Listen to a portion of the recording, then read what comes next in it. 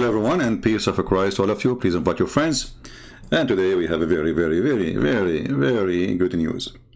Before we start laughing at Muhammad and his religion, I have a great news to announce. So let me share with you. I just posted in Patreon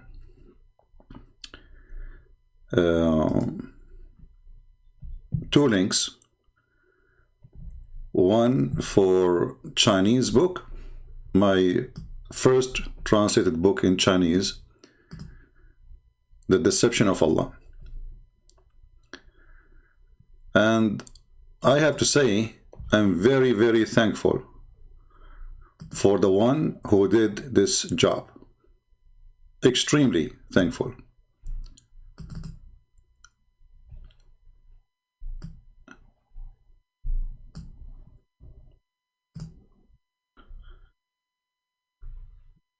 Now, we can share the truth with almost 2 billion Chinese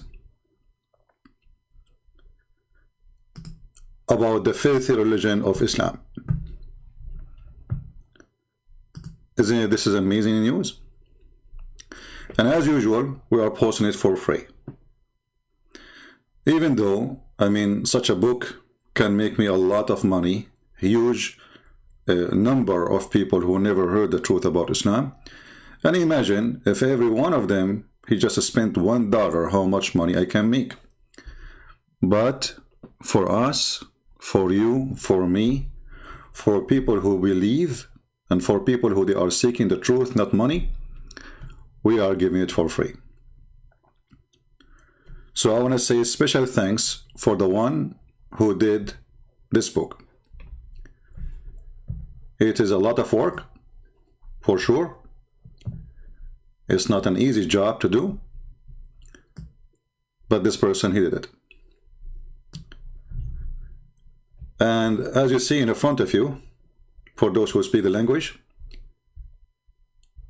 everything is well done, well organized, and it is done in a very professional way.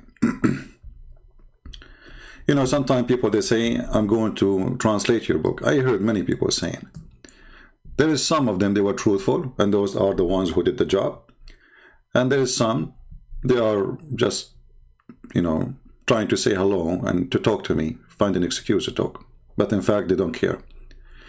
Actually, there's a person, he said to me, he want to translate my book to Korean, but he said he want to sell it. I said no. So I want to say again, thank you. And really we appreciate what you did.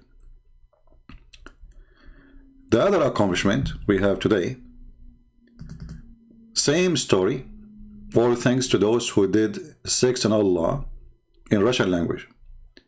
So now for the first time we have Sex and Allah in the Russian. This is variant number 1, and I hope variant number 2 will be ready soon. Both links are posted in my Patreon for those who like to download.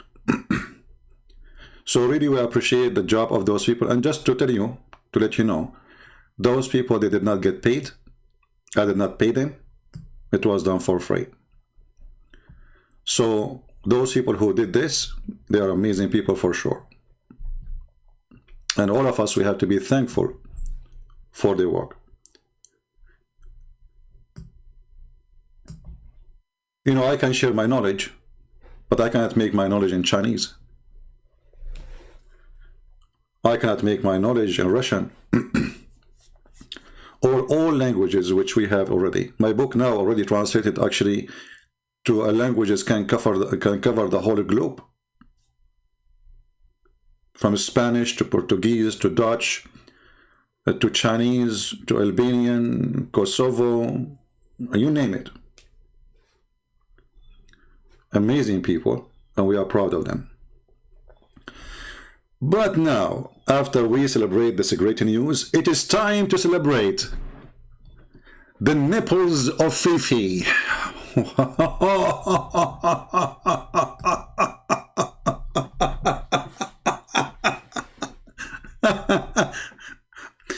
Listen, brothers and sisters. Fifi Hijab, he went to the Chinese embassy and Fifi Hijab decide to show his nipples to the Chinese. Yeah, like what the heck? So Mimi Hijab, he went to the Chinese embassy. He gathered with some Abdul. You know, and this guy, he will not hesitate to find any excuse to show his nipples. This is a proof that he is a mental, stupid kid. A teenage will not do that. Mimi, what happened after that? I heard that the Chinese retreat. I heard that the Chinese ambassador, he have orgasm. What is this, man? Take this ring of flag, you son of... Yo, look at the music. Look at this. You know, Abdul, listen. First of all, your chest don't have muscles. All what I see is a fat boy. Like, what does that mean exactly? I mean, a Chinese kid can beat the hell of you. Why you are showing your nipples, a son of Muta?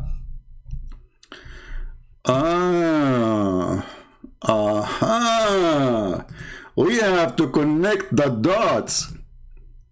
Why you did not go to the Chinese embassy ambassador and tell him, hey, okay, can I suck your wife tit to make her haram? I mean, look at this hero, like this guy, unbelievably stupid. What is that, man? I mean, this guy, he want to show his chest. So the female Muslim women, first of all, you don't have even a chest, you donkey. Secondly, I bet you a kid can beat you. Number three, as long you are a hero, why you don't join, you know, fight club and show us what you can do? I want to see what you can do. Honestly, I want you to go and, you know, show us. Desperate. I don't know. I don't want to use the word ho-ho, you know. What is this? Even look, people are looking at you like, what this guy is doing?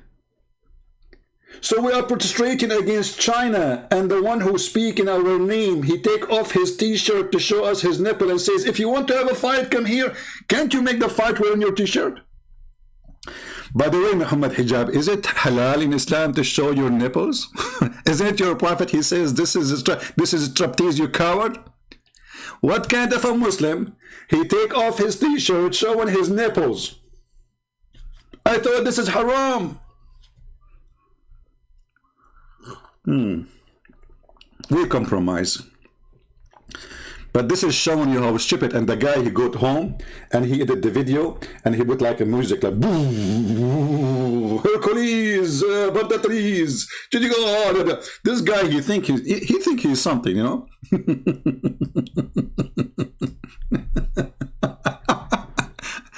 Forget about me, mate. You know, Mimi, I was thinking to call a friend of mine in China. He is 6 years old. Trust me, he can beat the hell of you.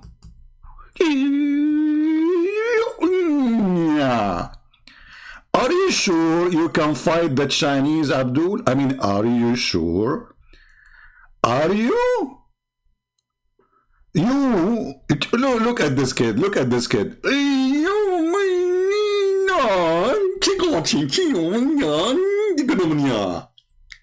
You little tiny creature. Why you're a president in Egypt? So don't do the same. I want to see all the Muslims say the same. All of you potatoes in front of China. So what this shows for? Emirat, they sign agreement with the China, Saudi Arabia, Egypt, Syria, Iraq, Iran, Turkey. Everybody signing agreement and they are kissing their shoes. And you showing us your nipples?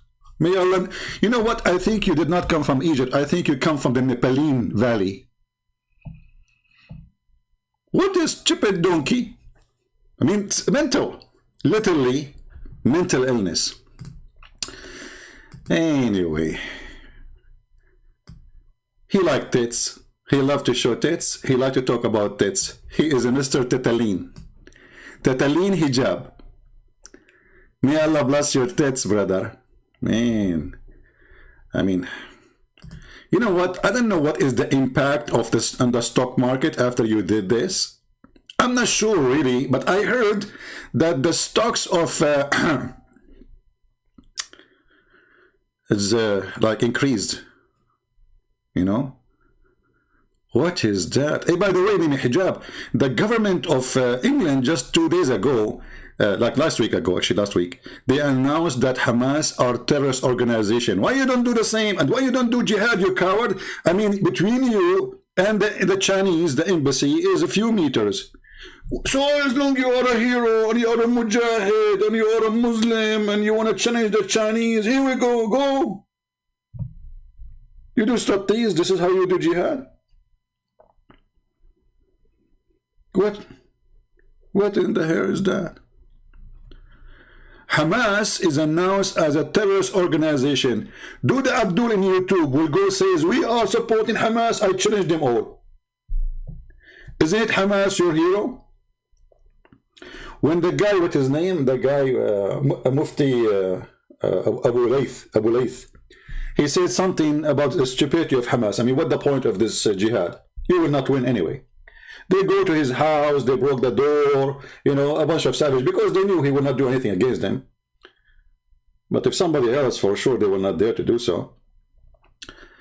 Why you don't do something? Here we go, Hamas is banned. Hamas, the one doing jihad against Israel in where you live, potato. This is not your country. We cannot call England your country. You know that. You are just a potato. And sooner or later, they will deport you. Just wait. And because of that, you don't dare to open your mouth.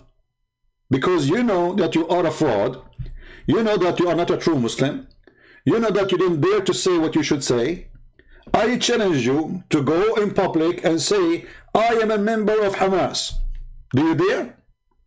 And, you know, you can take your t-shirt off, you know, and put like the flag of Hamas around your nipples, like Napaline Hamasin, you know, mashallah. Now, we take commercial break. And we go to... And the concept of ahruf and the reality of ahruf and the relationship of the Uthmanic Mus'haf with the ahruf and the preservation of the ahruf. Is it 1? Is it 3? Is it 7? And the relationship of the qira'at to the ahruf. This is a topic that when you're the beginning student of knowledge, you're like, what is all of this going on here? When you go a little bit more, you learn to simply memorize what your teachers say and regurgitate it out. And you don't fully comprehend. When you do a deep dive is when things get very, very awkward and difficult. And this isn't... When you take a deep dive, things get really awkward. And we did some little deep dive. It turned to be that Muhammad never heard of an angel, his name is Jibreel. Because for the last 40 years, Muhammad was watching Mickey Mouse. And he was a pagan. He was a kissing stone worshipper. He never, ever heard of Jibreel. Hey, Jibreel. Who's Jibreel? Jibreel? I never heard of Jibreel. 40 years old. Muhammad. He never heard of Jibreel. I will add this to my actually I will add this to, I will change my entry, you know, I will add maybe the nipples of Mimi Hijab. This guy is saying Muhammad, he do not know Jibreel, and he was a pagan, and he was not Abrahamic. The whole in the narrative. I mean, we have a collection to make the best video intro. But then the Prophet Muhammad sallallahu alaihi wasallam, Allah put around him those people that will console him, like his wife Khadija. And then when... Yeah, you know, Khadija is a consultant, and she, you know, show her legs and her nipples. I mean, the nipples is a very, you know, authentic in Islam. As you see, Mimi Hijab show his nipples. The Prophet, a man, he kissing down his nipples and go down to his belly bump. And then Allah, he put Khadija as a consultant for the Prophet. Look at this. I mean, Khadija, she is a consultant to the Prophet. But Khadija... Oh boy. Hey, Abdul, what was the religion of Khadija? Who was consulted to the Prophet at that time? Tell us. Gabriel started coming more often. He told him, I'm Gabriel, I'm bringing the message to you. And then he'll bring news to him of the past about like what happened with Joseph and Moses, things that he wouldn't have known. Because, you know, he couldn't read or write, right? He told him things nobody knows, you know, like nobody knows. Muhammad just lived between the Jews, you know, for many years. But Jibreel was telling him. Yeah, we can prove that easy, that Jibreel was telling him. Yeah. Yeah, and then like amazing, miraculous things like linguistic miracles that the Arab poets couldn't Yeah, linguistic miracle, like, you know, you can eat in the house of your father and your brother and your sister and your mother and the neighbor, blah, blah, blah, blah, and you have a key. Yeah. respond to. Yeah. So That's cool. that's But cool. Did he, know, I like this guy when he said to him, that's cool. He's getting his cold water to throw at him. he didn't know it was Gabriel. The angel didn't tell him it was Gabriel. He did. Oh, that's cool. So he did not know that this is Gabriel, right? No, he did. How? Sure. Any later? No, even at that time, right? But I mean, again, he doesn't know who Gabriel is, right? Because he didn't come from an Abrahamic faith. He do not know who is Gabriel is. So today we will open our Skype and we want Muslims to call us and tell us how in the world Muhammad at the age of 40 years old, he is not Abrahamic. So you Muslims, all of you lie to us, and he do not know who is Gabriel. 40 years of age, not 4 years of age, 40 years of age. He do not know who is Gabriel. So what was the religion of Muhammad?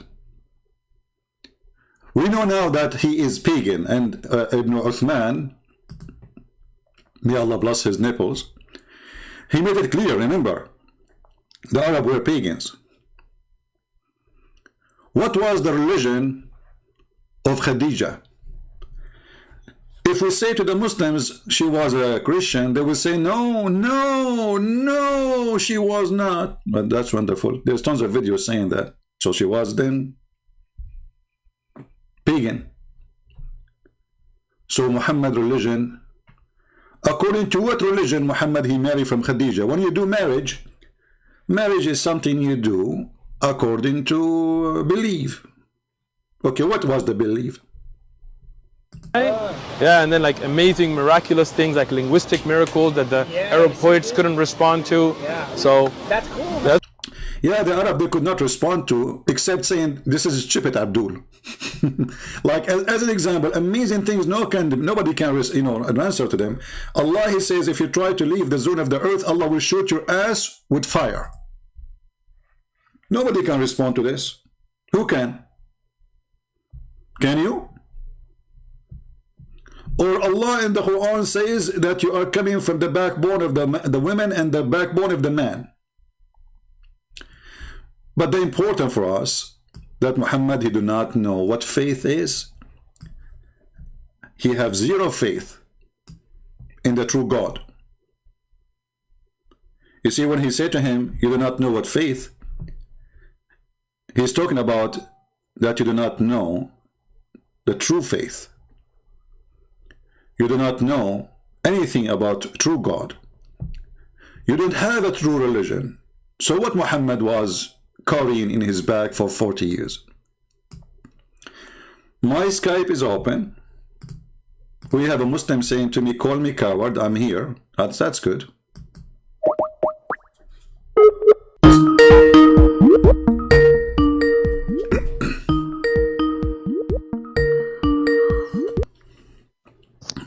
Hello? Hello. Yes, my friend, you are live on air and you said call me coward. Don't you have anything better to do? No, I don't have anything. I don't, my favorite thing, let me tell you what I do. I watch Muslim videos because, they show their nipples, and as you say, do you have better things to do? What do you think about your brother Mimi Hijab showing his nipples in the front of the embassy? Is it halal for a Muslim to walk topless in the street in front of women and children and men? I think he was emotional. Ah, so you Muslim, when you get emotional, you take off your clothes? Why aren't you speaking about what is going on with Muslims in China? Muslims in China? We are talking about Muslims in China. So now, what's going on with China? So you take your clothes off if you get emotional? Are you emotional now? I'm not saying that's right. but I'm saying Also, you are saying that maybe hijab is wrong? he shouldn't have taken off Why clothes, he should not? Why he should not? Tell us. Give us the answer. because there could be women, so he should hide himself from women, you know. Okay, well, don't he knew that there is women around? Isn't it obvious? This guy is even recording in YouTube, which means now millions will see it, and he is posting it in his channel. So not only he did it in the street, he have cameras, his own cameras, and he have his own potatoes recording him. So now all your Muslim, did your wife she see the nipples of Mimi Hijab? Did you share the video with her? I'm saying, Are you honestly? Are you going to share the video of Mimi Hijab showing his nipples with your wife? why would I do that? Like, what kind of thinking you have? Which I'm asking you, this guy is doing jihad for Allah. So why you want to share the video with everybody? What's wrong with you? The guy, he did it for the sake of Allah to defend the Chinese Muslims, right? Okay, the Uyghur. Now he after he took off his. Do you know what happened in China after he did? I heard that the president of China, he seek refuge in England, in the same street with the Mimi Hijab. He's running away. He don't know what to do. You know, the Chinese, they are really in trouble. They are hiding. They are buying food. I heard even the supermarket is out of food because the guy, he took off his t-shirt. Why he took off this shirt? What do you think? Yeah, I think that's wrong. He shouldn't take off. What do you mean wrong? Are you saying this is stupid or wrong? I'm saying he got emotional talking about Muslims, so he took off t-shirt, but he shouldn't take off t-shirt. Why he shouldn't? You know, explain to me. You are saying to me things he should not, but you are not telling me why he should or he should not. I mean, he has to, you know, cover his body. He need what? He should cover his body. Okay. But this is according to Islam, right? Yeah. So men, they have aura too. Men, they have aura. Aura mean the private part, right? And this is part of it. He should not show, correct? Yes, exactly. Exactly. So Mimi Hijab is not being a Muslim. He's not being a good representative, I would say. So are you saying he was a bad representative of Islam? No, I'm saying that what he's saying is very good, but the thing he did, I don't like that of taking off his t-shirt. But they say the things he's saying is good, but what he's saying is connected with what he's doing. What he's saying is connected with, yeah, he said take a fight and he took off his t-shirt. Take a fight, so he is doing it as part of the sentence. But he could fight while having clothes on. Okay, and did he fight anyway? I mean, what is the point of this stupid thing? The embassy is next door. He is in front of the embassy. He did not even knock at the door. He did not even dare to touch the door. So what kind of a fight you are picking when you are a coward? You don't dare even to touch the door of the one you call them enemies. If it's a peaceful protest, then there's no point to take off your t-shirt and say, come on, fight me. Correct? And now, after he took the t-shirt to fight him, how many girls from the Chinese embassy came out to like at least to sign in his chest? Do you think he should collect signature of Muslims in his chest to support the Uyghur? No. Why no? In his back, in his ass. By the way, why he did not take off his trouser? I mean, what is the difference between the top and the bottom? I mean, shouldn't you do like the fighters? They take off everything. I mean, fighters in the stage, they wear like a panty. So why he took only the top? What's happened with the rest? Do you think he have something wrong there? Like when the Jews accuse Musa that he have hernia? Look, what look? I mean, you know, you Muslims, you bring us a shameful people to present Islam. What is this? Topless? Did you go topless before in the street? I never ever did that. Why you will never do that? Are you saying you are an honorable person? You are a decent man? No, that's not what I'm saying. I know I shouldn't do that. Why you shouldn't? Why you shouldn't? You keep saying I should not do that. I mean, what? I'm not gonna tempt other women.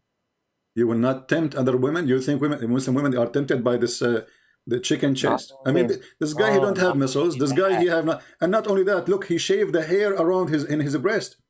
Have you ever heard of a Middle Eastern man shaving his chest? I never heard of one. You see, look at the beard. Look how thick the beard in his face. which means he should have tons of hairs in his chest. This guy, he is shaving it, even is shown in the picture. What kind of a man he shave his chest? Why he want to shave his chest, you know? Okay. What okay? Why you are so quiet? I want your voice to be heard, my friend. You are a Muslim. Oh, so you think if I say something, Muhammad Hijab will listen? Will what? Will listen? Are you saying he's a stupid donkey? He will not listen to you? No, that's not what I'm saying. Well, you just said. Do you think if I say something, he will listen? No, I'm saying if I give brother Hijab any advice, you think he will listen to your videos? You know, but the Muslim, they will say, because now many Muslims, they will start doing the same. I will not be surprised if tomorrow we find like 20 Muslim females going in front of the Chinese embassies taking off their top. Because if men can do it, why not? If it's haram for man and the man he do it, and Muslim don't get upset. Why Muslim women they will not do it? Is showing Muslim women, if they show their breast, is it haram or forbidden? Of course, haram. So why your prophet he ordered a Muslim woman to give her breast to a stranger? And there is a verse in the Quran, eaten by the goat. It says that there is 10 times breastfeeding for adult. And here we go. This is Mimi Hijab was going around asking Muslim females to suck their tits. Have you ever practiced the tits, sucking for adult? Look, I think he needs some advice, Muhammad Hijab. What do you mean? Are you saying he's gone out of his mind? Is stupid? Well, you didn't say things clearly. Come on. Don't put words in my mouth. Where I should put it? I'm saying. Okay, you know what? What's wrong with this religion? Each time something they say I put words in my mouth. So Muhammad he speak for Shaitan. It says that Shaitan he throw words in his mouth. They blame everybody for what they do. So it is you said. That he, I think you said I didn't say that. You said that you said he needs some advice, which means he is doing stupid things. You said he should not do that. You know, okay? Is that extreme stupid or this is extreme wise to show and take off your clothes in front of men and women and children? I think what he did is not right. He should repent to God. And he should repent to God. Okay. Yes, he should remove that video. He should remove that video. So are you saying now he's committing big sin by doing that? Because you just said he should repent to God. He should repent. I mean, even if somebody does small sin, he should repent. Is this one a small thing? This is since he did it publicly, I would say it's not small. It's not small. So what? This is a big sin. Like taking off his t-shirt. I know he didn't intentionally. No, my friend, he did it intentionally because this speech is written. He knew what he is doing. He is not a kid. And he was waiting for the moment to take off his clothes because this guy, he did it many times before. This is not the first time. Anytime, because he is there just to take off his t-shirt. This guy, he think he is a hero or something. This guy is obsessed. He trying to show, he love to show off. And as you see, he don't have muscles. He don't have. I don't see muscles there. I see I see a fat boy. Why you are taking off your t-shirt and why you are shaving your chest? Why somebody he is so hairy in the face? He have zero hair in his body. Obviously, he prepare himself. He spend the night before he go, shaving his chest and maybe his private part, because it's a short time. Now you said he have to repent and he have to remove his video. Okay, but as you see here, the Muslims, I did not see one Muslim. Why I did not see one Muslim here saying shame on you to show your chest? Look at the comment in his page. Actually, there's a Muslim calling him Habibi. Look like this guy Saleh family, him and his family are watching, and he says he brought us to tears, Habibi. Habibi. What he said, what he stood for was right, but he got very emotional to the point he took off his t-shirt. That's wrong. You cannot do that. All right. Like look, like a Sahabi, he killed a person even though he was saying the kalma. The kalma. He thought he was lying. But so my Prophet said, did you look at his heart that he was lying? Mm. My Prophet condemned that, and my Prophet told to him, what will you do when he will rise on the day of judgment and he will be saying La ilaha illallah? What you will do? Mm. So you just admitted that the Muslims were forcing people to convert to Islam. If you say the No. Shahada, yeah, because if you say Shahada, don't kill him. You saw what you said. If you say Shahada, don't kill him. If you don't say Shahada, kill Yeah, him. in the war. What in the war? Still, you are forcing people to convert to Islam. In war, in what war? Who cares? All of Islam is a war. And now Muhammad Hijab is going in war, as you see. Like, you know, the Chinese now, I heard that the Chinese, they release every single Christian prisoner because of Mimi Hijab. They did not release the Muslims because they are so intimidated, you know. Like, they went to the jail and they opened the door by mistake because they are so nervous. Like, Muhammad Hijab took off his t-shirt. Like, what the heck? And now, I mean, they don't know what to do. And the president, he told them to buy food from the supermarket because Mimi Hijab is coming, especially with his 2 nipples. If he have 1 nipple, they will not be afraid, by the way. But he shows 2. And when Muhammad Hijab, he showed 2 nipples, that means things will the moon will split asunder. So You see, we ask the this- Muslims, what is the point of this stupid behavior? You do jihad? No. You are a coward? Yes. You go in the street, make a topless speech. What you did exactly? All Islamic government, they are buying weapon from China. Name one. They don't. All Islamic countries, starting from the King of Saudi, they just went just a few months ago. The Prince of Emirat, the Crown Prince of Saudi Arabia. I mean, all of them. The Prince of Qatar, all of them, they are kissing the ass of the Chinese. So why the Muslim leaders are kissing the ass of the Chinese and Mimi Hijab showing his nipples? Mimi Hijab, you have a market. The market is in the internet. He's a hero in the internet. you know what Chinese are planning to do? What they are? Tell me. You know everything. The China, they are planning to send people on Mars too. They are doing what? They are planning to send human beings on Mars. Man, you said a human being, right? Yeah. Thank God that's not included in Mimi Hijab then. So in the next 10 to 15 years, like, the world will change a lot. I know. So the Chinese will rule you, Muslims. The Chinese are coming. What you can do about it? So You can you never show do your anything to us. nipples. You don't show your nipples. Who care? I mean, who is this just stupid idiot showing his nipple to the Chinese? And the Chinese now, you know what? I heard the Chinese, they will not eat noodles no more. They will eat Mumi Hijab nipples. Why are you making fun of him?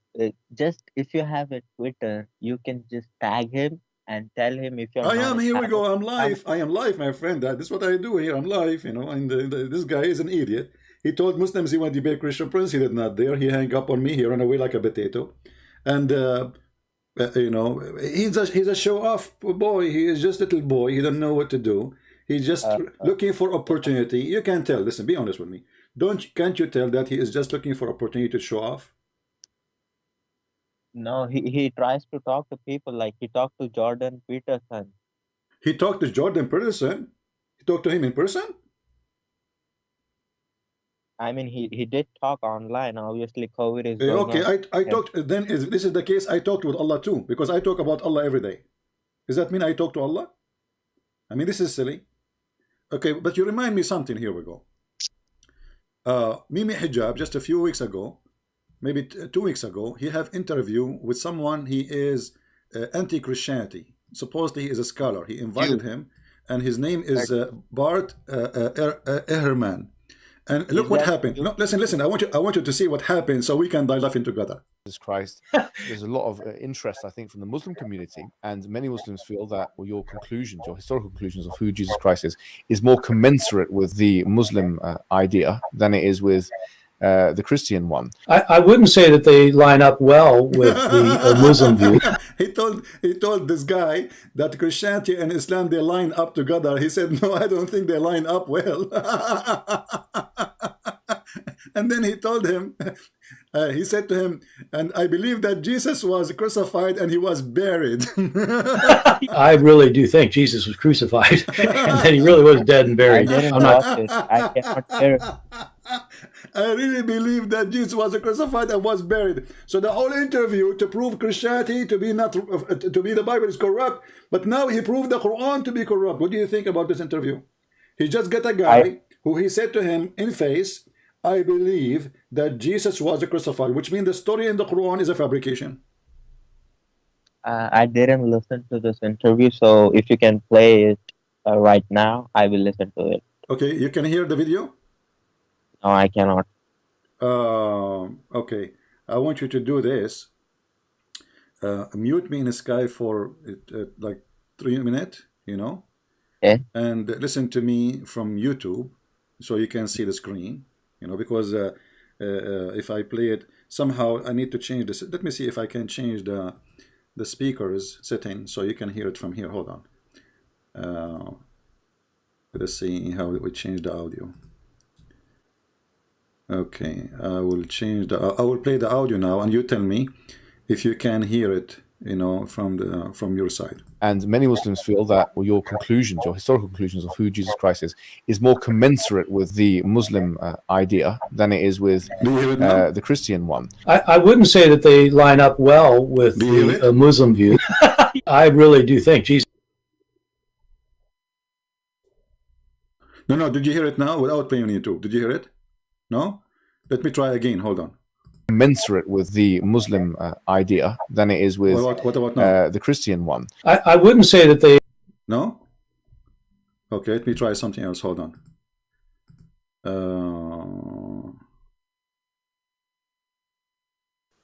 Okay, let's see now. But we do it here. My voice go very bad. Hold on.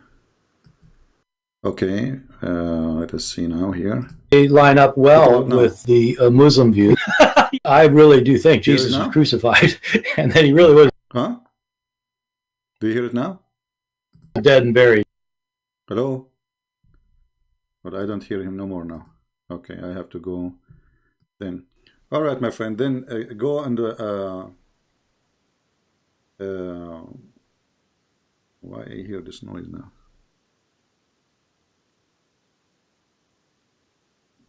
Do you hear me, my friend? Hello? Yeah. Okay. Mute me here. You know what? Call me after 3 minutes. Okay. All right. That's the best way, I think. So look what happened. The poo-poo of Mimi hijab. By the way, Mimi, why you did not take off your t-shirt with the guy? You did not get emotion when this guy, he said to him, I believe that Jesus was buried and crucified? Historical conclusions of who Jesus Christ is more commensurate with the Muslim idea than it is with the Christian one. I wouldn't say that they line up well with the Muslim view. I really do think Jesus was crucified, and that he really was dead and buried. I'm not interested in whether Jesus was the Son of God, because I don't think there was a God. And so, my understanding is that your conclusion is that Jesus Christ was a messianic prophet. Messianic prophet. I think he. My understanding that, and you believe that Jesus Christ is a messianic prophet. So Mimi Hijab is saying to the guy that Jesus is not the Messiah. He is a messianic prophet. Which means the Quran is written by an idiot. He's asking him to say yes. Yes, he is not. He is not the Messiah. Hello. So why your stupid God keeps saying Al-Messiah? I mean, this guy, you know, why the Muslim don't accuse him that he is paid by me? Because obviously, I mean, I will not find better person to laugh at Allah and His Quran, to help us to expose the stupidity of Islam more than this guy. All those verses in the Quran saying that Isa is the Messiah, Isa is the Messiah, Isa is the Messiah, and Mimi Hijab is asking the guy to agree that, do you believe that he is a messianic prophet, which means he is not the Messiah, he is a person coming to bring good news about the Messiah.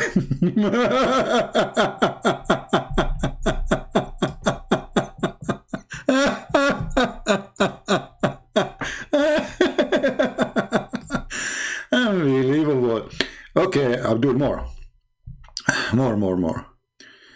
Oh boy. What else? What else? He thought that he was a son of God in the sense that he was specially chosen. So he thought, did you see the guy? The guy you asked him as a scholar, according to you, he said that Jesus, he thought, which means he taught. It's not the Christian, they say that the Messiah is the Son of God. It was Jesus, let me play it for you again, in the front of your head, and you are shaking your head like a potato. You are shaking your head like a mule because you just admitted that the Christian did not change the Bible. You coward, you stupid, you potato, you nipples, Nepalene, cocaine, morphine. What kind of drugs you are taking? I think he thought that he was a son of God in the sense that he was specially chosen by God. I think Jesus really did think he was going to be the Messiah, the future king of Israel. I mean, that is, after all, why they crucified him.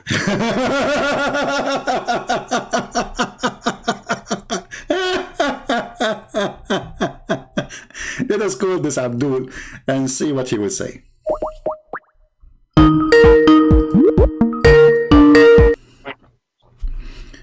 So did you watch it? Yeah. Mute YouTube. So what do you think about the interview this guy he do? I mean, this guy is helping us big deal to expose the stupidity of Islam. What do you think?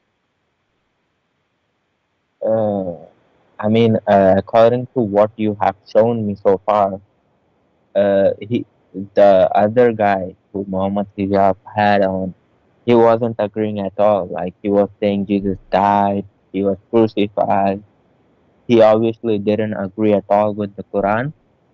And according to what you showed me, Muhammad Hijab didn't tell him anything. Exactly, and he was sitting like a potato. And not only that, Muhammad Hijab, no, we have to admit, Muhammad Hijab, he tried to put the Quran in the middle. So he said to him that the Quran is preserved, not like the Bible, because there's no contradiction. The guy, he said to him, I have a Yellow Pages book and have no contradiction. It's preserved. Historically right. You know, I think that all of these gospel authors, I think all of them think that in some sense maybe. Jesus is God. He should have shown the verse about Allah lifting Jesus up. He didn't say what? Maybe Muhammad Hijab should have shown that person other verses about Jesus, you know. My friend, when you invite somebody and you say that he is a scholar, that means you admit his value of answers, correct? Yeah. Okay, so the person we invite to tell us his answers in interview run by a Muslim channel, and a guy, he always show his tits. If we don't agree with him, we will not have him with us. What is the point of this interview? If the point is to prove that the Bible is changed, with the guy, he destroyed the Quran before he say anything about the Bible, because he just said Jesus was crucified. Jesus, he taught that he was the Messiah and he is the Son of God, and this is what he believed in. He said, and yes, he was buried, and he debunked even when Mimi Hijabi says the Quran was not changed because there's no contradiction. He said to him, even my Yellow Pages have no contradiction. So he insulted the Quran in front of his face. Yeah. Then why did he just shut up like a coward? Exactly. So when I say to you, you see the guy, he is comparing the Quran to Yellow Pages. Look, if I was talking to this scholar, yeah, if I shut up, what you will do? You will show your nipples? No. If I shut up, that means it's okay for me because I do not have that much knowledge, so I cannot reply to him. But Muhammad Hijab, he has a lot of knowledge. He has a lot of knowledge? How come? You know, Muhammad Hijab have zero knowledge. You know, he's stupid. If you remember when he was talking to David Wood, he says, your God, Allah have hands, he have foot. He said to him, who said so? But all of us, we knew that this is what the Muslim believe. This is what Muhammad said. Allah said so. Allah in the Quran said so. I think in Bukhari, it's written like Allah has two hands, right? No, my friend, even in the Quran, بين يديه, you know, the Jews, they said that the hand of Allah are like chained. Yeah, so he said both his hands are not. You know, the Quran is so clear, and even there is tons of hadith from your prophet, as you said, explaining those things, that Allah have a shin, Allah have a foot, Allah have 5 fingers, Allah have 2 hands, Allah have 2 eyes. So when this guy, he is, and the Muslim, they say that he won the debate, right? But in fact, he was insulting his God. He was making fun of his God. That's why the guy, he hated me, because after he finished the debate, this was a priceless opportunity for me to make a barbecue of Islam. You know me, how much I love Islam. So when he finished the debate, I said, man, this is gold. I said to myself, this is a mine of gold. Like, you know, let us dig in this interview, this video, and let us laugh as we are doing now. I mean, those guys, they do poo-poo. Let me ask you, what do you think about what Shaykh Uthman, he said about that Muhammad was a pagan and he never been Abrahamic? Listen to this. You want to hang up and listen, or did you hear it or not yet? About what? He said that Muhammad is not Abrahamic. He was from the pagan, the Arab were pagan. He was not Abrahamic, and he never knew Gabriel. Did you hear the video or not? I didn't. Who said this, Uthman? Sheikh Uthman. Yeah, let me hang up on you. I will call you after a minute. Give me a minute. Listen to me in YouTube, please. He says, oh my God. Don't say, oh my God, say, oh my Allah. Even his name, I love my Allah. I mean, those Muslims are priceless. They are priceless because they destroy Islam left or right. Listen carefully. Moses, things that he wouldn't have known, because you know he couldn't read or write, right? Yeah, and then like amazing, miraculous things like linguistic miracles that the Arab poets couldn't respond to. Nobody can respond. So that's cool. That's cool. He didn't know it was Gabriel. The angel didn't tell him it was Gabriel. He did. Sure. He did. No, even at that time, right? But even at that time, he did. Show us the reference. Even at that time, he did. But I mean, again, he doesn't know who Gabriel is, right? He did not know what Gabriel is, right? He did not know. Remember, he did not know what Gabriel is. 40 years old Muhammad was living in Arabia. He did not know what is Gabriel. Because he didn't come from an Abrahamic faith. He did not come from Abrahamic faith. But I mean, again, he doesn't know who Gabriel is, right? Because he didn't come from an Abrahamic faith. Okay, here we go. Let us call I love Allah again.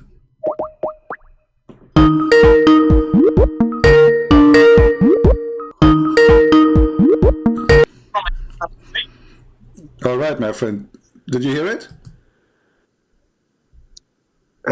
He said he did not know who Gabriel was, right? Yes, and he said he is not from the Abrahamic faith. He was not from the Abrahamic faith. I mean, I can understand why he said he do not know who Gabriel was before he became prophet. I can understand that. But saying he was not Abrahamic, I don't understand. Well, let us connect things together. If Muhammad, he never heard of Gabriel, that's mean you agree that's Muhammad never heard of Abraham, because simply this is the angel which always deliver the message of Allah to the prophet according to the Quran. So when you say I never heard of Gabriel, and you say you understand, which means it's okay to say that, right? You just admitted yourself that Muhammad never have any knowledge of any prophets before the 40 years of old or age, because all the angels according to Islam, all the prophets according to Islam, they've been carried the message to by Gabriel. And if you do not know the name of the person who delivered the message, that means you have zero knowledge of the message. What do you think? I mean, I don't know a lot about that. I have to do some research. So I cannot say. But don't you think now Muslims, new Muslims, you cannot say anymore to the Christians lying to us, saying that Muhammad was Abrahamic? This is your Shaykh. You see, why I don't see Muslims striking and says, shame on you, how you say that, blah, blah, blah. Muslims, you know, they agree. You see, this is what Muslims, they do. If a Christian, he say that, Muslim, they would say, lie number 111. Lie, Christian Prince, lie number 170. So those, whatever I say, it's a lie. When a Muslim, he say it, it's okay. There's a video in Suku, I don't know, Suku, Kuku, whatever it is, channel. It says look like Allah, He gave us the permission to be a pimp. Go watch the video. 3 Muslims, they are discussing that Allah, He gave them, He allowed them to be pimp. I say, Allah, He allow you to be pimp to Muslim. They say, liar. It doesn't say that. It doesn't say that, CP. It doesn't mean that, CP. But when they are alone, they agree. What does pimp mean? Pimp mean you hire your daughters or your whatever females, you know, you have a control of to do work for you, prostitution. You get paid. Oh. You know, like you wear like maybe hijab, you know, you show off your t-shirt, you know, mashallah, and then you put like some gold in your chest and you shave your hair chest like your maybe hijab, and then you ask the females to go and open their legs and make money and bring you money. This is the Quran. And the video is there. Anyone can go watch it. Maybe the admin, they can pause the videos. It's licensed to be, in the video they were saying, brother, it sounds like the Quran saying it's okay, we have a license to be a pimp. The other two, Abdul, they said, yeah, they agree, and they discuss it. And so you guys believe in one God, right? Yeah, we believe in one God. Congratulations, my friend. Do you believe in one God yourself? Congratulations, my friend. Do you believe in one God yourself? That you decided to leave Christianity and accept Allah as your Lord. What? I'm very happy for you. Hold on. We are the one who believe in one God before Islam exists. So what the point? Now you are happy? Don't you think the news is late? It's you who came after us, it's not us who came before. I mean, after you. But let me ask you: is your God Allah is one? Don't change the topic. I'm not. Okay. We are in the topic of one God. Is your God Allah is one? And I'm talking to you. You cannot ask me anything. I cannot ask you what happened to your teeth. Okay. What happened Yes, to your teeth? Allah is one. What? Allah is one. Allah is one. One what? Oh, one. So you are that stupid that I need to explain to you what Yeah, one. explain to me. You are the smart. As you said, I'm stupid, so I need explanation, please. You said Allah is one. One what? One means one. That's it. One what? What do you mean one meant one? What does that mean? One what? One means he's alone. Nobody with him. He is alone. Okay, so let us go to the Quran. I want you then, because you know, a genius like you is an opportunity for me. Just remember that. Take my quote. This is a quotation. A genius like you is an opportunity to me. So now, if we go in the Quran, it says that if Allah, He like to take a partner, which is a female or a wife, so He can have babies, so you have sex. He says we take it from us. Who is us if Allah is alone? Himself. Us is Himself. He will have sex with Himself. It doesn't have to be sex, okay? So what He will do? Tell us. God, I don't know. What do you mean you don't know? You are the genius. You know. Remember, you are the smart, and we are the stupid, and we are. This is why you are here. We are doing interview. Like right now, you are Bart Rahman. So now I'm asking you.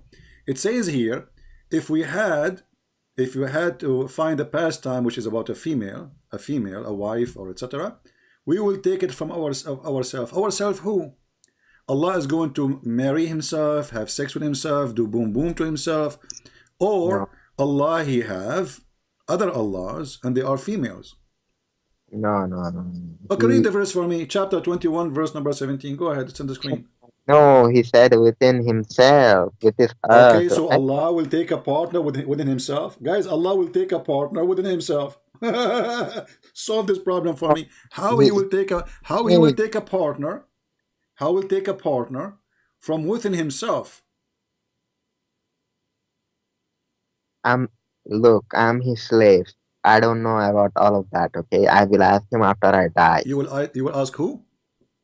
I will ask Allah after I die and meet Him. You lost your teeth already, and you are waiting to die. Okay, die, and can you do it now? Die, and you need to see what Allah will say. I mean, what kind of religion The Muslim, they cannot answer it when they are alive. They say to us, we will answer you after we die. No, I didn't say I will answer you. I said I will ask Allah about it. Exactly, but that's meaning you cannot answer us. That's I will ask Allah about Yeah. it when I die. So, Um, so my friend, okay. is that the answer of all the Muslims? They say to Christian prince, we will answer you after we die.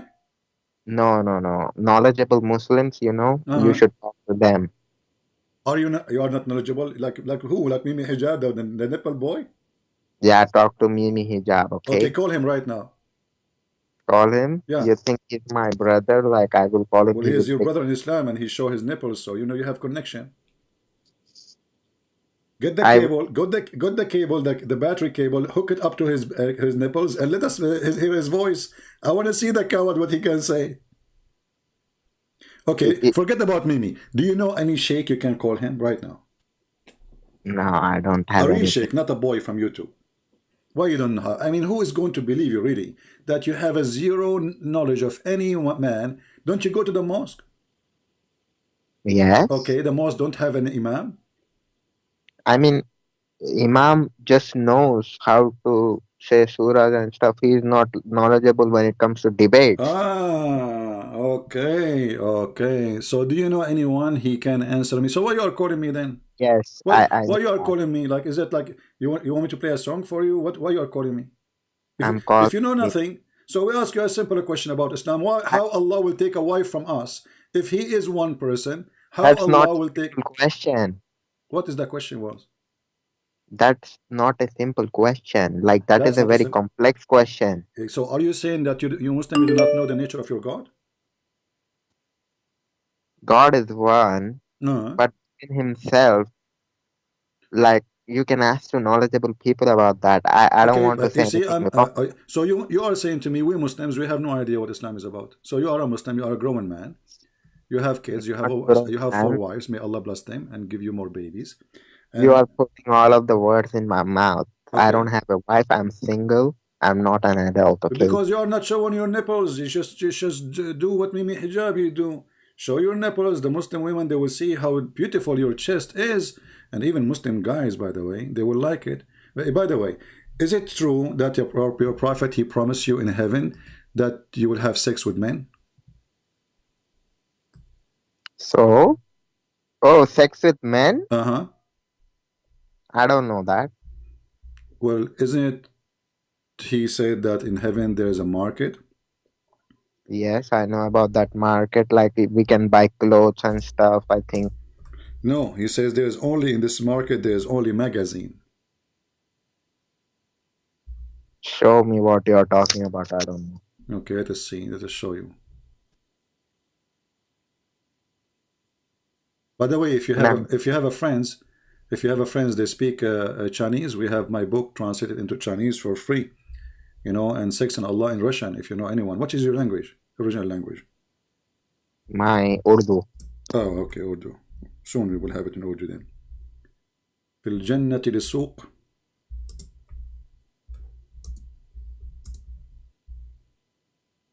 All right, let's see the hadith. Put it for you on the screen. All right. Is the screen shown to you? You can see the screen, right? I can see the screen, but you know how YouTube is, right? Oh, okay. Yeah, it says here. That in the heaven there's a market. The Messenger of Allah said in paradise there is a market which nothing is brought to or sold except images of men and women. Mm-hmm. And if a man he like an image, he will enter it, i.e. become his. What do you think? If a man likes an image, he will enter into it. So what? To have sex. Okay, he will like only women. No, it says image. The customer is a man. The customers are men. It says if a man, he doesn't say if a man or a woman, he says if a man like an image. So who is the one, the customer is men. Yes. Who is the one in the image, men and women? If the man, you see, that's where I think you misunderstood. Ah, okay. How? Let's explain. You see, you're here to talk honestly. I want you to be saved. So I will explain to you. Explain. Go ahead. In paradise, there is a market in which nothing is bought or sold except images of men and women. Images, not one image. Exactly. That's what I'm saying, my friend. You agree? That's why Men there images. are Okay, so different okay. images Hold on, hold of on. a woman, of a man. Okay, So so the man will go images. in Okay, the woman, images. Hold woman on. will go in man. Focus on me. The images are images of men and women, correct? Okay. Who is the customers? Who will watch the images? Man and woman. No, what is the man and woman? You are adding things. Show me what it says, man. It says, if a man like an image, he will enter it. Do you see the word women? Okay, so in Arabic, is it insan? Is it what? The No, man. No, it says it's not insan. It says rajul. Rajul mean a female. I'm sorry, a male with penis. You know what penis, right? Yes. Yeah, you can watch the video of Mimi Hijab when he is naked, and you will not understand it there because obviously he don't have one. So look at this. It says, indeed, in paradise, there's a market which there is no buying nor selling except for images of men and women. So whenever a man desire an image, which means to have sex with it, he enter it. Show me the Arabic word man over there. I want to see if it's insan. Here we go. إذا اشتهى الرجل. You speak Urdu, you don't speak Arabic, but I know that Urdu they use Arabic letters. فإذا اشتهى الرجل صورة دخل فيها. So the man, he desire an image for sex, you know, he get in it. To boom boom.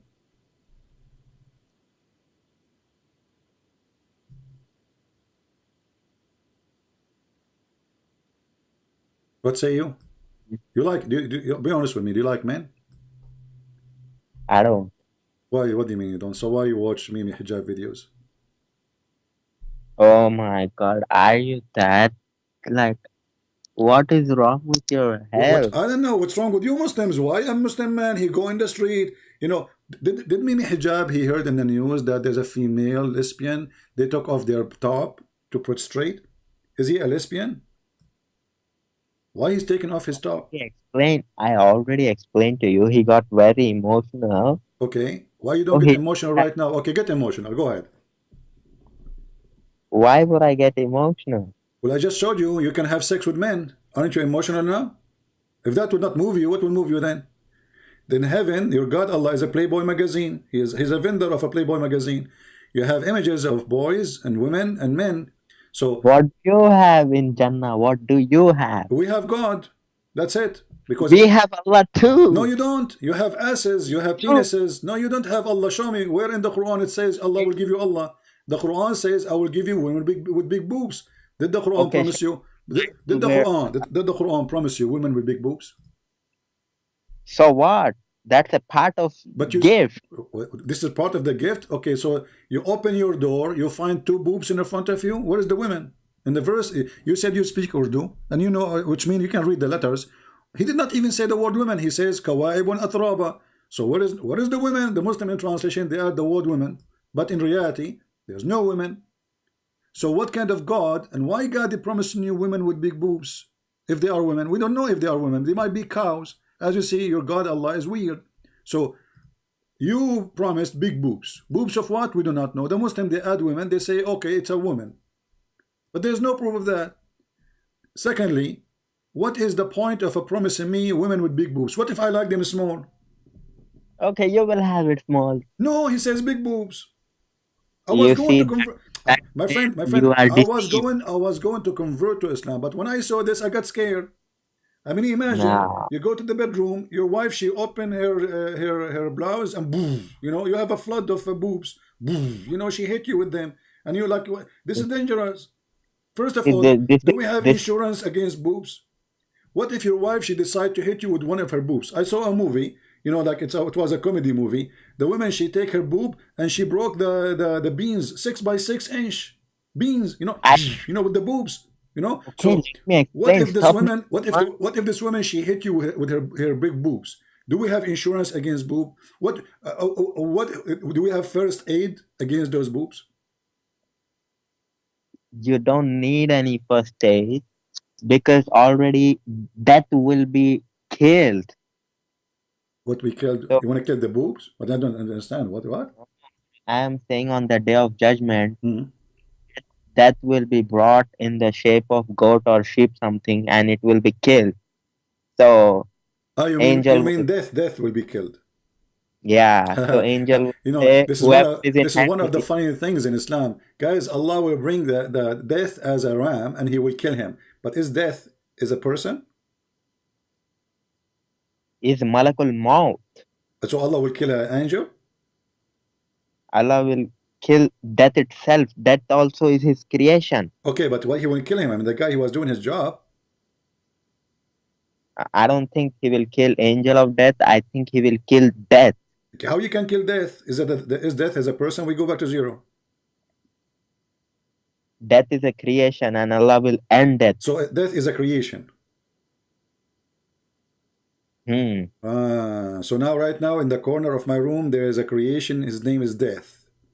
No, the death is something that every person and living being will experience. This is not the question. You are said He will kill death, and you said He is a creation. So, Yeah. in order to kill a death, you know, you have, and not only to kill, actually, it says He will slaughter death. Correct? He will Yeah. slaughter, which means He will cut his neck. So death have neck. Whatever it has, it will end, and no one will ever suffer in Jannah. Okay. Do He have nipples? When I will go to Jannah, Hmm. I will be able to see Allah. That is the biggest reward of Jannah. Biggest. You will see Allah. Okay, how you will see Allah? That is the biggest reward. No, You know, no. in Quran, How you will see Allah? Is it true that you will see the leg of Allah? Allah will remove veil No, from no, His face. no, no, no, We no, will, no, no, no, no, no. Hold on. I'm making the question clear. Is it true Hmm. that you will see the leg of Allah, the shin of Allah, not all His leg? I do not have that much knowledge, Okay. So what we will do now? You don't but have I do knowledge. know that I will see Allah's face. You will see Allah face. So okay. As long as Allah He said He will show you His shin, and you said you will see His face, that means His face is located in His shin. You see, you are making things up now. No, I'm not. You are the one who said you will see His face, and Allah He says He will show His shin, and If only I shin. So that's mean wait, Allah, His face is in His shin. wait, let me explain. Uh, If I desire that I want to see Allah's face, Allah will show me His face. That's it. okay, but His face is where? In the top, in the bottom, in His shin. Where? Allah He said you will see His shin. Here, man. Okay, read with me carefully. Read with me carefully. Here we go. This is your prophet. May Allah, bless his penis. He's saying the following. I want you to read with me on the screen. Do you know the sign which you will recognize him? Do you see the YouTube? Look in the screen with me. Do you know the sign? Who is saying that? Muhammad. The Muslim speaking to Muhammad. And Muhammad is explaining to them. So he said, do you know any sign by which you can recognize him? They will say, the shin. And so Allah will uncover his shin. Do you see it? Yes, yes. Okay. So where is the face of Allah? Is in his shin. There is also another hadith. See, you pick and choose when it comes to hadith. No problem. Still, this is your prophet. My friend. Are you saying to me your prophet is stupid? I'm showing you what your prophet said. It doesn't matter what hadith. As long as your prophet saying this is how. Matter. Oh. Isn't it your prophet saying that, or I'm making things up? This is Sahih Bukhari. Yes, so we will see his shin. We will also see no, you will not only see his shin, you will recognize him from his shin.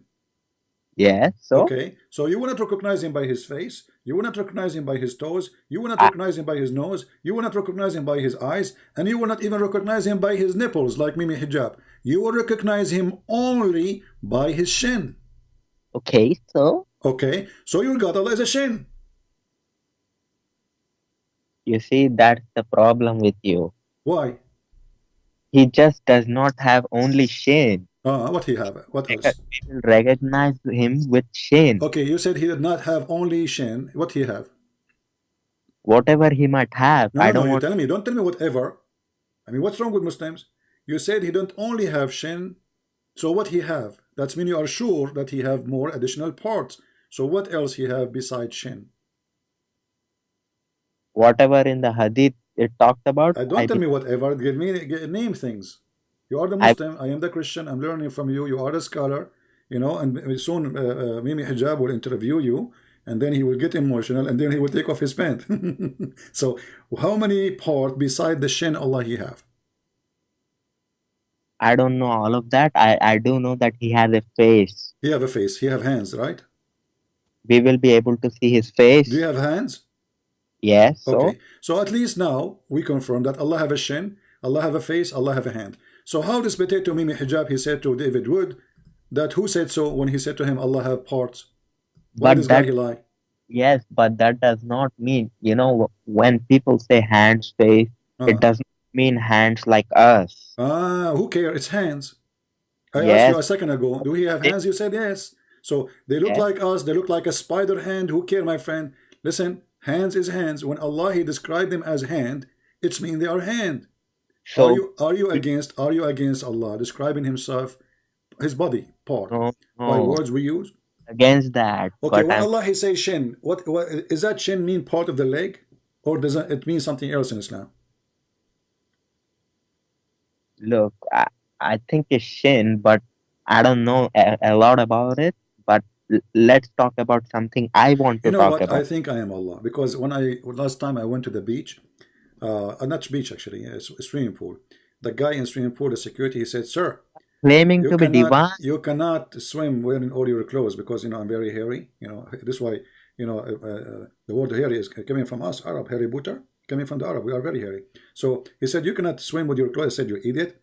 This is my shin and it's covered by hair. So do you think my shin is different from others? That's mean I am Allah. So who care about Allah's shin is different from others? Okay, he has it. So what? Okay, so Allah is a physical being.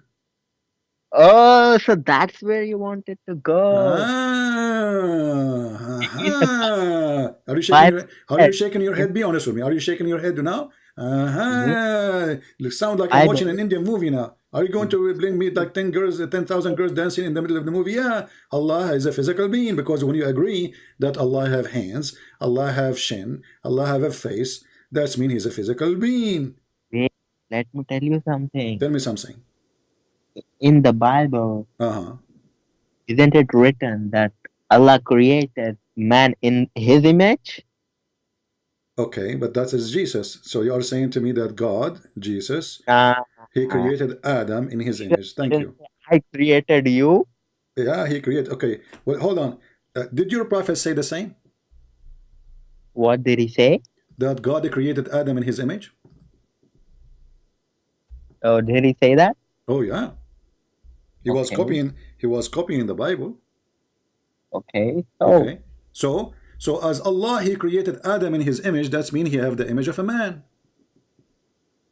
Whatever image he might have, he's our God. You see, you are the one who said you are trying to prove me supposedly in a point that you are saying to me that God is a man. Well, we have no problem with that. Jesus came to us as a man. The Bible says everything created by him and for him. So he created Adam in his image, because simply Jesus will come to us as a man. So here we go. It says in the hadith, and this is Sahih Bukhari and Muslim.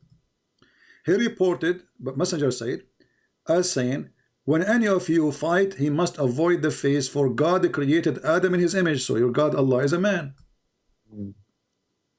Look, I'm looking. Yes, I listen to me. I'm listening. Okay? Just don't keep on interrupting. Hold on, just wait. I got Zakir Naik. I'm calling. Hold on. Yes, Dr. Zakir Naik. We have a person, he speak Urdu with us. What do you want to say to him? Brother, I advise you to hang up right away. First of all, you are not qualified to debate Christian Prince. Secondly, when you say to him, listen, Christian Prince is not listening. because he have a very big agenda, and he's going to get you busted. So whatever you say to him, he will get you busted. So my brother, hang up right away. And by the way, I have my son. He's 18 years old, and he's looking for a wife. So if you know a girl, see what's going to marry my son, his video is there, and you can contact him, because my son is really a good person, and he is looking for a wife. Thank you very much. He called us to make commercial about his son, looking for a wife. So what are you talking about, my friend? It says Allah, He created Adam in His image. This is copy from the Old Testament, copy paste. I don't have any problem if Allah, whatever Allah is, I don't have any problem. So Allah is a man. What? Allah is a man. You said to me, the Muslims, they keep lying to us, saying Allah don't look like anyone. Here we go. He looked like Adam. Oh, really? Yeah. Allah, and by the way, Adam was very hairy. The Middle Eastern. Okay. By the way, so, hold on. You are from India, right? Yeah. Okay. Is it true that Adam was Indian? Who said that? Adam. You're a prophet. You're a prophet. He said that. He said when Allah, He sent Adam, He sent him down to Sri Lanka. Yeah, Sri Lanka was in India? Yes, Sri Lanka is always part of India. Don't you know that? I didn't know that. Yeah, well, you don't go into school. Now they are different country, but always they are part of India. So now, are you saying to me that your God Allah is bad in geography? He thought Sri Lanka is India? Is that picture true? Do you think, where the people, they have a picture of a man's legs fingerprints? Yeah, this is like Adam. Yeah, exactly. According to you Muslims, this is a Buddha temple, by the way. And this is telling us that Muslims and Buddhas, they share a lot. And Hindus. I am saying, do you believe that Islam is a Hindu religion? Islam is a branch of Hinduism. This is why you have the black stone and you kiss it. This is a vagina stone. So so you are telling me Jesus is now a black stone kisser? He did not. It's your prophet who did. I will tell you that. You tell me what? I will show you that he did that. Jesus, he kissed black stones? Yeah. Okay, show us why. In the hadith. In the hadith. This is not Jesus. This is a guy. His name is Isa, and he's a Muslim. So now you confirm it that Islam is a black stone kissers. Doesn't matter Muhammad or not. All of you are the same. Oh, so you are throwing Jesus under the bus? Well, this is not my Jesus. This is yours. This is your prophet saying so about a guy. His name is Isa. He never said the word Jesus. Correct? Okay, but everybody knew that was Jesus. No, we never heard. We are Arab Christians, and we call Jesus Isa. This is a name we never heard before. Isa ibn Maryam. Who care? This guy, his name is Isa ibn Maryam. Who is this guy? We do not know. According to the Quran, this guy is the nephew of Moses. Okay, look, let me tell you. No, listen. Is he the nephew of Moses? I don't have knowledge about that, so let's talk about something The Quran says that Mary, the mother of Isa, she is the sister of Aaron. That doesn't literally mean sister of Aaron. In Islam, everything is not. When you say the sister of Aaron, they mean the sister of Trump. No, Allah didn't say she was sister of Aaron. Allah quoted the saying of those people. They were saying to Mary that, oh, sister of Aaron, what have you done? So why Allah, He did not say to them, oh, she is not the sister of Aaron, you idiot? Allah, He agree. Allah said to the prophet, my prophet Allah, said He agree. Allah, He agree. No, your prophet did not. A Jewish guy came to Aisha. A Jewish guy, he sent to Aisha, and he said to her, tell the prophet that there's hundreds of years between Mary, the mother of Isa, and the mother and the sister of Aaron. Yes, so my prophet did explain. Okay, hold on. What is the name of the father of Moses? I don't know. Imran. Okay. So when the Quran says that the father of Mary is Imran, how this happened to? Wasn't this proving again that Muhammad is an idiot? Because the chapter 3 is called the chapter of Alu Imran. And in the chapter there it says that Imran is the father of Mary. But Imran, hold on, but Imran is the father of Moses.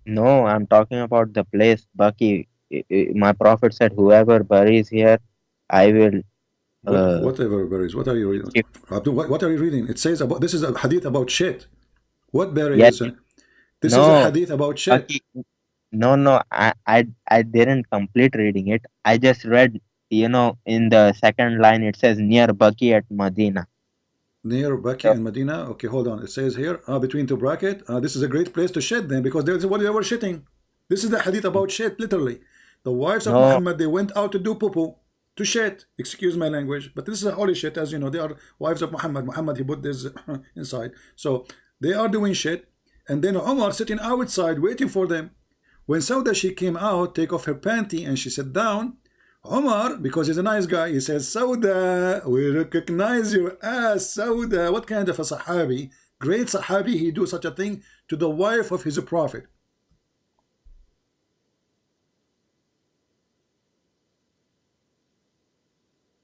he Is it? didn't see her Is it? naked. What do you mean she's doing poo-poo? When he spoke to her, she was doing poo-poo. How he recognized her? It's dark, supposedly. How he recognized her? They are wearing veil. They are naked? No. They are wearing veil? No. So the woman, she is coming out of her house, take off her clothes, lift up his her, and her ass is coming down. And Omar was watching there. He says, hey, Sauda, I recognize you. This is you. I know it's This is you. after she was finished and maybe she was going to her home back. But no, he Uh, is saying, hold then on. who It says, recognized it? it's, okay, why? So why they are mentioning that they are doing shit? You see the word says they are going here in Arabic, in English, trying to make it look nice. So it says here to do the call of nature. In Arabic, it says to do shit. So Okay. when he saw her, he did not see her when she is out normally. He saw her specifically when she is doing shit. Correct? She answered the call of nature. Then What she is the was call of walking nature? What is back the and he saw her. English is not my first language, as you know. What is the call of nature? Meaning we go and we do We do what? number one, What number we two, what we do? number one and number two, man. What is number one and number two? Is that mathematics now? Even shit is mathematics in you for you. What number one and number two? What does that mean? You see, my religion does not teach me to be use very bad tongue like you guys do. Okay. So how the Quran then use says if a man he came from doing shit, he have to wash. The Quran use it. Why I can't use it? غائط. I'm saying like other words too. Okay, what is the connection with why Allah he revealed verses about shit? Why the verses of hijab came when the guy was watching them about shit? You pray 5 times a day, correct? Mm-hmm. What prayer you make? What prayer I make? Yeah, you say what you say. What chapter you say? Surah Fatiha. All right. Is it true that you receive Al-Fatiha? The Prophet he received the Fatiha when he was doing shit too? I don't know about that. What do you mean you do not know about that? You guys, you know nothing. So what kind Whenever he received it, so what? what kind of God he cannot wait until his prophet finish his shit to give him the verse? Is that found in Sahih Bukhari? This is here. This is your book. The book of Asbab al-Nuzul. Here we go. And this is the official Oh, government. I don't believe in any of that. No, we have, because this is why you Muslim publish it. This is the official government of the kingdom of Jordan. And the king of Jordan, he owned the website personally, and he claimed that he is from the grandsons of Muhammad. So He each can say time, whatever he wants. my friend, it's not him who's saying that.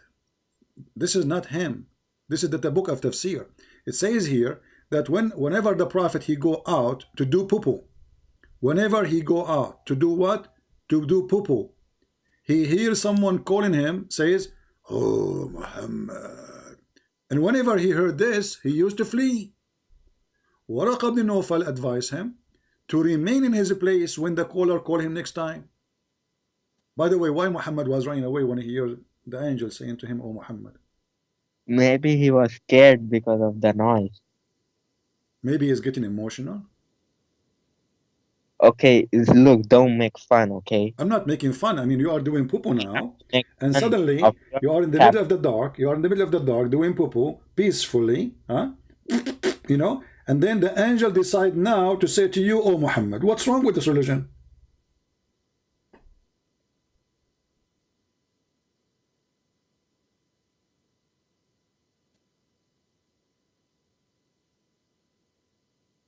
Muhammad is staying home all day long. Can the angel speak to him when he's inside the house? The guy go outside to do poo-poo, and now it is time to tell him. And not only first time, second time, always. And the guy, he run away. Why Muhammad he run away? If we go back to the video of Ibn Farooq, potato, he said that each time Jibreel he come to him, he said to him, I am Jibreel. But look, according to hadith and according to Muslim stories, Jibreel never said I'm Jibreel. Why Muhammad he run away? Muhammad he hear a voice with his fart. He's farting doing poo-poo. He hear a voice saying, oh Muhammad. You don't hear a guy saying I'm Jibreel. So this guy is a liar. Let me play the video again. Hold on. Things like linguistic miracles that the Arab poets couldn't respond to. So That's cool. That's So cool. He didn't know it was Gabriel. The angel didn't tell him it was Gabriel. He did, sure. Any later? No, even at that time, right? But I mean, again, he doesn't know who Gabriel is, right? Because he didn't come from an Abrahamic faith. But I mean, again, he doesn't know who Gabriel is. So he said that Muhammad, he do not know who is Gabriel. And then he claimed that Gabriel, he told him who he is.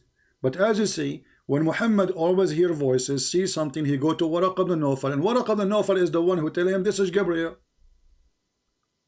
And the question is, what kind of God he sent his angel to deliver Quran in the wrong time? This is the time of poo-poo. And then Look, why Muhammad is running away from an angel? This is Al-Fatiha. Is Al-Fatiha the first chapter Muhammad received?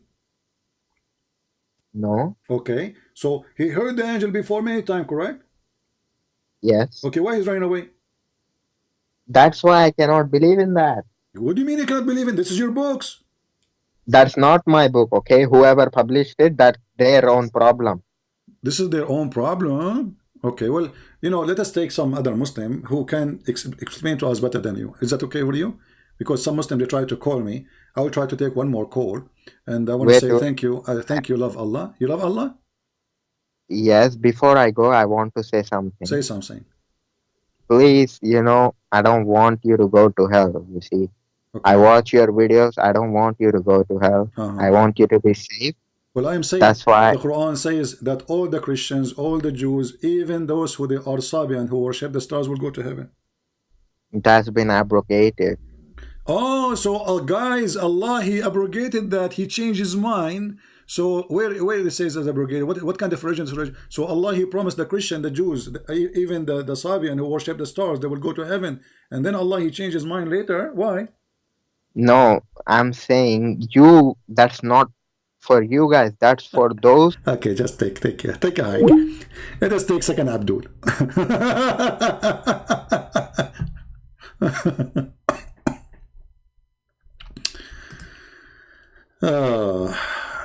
Look, there's a Muslim. There's a Muslim. He is giving me Quran. CP, perfect topic. But this guy is expert.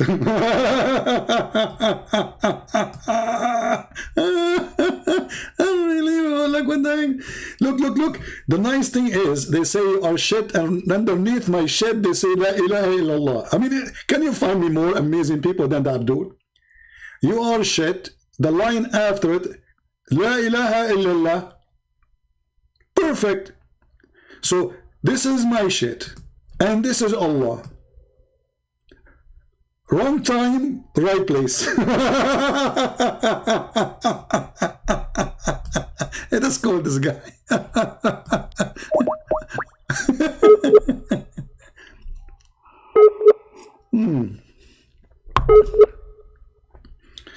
Oh boy.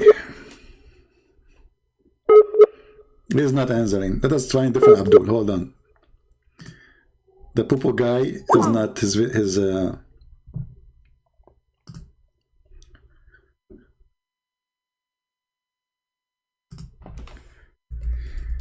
Lord have mercy.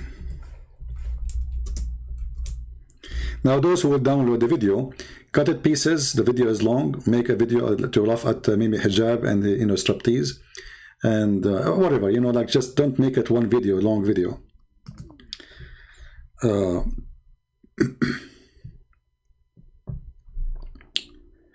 Call me for Uthman ibn Farooq and etc. Okay, let's see. Maybe this guy is a Muslim.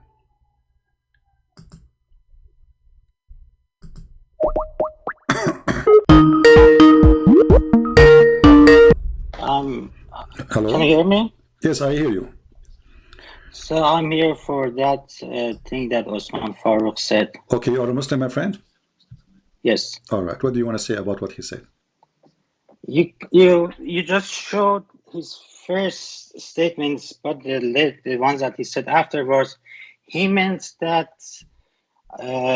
Prophet Muhammad isn't from the Judeo-Christianic faith. My friend, kind of my friend, he said he is not Abrahamic. Very simple, very clear. He is not Abrahamic. Abrahamic faith. He's what? He said he's not Abrahamic faith. Exactly. This is what we care for. He is not Abrahamic faith. So what was the faith of Muhammad until the age of 40? So let's clear two things. When he said he's not Abrahamic faith, afterwards he mentioned Jews and Christians. I never said Muhammad. I did not say that he was saying that Muhammad was not Abrahamic after he became a prophet. I did not say that.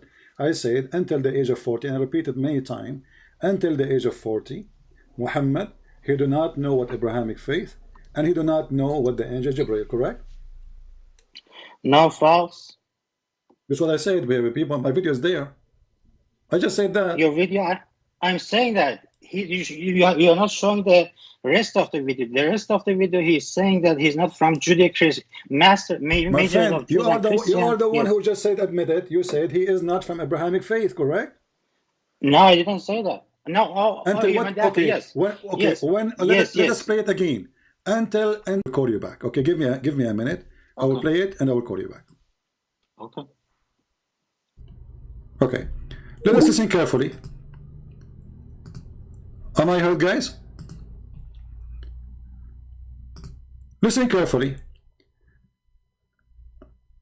I said many times that Muhammad until the age of 40, he did not know anything about the Abrahamic faith, anything about the angel Jibreel, according to Uthman. You can play my video as much as you want. And this is what Uthman he's saying. Listen carefully again. Like amazing, miraculous things, like linguistic miracles that the Arab poets couldn't respond to. Yeah. So that's cool. That's cool. He didn't know it was Gabriel. The angel didn't tell him it was Gabriel. He did, sure. Any later? No, even at that time, right? But I mean, again, he doesn't know who Gabriel is, right? Because he didn't come from an Abrahamic faith.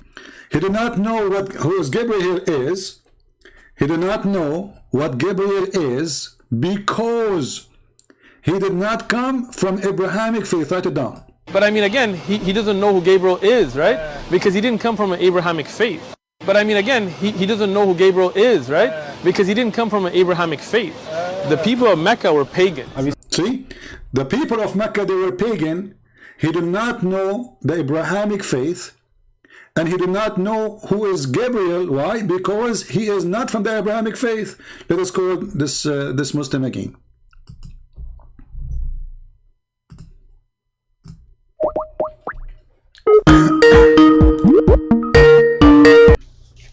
So did you hear him?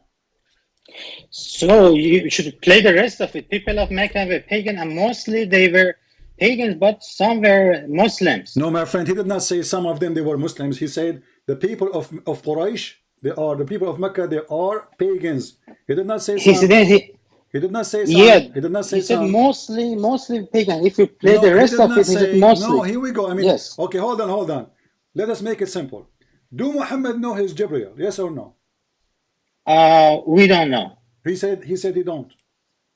That's his personal opinion. So why you are calling me to tell me what his personal opinion if you do not know what he is saying? So did he say that Muhammad, he do not know who is Gabriel? That's what he's saying. I'm not saying that. Did he say because? Did he say after he said that because? Did he say because? Okay. Okay, because what? Tell me the rest. What he said? Because he didn't come from Abrahamic faith. Because he did not come from Abrahamic. So why Muhammad do not know who is Gabriel? Because he did not come from Abrahamic faith. Wonderful. So why he do not know?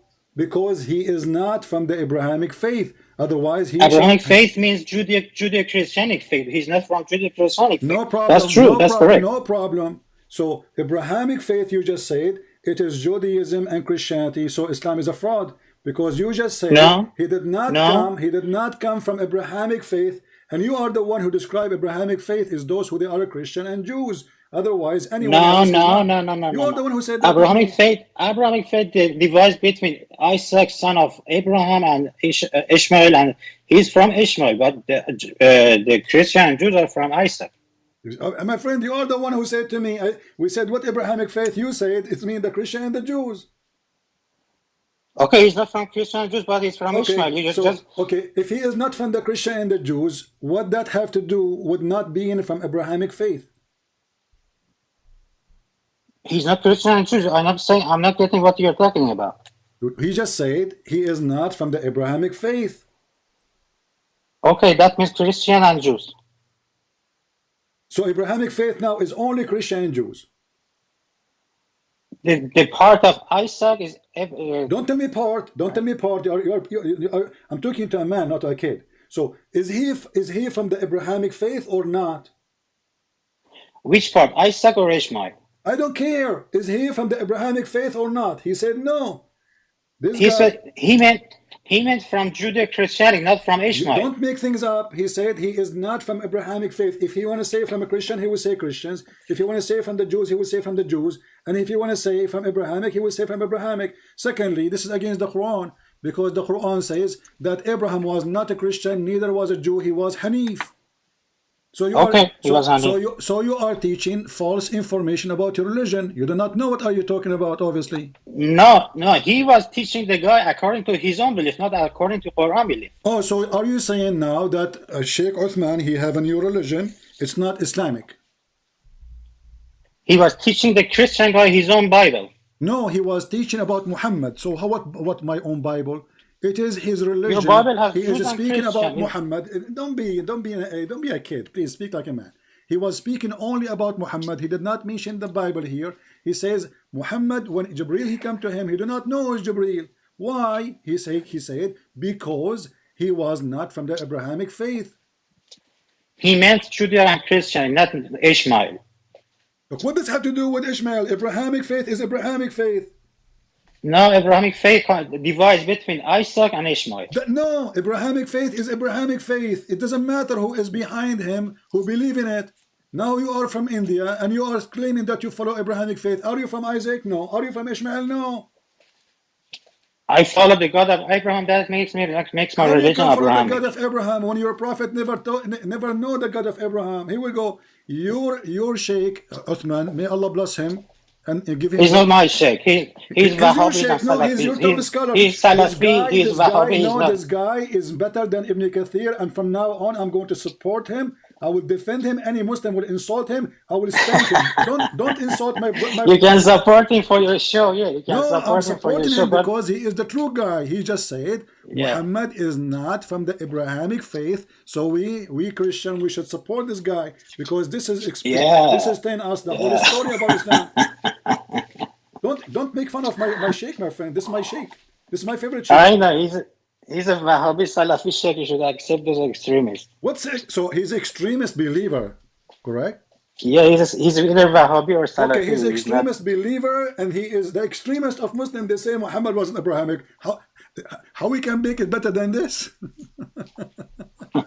So let me ask you. So Muhammad, he never know who is Jibril. Explain that part to us.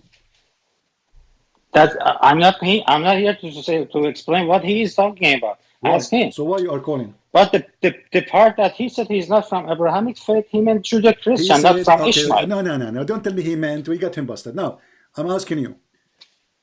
He said that Muhammad, he did not know who is Jibril. Why? Because he is not from the Abrahamic faith. Remember, Mecca was pagans.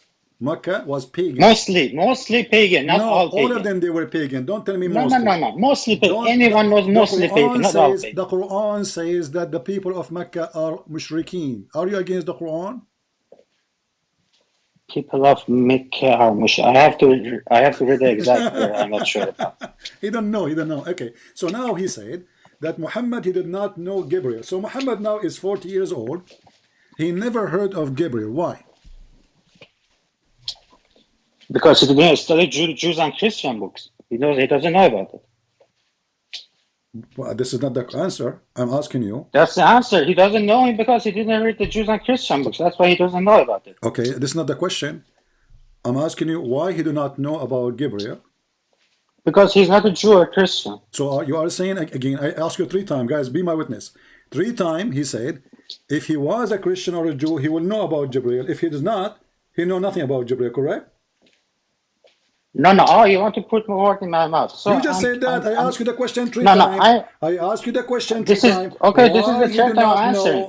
This is the third time I'm answering. I asked you the question Prophet 3 is from times. Why Ishmael. he do not know about Gabriel all his life, 40 years? You said again and again and again. Because No. I said again from Ishmael. He knows from Gabriel, but from Judeo-Christian he doesn't know.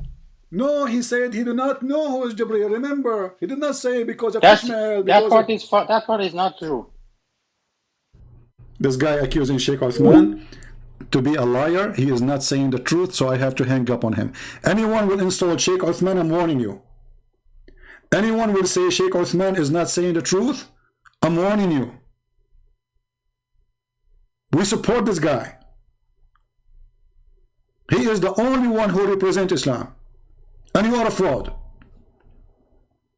May Allah bless Shaykh Uthman.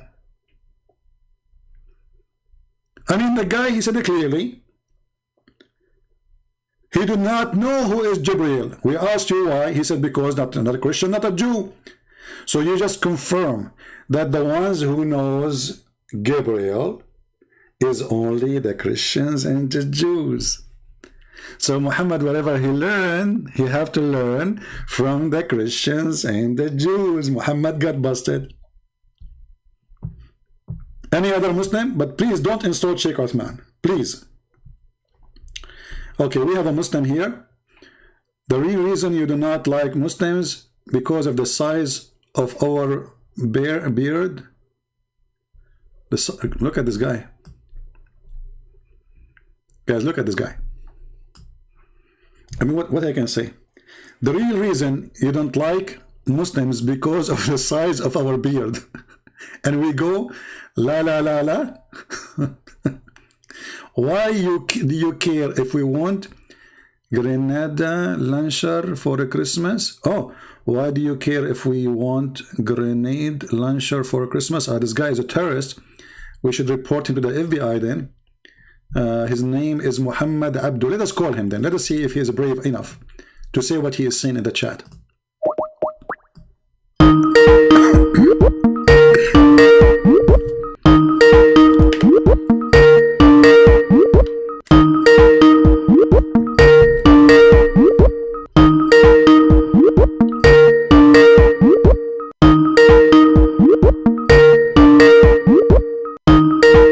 Potato cancer card.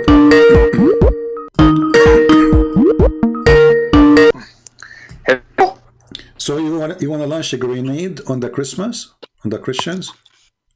I want a grenade launcher. What? I want a grenade launcher. You want a grenade what? I want a grenade launcher. You want a grenade launcher? What does that mean? You will kill the Christians? No, I want a AK-47 and I want a grenade launcher. Okay, what do you want to do with them?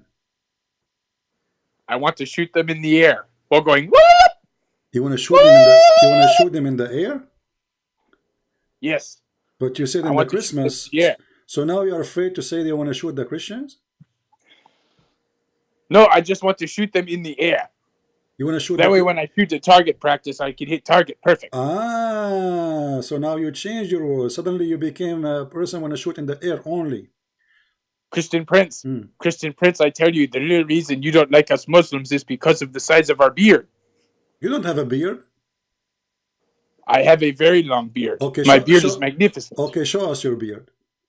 My beard is magnificent. Open your camera. Show us your beard. What I need to do is I need to get comb, and I need to comb my beard, sir. You need to comb your beard. Is it full of lice? I need to comb my beard, and then I need to go to store, and I need to get to what is it, the beard stuff, so I can comb my beard. Okay, let me ask you, did your prophet, his beard was full of lice? It was probably full, but I do not know. So probably your prophet, his beard is full of lice. Do you have lice yourself, or you're not following the prophet? I do not know answer to I do not know answer to this question, sir. You are laughing at Muhammad? Yes, I laugh at Muhammad. So you are not are you a Muslim or you're not a Muslim? I'm not a Muslim Christian prince, but I love your channel, sir. I wanted to call you and give you a good laugh. Okay, so my friend, don't do that. Come on, guys, don't do that. Don't do that. Oh boy, don't do that. Okay, let us see. Any Muslim? Any other Muslim? This guy turned to be a joker. Don't do that, guys. Don't do that. You know, we have a beard and you know.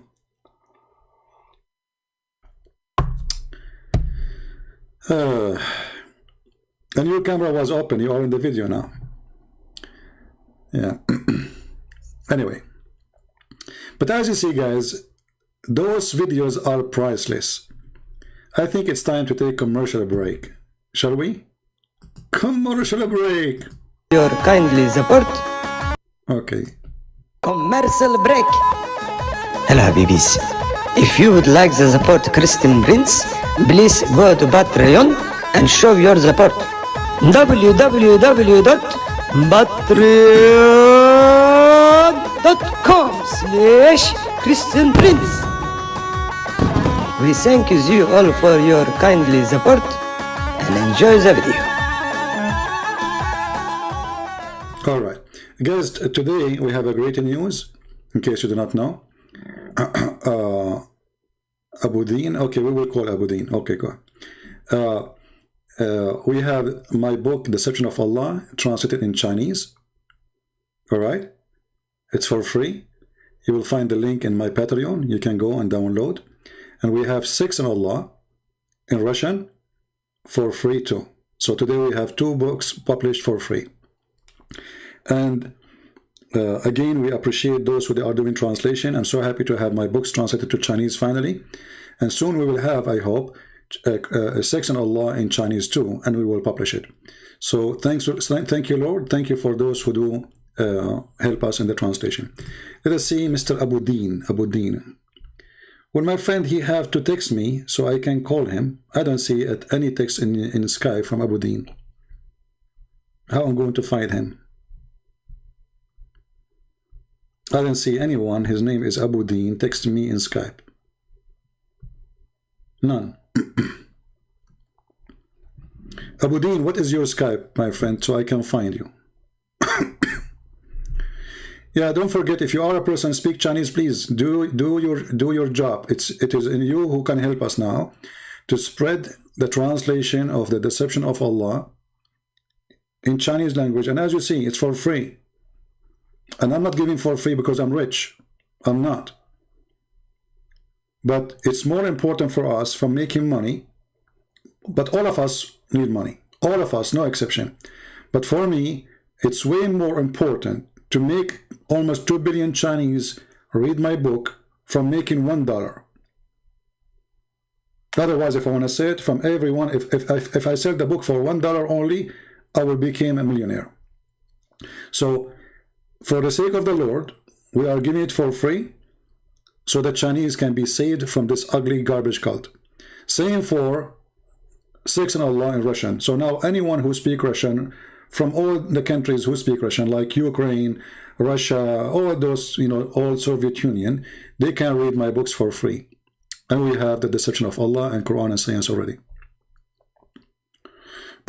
So, Abu Din, give me your account in Skype so I can call you. Give me your Skype so I can call you. Yeah, the link is already, I have it in Patreon. You can go and download it, and please share it with your friends. Remember, from now on, we have Deception of Allah in Chinese. Great work from the one who did it. Actually, you know, I tried many times before to have it translated into Chinese, but people, they ask a lot for a lot of money. There's a person I remember, he said he wanted $10 for every page. $10 for every page, you know. So the person who did it, he did it volunteer. I did not pay him, and I'm giving it for free anyway, you know. But this is telling you how wonderful some Christians are. They are willing to take a lot of time, because this is a lot of work. This is not an easy task, especially you are do it in Chinese. I think it's going to be, the book will be way bigger.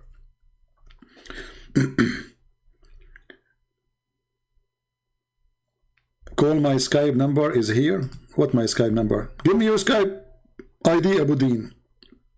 What number? Give me your Skype ID. I will call you. Why you don't text me? Text me.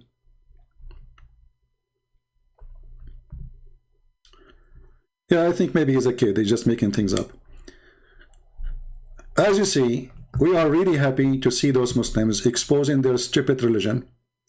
Great things happen in the last few weeks. All of them, they are hilarious. The interview of Mimi Hijab with this man was hilarious. Exposed Muhammad Hijab and his cult. Jesus was crucified. The Muslims, they inviting somebody to confirm the crucifixion of Jesus. Priceless. Jesus, he believed that he is the Son of God. Priceless. The disciple, they believe in what Jesus said. Priceless. Which means the disciple did not change the Bible. Jesus was crucified and was buried. Priceless. The Quran is preserved, but Yellow Pages is preserved too. Priceless. So Mimi Hijab, he brought shame to his God. Priceless.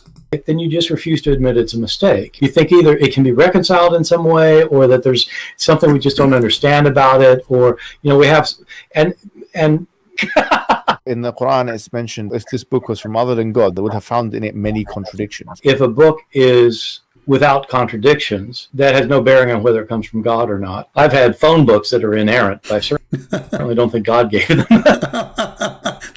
The phone book is compared to the Quran in a Muslim life program. The phone book, in the face of the Muslims, in the face of Mimi Hijab the coward, and you don't dare to say, you cannot compare the phone book to my God book. Somebody saying Abu Din, my name is Abu Din. Okay, let's see, maybe this one. No, it says here Abi Nasir Abu Din. I don't think this is the same one. Which one is you, Abu Din? I see 3. Only 3. Is that you? Abi Nasir Abduddin? Text me if this is you. Last warning, my friend. I don't want to call people. There's 3 people here.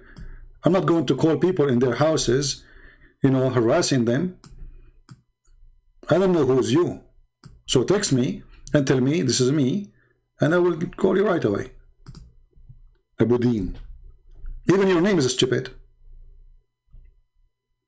How in the world somebody can be the father of religion? Are you God?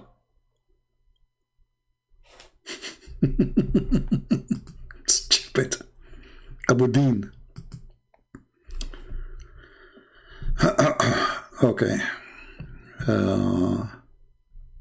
So all those videos, actually, they are priceless. In the last 2 weeks, we have amazing videos made by Muslims supporting what we teach.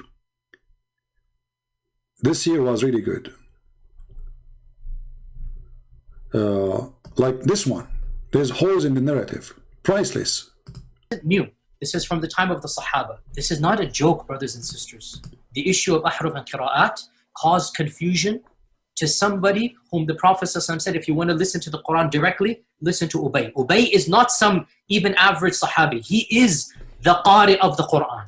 He is the master. He is who he is. And he goes, فَدَخَلْ فِي نَفْسِي شَكْ. What is all of this stuff? Again, this is you were asking some very honest question. This is the first time I'm saying these things. many people are aware who listen to my lectures that I've mentioned the crises that happened to me at Yale. This was the issue, that the issue of ahruf and preservation and qira'at and relationships between them, these are very, very difficult issues. And the most advanced of our scholars, they're not quite fully certain how to solve all of the unanswered questions in there. Here's the point. These issues should only be discussed amongst people who know what the qira'at are and who understand some of these questions that are being raised. So is what you're saying the shaykh that came, or not the shaykh, but the crisis that you had was in relation to this question of the relationship between the ahruf and the qira'at, basically? No, the crisis I had wasn't that. The crisis I had was, well, yeah, wait, that was what generated. But what was the crisis? The crisis was very simple. Traditional understandings of ahruf and qira'at cannot answer some of these pressing questions that are now being poked by our people outside of, by our academics, by their academics outside of the faith tradition. You see, Muslims cannot answer any academic questioning. They cannot. This is the truth. Because Islam is a stupid cult. There's big holes in the narrative. And the Muslims, they try to buy some glue and cement to close those rocks. But they go in YouTube and then they make interview and then those holes exposed and they are leaking again. So those interviews are priceless.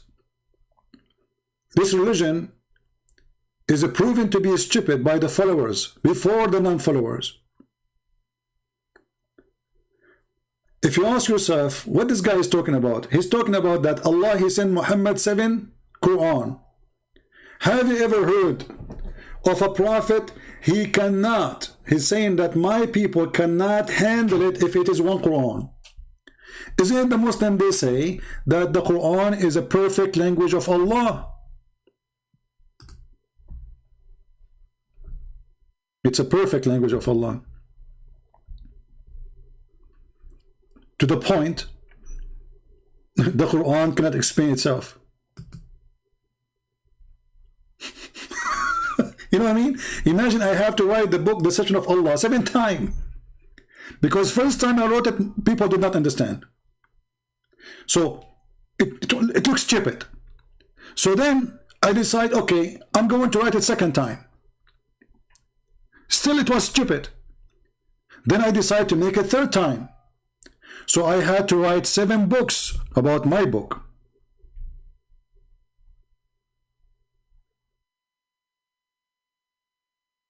So the Muslim can understand.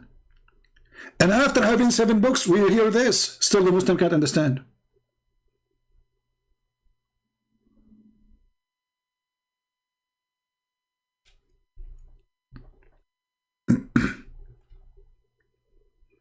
Do you see stupidity?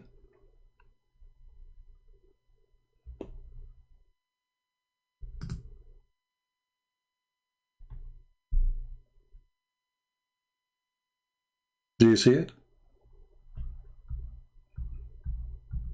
Who can be more stupid than this God?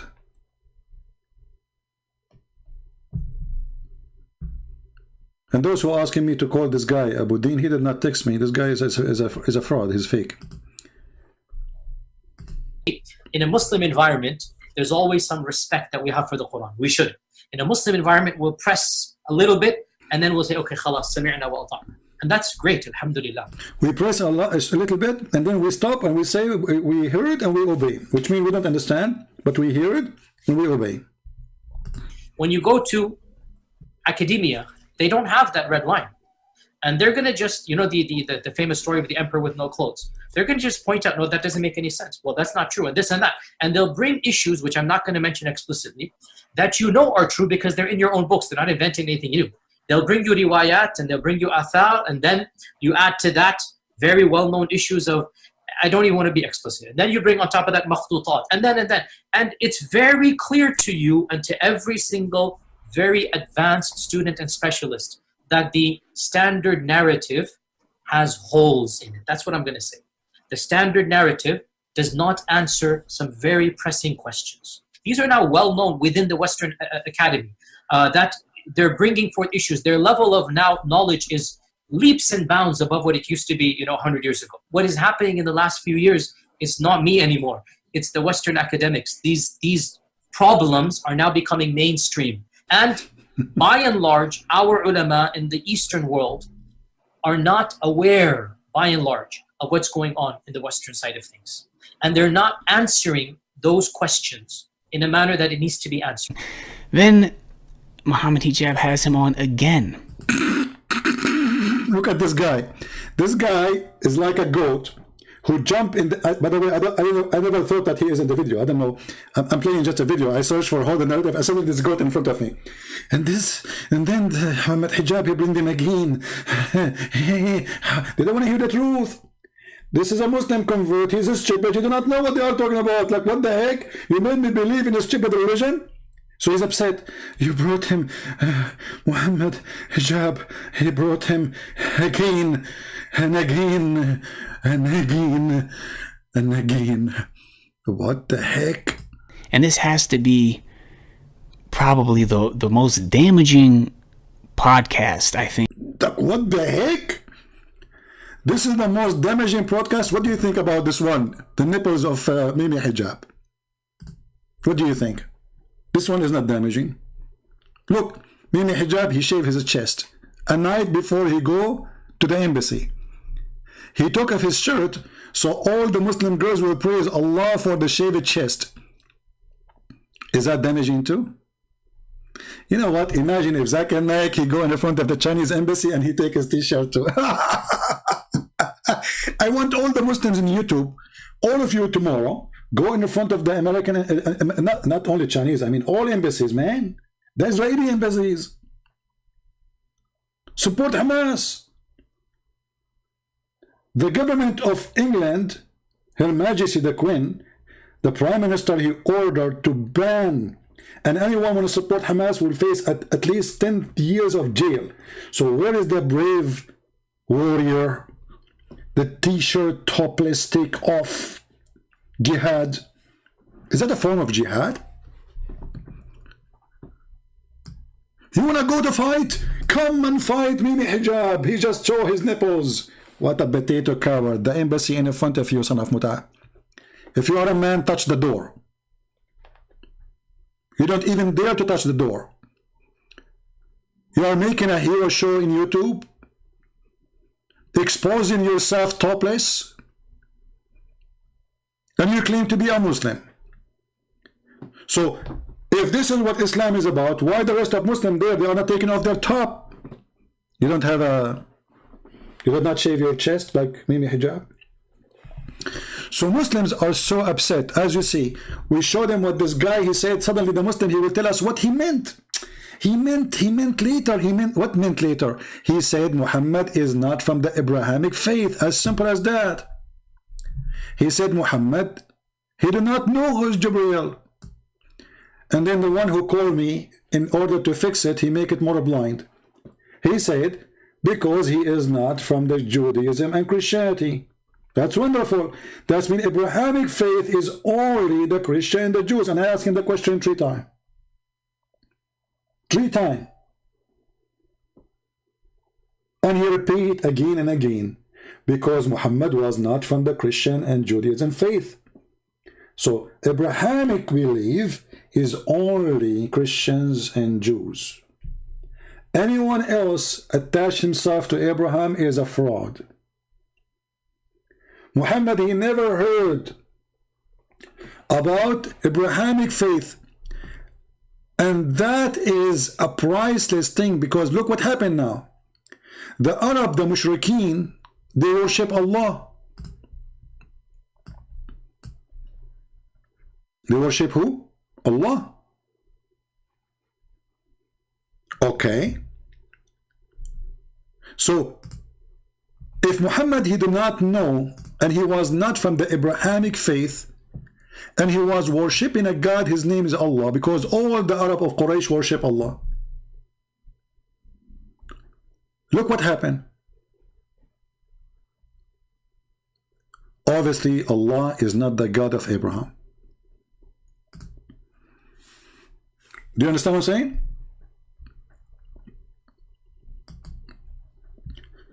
Ibn Farooq, he explained that the reason Muhammad do not know who's Jibreel is because he is not from the Abrahamic faith. But what was the God, and he was from the Quraysh, and Quraysh are pagan. Did he say in the video that Quraysh were pagan? He said, but okay, those pagan Quraysh, they worship who? They worship Allah.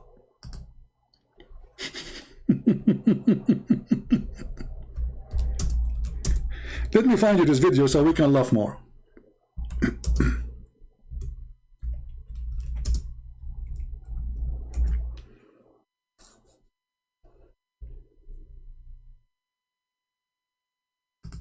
Let us see.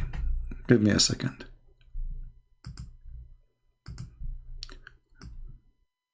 This is a sheikh with a beard. To walk a very thin line. And they say we cannot label people as mushrik because there's so many of them. Well, Allah Azza wa Jalla labeled them in the Quran when He said, وَمَا يُؤْمِنُ أَكْثَرُهُمْ بِاللَّهِ إِلَّا وَهُمْ مُشْرِكُونَ. The vast majority of them, of the people, the inhabitants of earth, would not believe in Allah except while committing shirk. What is their belief in Allah Azza wa Jal? It's the same belief of the pagans and the idol worshippers. Did you hear it? People, did you hear it? The pagan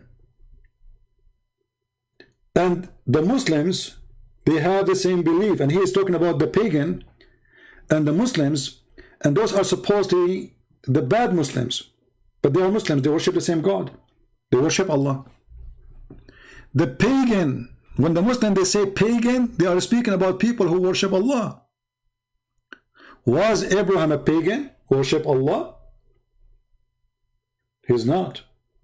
Because if you worship Allah, that will make him a pagan. Listen carefully what he will say. They try to walk a very thin line.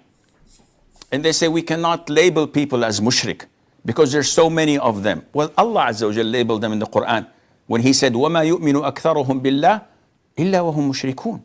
The vast majority of them, of the people, the inhabitants of earth, would not believe in Allah except while committing shirk.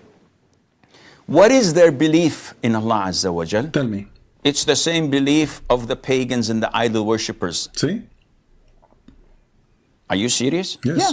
The pagans and the idol worshippers used to believe that Allah. Hello?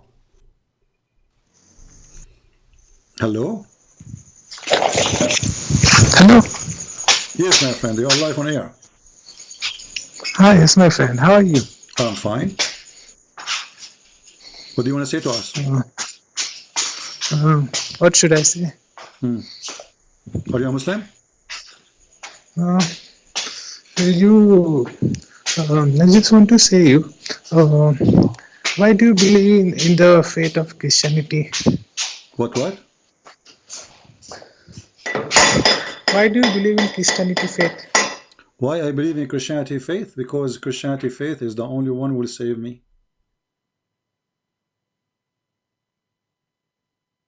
Hello? Yeah, this guy doesn't have good connection.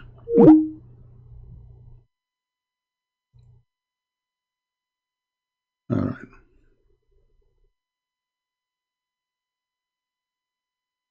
Do we have any Muslim? So listen carefully what the pagan Arab believe. They believe exactly as the Muslim believe. Both are pagan. Shirk. What is their belief in Allah Azza wa Jal? It's the same belief of the pagans and the idol worshippers. Are you serious? Yeah. The pagans and the idol worshippers used to believe. Used to believe that Allah is the provider, that Allah is the giver of life and death, that Allah is the creator, that Allah is the facilitator of their affairs. Did you hear people? Sorry, disconnected due to internet problem. No problem. So I told you, you asked me why you believe in Christianity. I said because it's going to Yes. save me. Why you believe in Islam?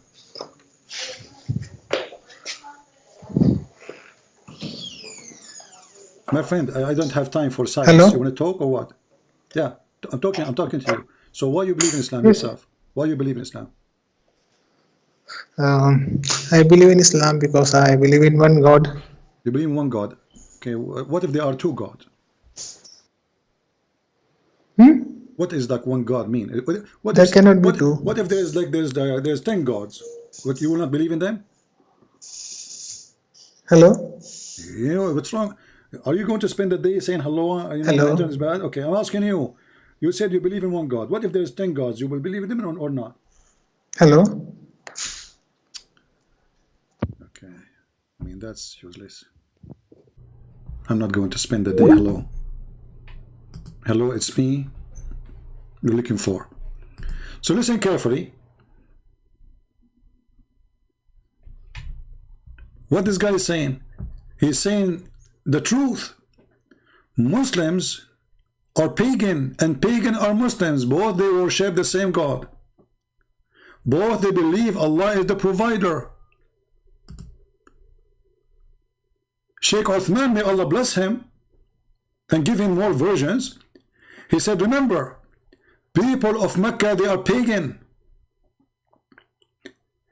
Why Muhammad do not know who is Gabriel? Because those people are pagan, but they believe in Allah, which means the God of Islam is not the God of Gabriel. Because if the God of Islam, his name is Allah, and he is the same God of Abraham, then Muhammad should know about Gabriel. Do you understand? It's the same belief of the pagans and the idol worshippers. Are you serious? Yeah. The pagans and the idol worshippers used to believe that Allah is the provider, that Allah is the giver of life and death, that Allah is the creator, that Allah is the facilitator of their affairs. It's all over the Qur'an. It's all over the Qur'an. It is all over the Qur'an. Now, so if we go back to Shaykh Uthman, Shukuku, he made it clear that the reason Muhammad do not know who is Gabriel, because he is from the people of Quraysh and they are pagan. The people of Mecca, they are pagan. But who is the pagan? Is those who worship Allah. So if the excuse is that Muhammad do not know anything about Gabriel, is being one of the people of Mecca who they are pagan, that means the people of Mecca who they are pagan worshipping Allah have nothing to do with the God of Abraham. Because if they knew Allah, then they should know Gabriel. If Gabriel belonged to Allah. Listen carefully. He doesn't know who Gabriel is, right? Because he didn't come from an Abrahamic faith. But I mean, again, he doesn't know who Gabriel is, right? Because he didn't come from an Abrahamic faith. Somebody saying his name in Arabic, Muhammad Qadir. My friend, just send me a text message in Skype. Say hello. I will call you if you want, if you like to join us. Text me, don't call me, because you cannot call me unless you are in my list. So I have to. I will be calling you. You can call me after I added you, like if you spoke to me before, or if I text you back. You know, that's mean you can call me. So why Muhammad is not knowing who is Gabriel? Because remember, he is one of the pagan of Mecca. Is, right? Because he didn't come from an Abrahamic faith. But I mean, again, he doesn't know who Gabriel is, right? Because he didn't come from an Abrahamic faith. The people of Mecca were pagan. Obviously, the name of our religion is Islam. A Muslim saying here, let us show you what he is saying. You Christians want to talk about others, but not your own. I mean, here we find it very funny and very silly from Muhammadan. All your Quran, from the first page to the last page, attacking Christianity, calling us kuffar, najas, dirty, corrupt, you know. The second we start answering you and getting you busted, you says, you Christian talk about others. We don't. Open our Bible, you don't see anywhere talking about the first thing Muhammad. The only place it says there's a false prophet will come after me. But it did not name Muhammad.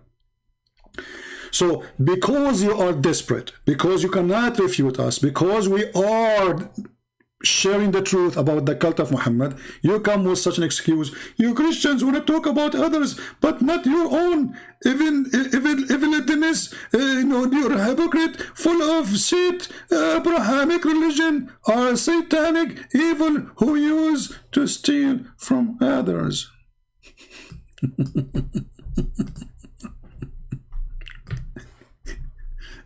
I think somebody, he opened the zoo door.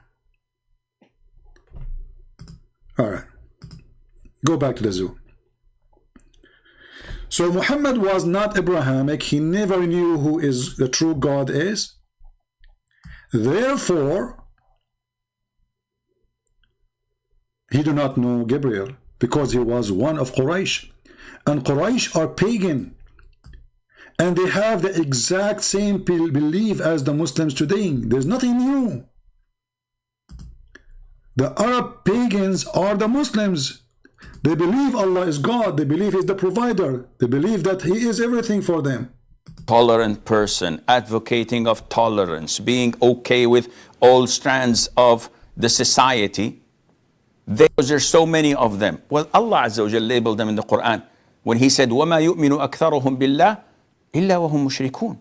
The vast majority of them, of the people, the inhabitants of earth, would not believe in Allah except while committing shirk. What is their belief in Allah Azza wa Jal? It's the same belief of the pagans and the idol worshippers. Are you serious? Yeah.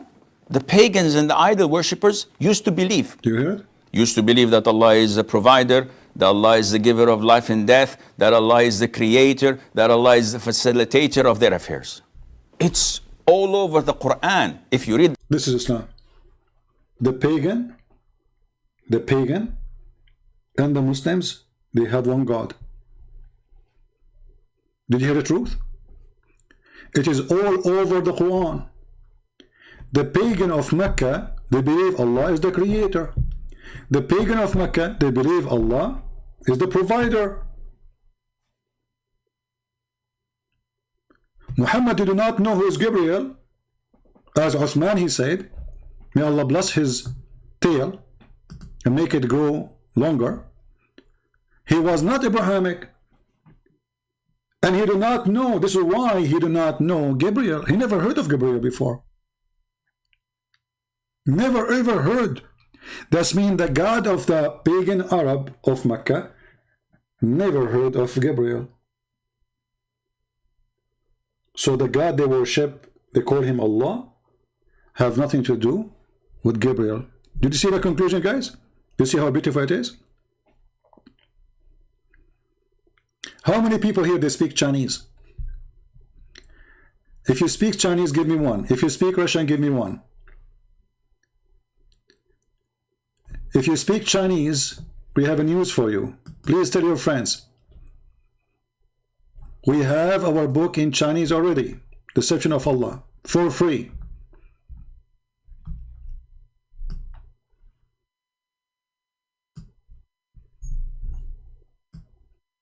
For free.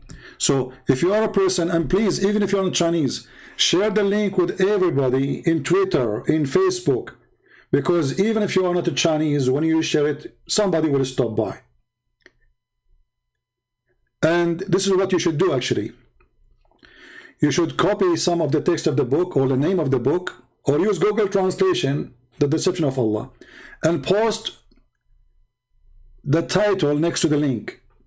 Like go to Google Translation, type download The Deception of Allah by Christian Prince in Chinese language for free. And for free, this is not illegal. This is I'm me, the author, giving the book for free. So don't worry about downloading. So share with everybody in Facebook, in Twitter. It is for free. And we have the same. Sex and Allah 2 in Russian now is available for free in the Russian language. Great news. Again, it's for free. So now we have in the Russian language, we have Deception of Allah, we have Quran and Science, and now we have Sex and Allah, but this is variant number 1, and I hope soon variant number 2 will be published too. So please share the links, tell your friends. It is your duty to do the rest. And it's not costly, it costs you nothing. It costs you absolutely nothing. Like people don't help us in donation, I understand. No problem. Many people are fake, you know, they say they support, but they don't. At least post a link, at least. If you care for a human being, so, like safety, because Islam is a threat for the security and the safety and the economy of all the world. This religion is made by a madman, and war can erupt because of this filthy cult, and this war can destroy the whole earth. So even if you aren't a Christian, even if you don't care about religion, my friend, Islam is a threat. Those who want to kill themselves for the sake of Allah, they kill themselves because they believe in Allah. So if we can destroy that faith, then nobody will explode himself in a bus or a train or an airplane. We defeat Islam, we bring peace. Doesn't matter what your religion is. Islam is not a peaceful religion, if we can call it a religion. It's a satanic, demonic, violent cult. So share the links, and my books is given to you for free. What I can do more? If there's anything more I can do,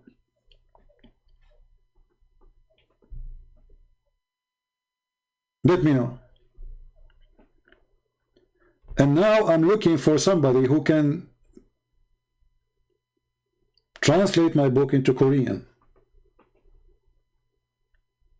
Please, if you are interested, voluntarily contact me in Patreon. Somebody saying, do you know that Jesus killed people in the Gospel of Thomas? Pause the verse so we can read with you and we can enjoy it. Hey guys, do you know that Jesus, he killed people in the Gospel of Thomas? Pause the verse so we can read. And I promise you, I'll put it on the screen. I promise you, in front of everybody. We are not the same as Muslims. We will block you because you said something we didn't agree with. Pause the verse and let us laugh at you. Do you know that Jesus, he killed people in the Bible of Thomas? Do you know that? You know, here. Do you know that Jesus, he killed people? My friend, let me tell you too. Jesus, when he come in the end of the time, he will bring all mankind, and the Bible says, bring them. The angels, he is ordering the angels. And those who don't believe in him, he will say to them, slaughter them. Are you happy? That is my Jesus. But this is in the judgment day. When he come as a judge, he will make you a shish kebab. Literally. But anyway, brother, give us the Bible of Thomas.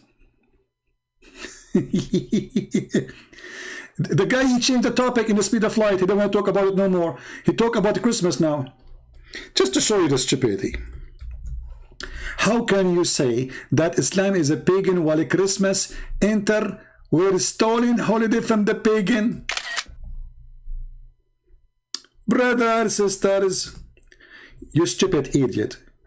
It's called the Christmas. Christ. So how is it stolen from the pagan? If you want to say to me they decorate the tree, the pagan, they were worshipping the tree. We don't. So you are a tomato potato again, desperate. Desperate potato. The pagan, they worship, even the Bible speak about those who decorate a tree to worship it. Idiot. We don't worship a tree. No, we don't. However, in your Quran, the tree was God. And the tree spoke and said, I am Allah.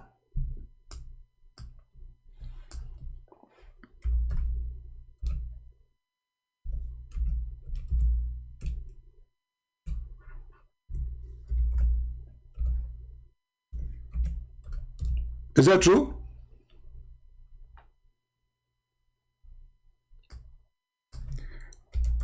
A voice came from the holy ground of the holy tree, saying, I am Allah. So in your Quran, the tree is God. Muhammad here, he stole a chapter, or let us say some verses from the Old Testament, but as usual, he add his own spice, and that make the story against Islam, not for it. But when he came to the fire, which is in the tree, a voice was heard from the right bank of the valley from a tree, saying, O Moses, verily I am Allah, the Lord of the world. Are you there?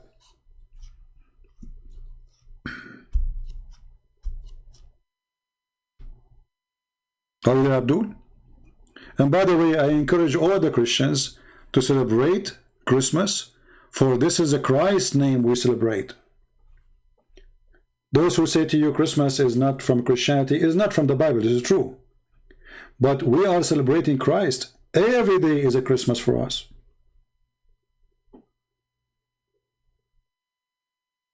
And because they hate Jesus, and they hate to see that the whole world is celebrating his name in Christmas time, they are against it. So we Christians, we celebrate Christmas. It is a time of joy for God, the Lord, the Messiah. He brought joy to our life, and you have none. Even your famous actors, even your famous football player, they have a Christmas tree. I am not into football. Actually, I don't like to see their news. I believe it's stupid.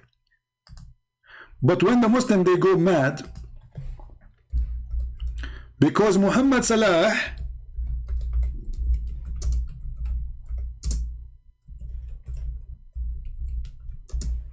he have a big Christmas tree in his house.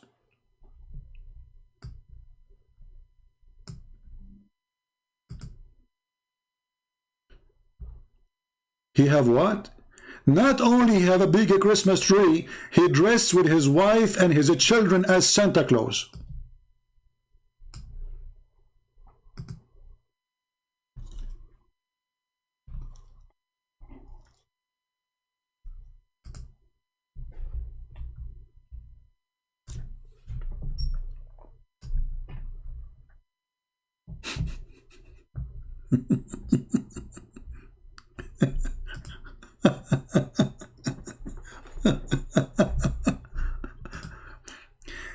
Even your famous Muslims, they cannot find that joy in Islam. So him and his family, and the funny, his daughter, her name is Mecca. This guy is supposed to be a religious Muslim. His name is Muhammad. His daughter's name is Mecca. And behind them, there's a tree celebrating Christ.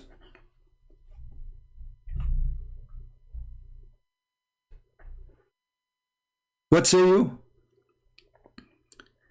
And almost in every single Muslim countries, they are putting Christmas tree now. Hypocrites. Just to be friendly to the Christians so they can get their protection. I just saw in the news that Morocco is protected by full the sky by the weapon of Israel. Can you believe it? Azerbaijan is protected by full by Israel. Turkey, all the airplane is made in Turkey, is made by chips made in Israel.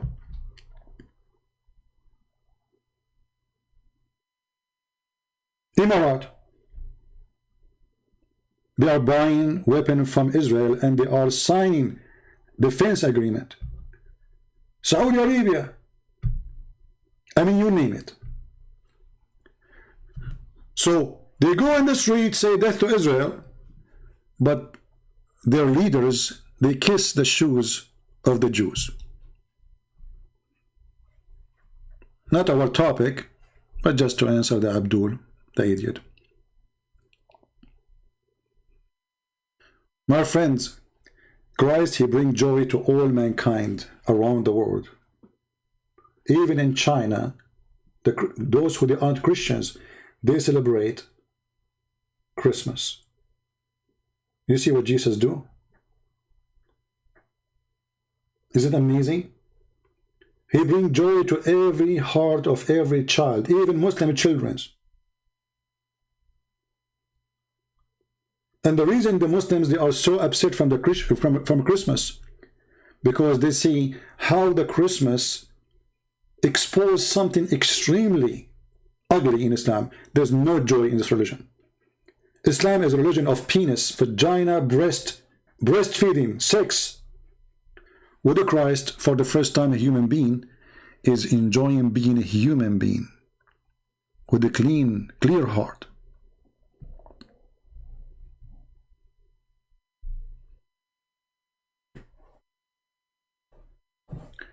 Yeah, and not only that, you know, just to show you how much hate they have. Jordan is dying without water. The Israeli, they said, okay, we will give you water. Today they are striking the street, they don't want the water of Israel. Can you believe it, how much hate they have? If I am the leader of Israel, okay, I will say, I will not give you water, go die. Hypocrites. The Mufti of Oman, the Sultan of Oman, his Mufti, he said, praise be to Erdogan, he is fighting the interest of the banks. He stopped it. Stupid, he don't know how to read. Erdogan, he lowered it, he did not stop it, you donkey. Do you see the difference between he lowered the bank interest from stopping the interest? They are mad. They don't know what they are talking. This is the Mufti. He is saying, thank you, Erdogan, for stopping the interest. You stupid. He did not stop the interest. He lowered the interest. Stupid. Certified stupid. If those are your sheikh, what about the potatoes? If those are the sheikh, if the sheikhs are donkeys, if somebody lowered the interest, he did not stop the interest. He's approving it. He's trying to fix his economy, and the lira of the Turkish is dying, is bankrupt. The whole country is bankrupt. Stupidity is amazing. The guy who lowered the interest, that make him fighting the interest?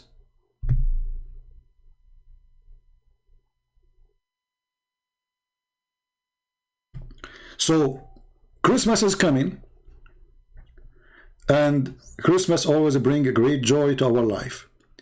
And as you see, with good Christians, the joys is even getting better.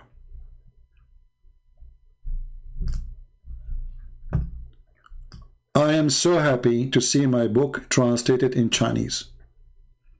I remember once I met some Chinese people and we spoke about Islam. I wish that book or my book was exist. Their English is very bad. Hardly we can communicate. I wish at that time I have my book translated. But today is not the case. Thank you for the one who did the job. Truly, truly thank you. Thank you for all the translators who translate my books to all languages, from the Polish, Albanian, Dutch, German, Russian. And yeah, by the way, soon I will publish my book for the first time in Persian. Persian. What is left? So the Lord is wonderful. I always complain that Christians don't really support me. But doesn't mean that there's no wonderful Christians exist. For those who did the job, they spend many, many, many hours from their day, from their life. But remember this work, whoever did the translation, by the way, I do not know the person who did the translation. All the books, my translation, I don't know one person of them. But remember this, your work will stay forever. This is my book, yes. It is your translation too. So because of this person, how many people they speak Chinese? Let me search in Prophet Google. How many people speak Chinese? Additional to me, because you know I'm speaking Chinese too.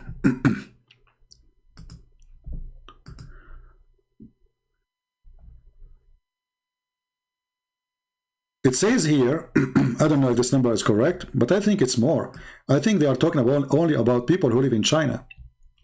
But here it says 1.3 billion people, they speak Chinese. I believe more.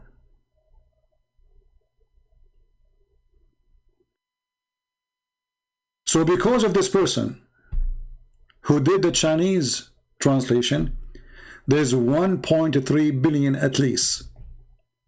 They will get their hand on my book. So truly, truly thank you. How many people speak Russian?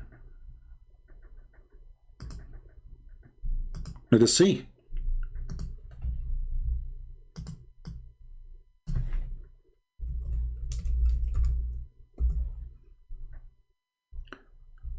$258 million.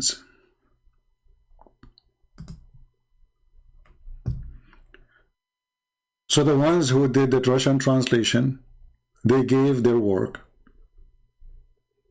to 258 million.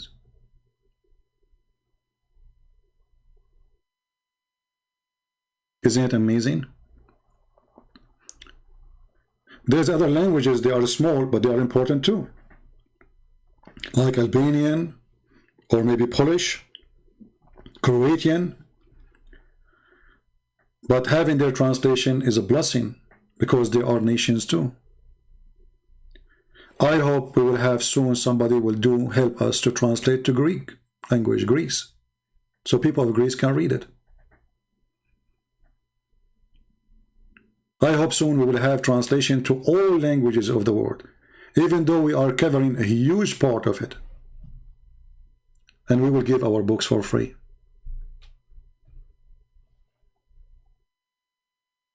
Yes, and my book translated to Spanish too. Yes, I have a Spanish translation, but not for the Sex and Allah. I think it's still not translated yet. Isn't it amazing? So now we will have a huge impact. And you know, the Muslims, they try to fight Christian Prince, they try to shut me down. You can't stop my books, that's it. Even me, I can't take it back. Whatever the link I posted right now, I just posted a link 5 minutes ago about the Chinese book. Me, myself, I can't stop that book from being published no more. Isn't it amazing? Somalian will help me translate to Somalian if you speak Somalian. And as you see, I'm giving my books for free. This is telling you who we are, right? People who worship money, they will not give you their books for free. I spend my life studying this garbage. So why I want to give it to you for free? You tell me.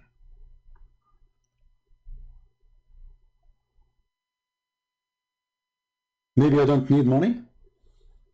Maybe I'm rich. Maybe I'm a billionaire. I'm not. But saving mankind, saving souls, is way more important. And at the end of the day, the Lord is our provider. At the end of the day, it's God who will give me.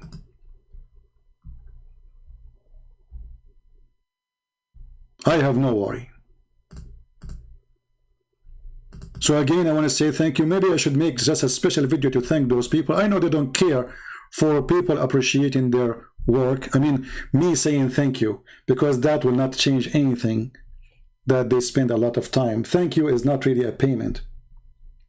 But guess what? I believe it truly that the Lord himself is happy because you share the truth. So more and more Muslims will leave Islam in China. More and more Muslims and non-Muslims in China will see how stupid Islam is. I hope soon too we will have Quran and science, because that book completes this book.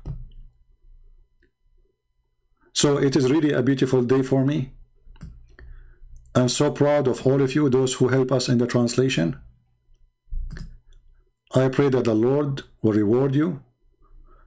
I pray that the Christians will appreciate you. And I will be happy to give more books. I'm working right now, as you know, in the Quran translation. And then after we finish the Quran translation, we need people to help us to translate to all languages again. And we will give the translation for free, same as the others. So we will translate the Quran into English. Then the heroes of us, they will translate that translation into all languages: Russian, Chinese, French. So nobody can lie to you, giving you false, inaccurate translation.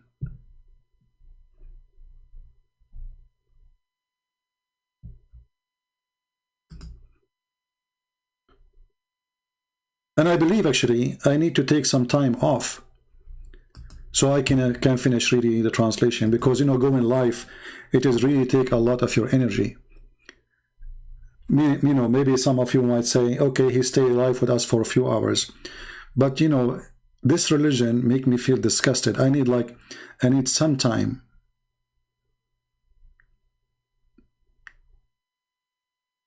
to cleanse myself from the topic. Many people do not understand that when you talk about this cult, it's disgusting. It's not something comfortable for me. It is the most disgusting topic ever. But because I have to, I am doing what nobody can do maybe. Our priests, sadly, they are busy making speeches, but not teaching. And if you ask them about Islam, they will give you a wrong answer. So we are here to do what Christians should be doing, and those who claim to be priests, they are not doing. All of this, so your wife, your child, your daughter will not be fooled by a liar. Saving souls is the most important job a human being can accomplish. You can be a mechanic, you can be a doctor, you can be an engineer, you can be a lawyer, but none of those is equal to saving souls. When you follow a cult, that cult will destroy your life. It's worse than the drugs. Especially those who teach you hatred. When hatred goes inside you, hatred will kill you. Hatred will take over you. Hatred is a poison a person he take willingly. And Christ is against hate. So we praise the Lord for his love, and he orders us to love the Muslims and not to hate them. If we hate them, we will become like Muhammad. We will become literally satanic followers. We hate the hate, if we can say so.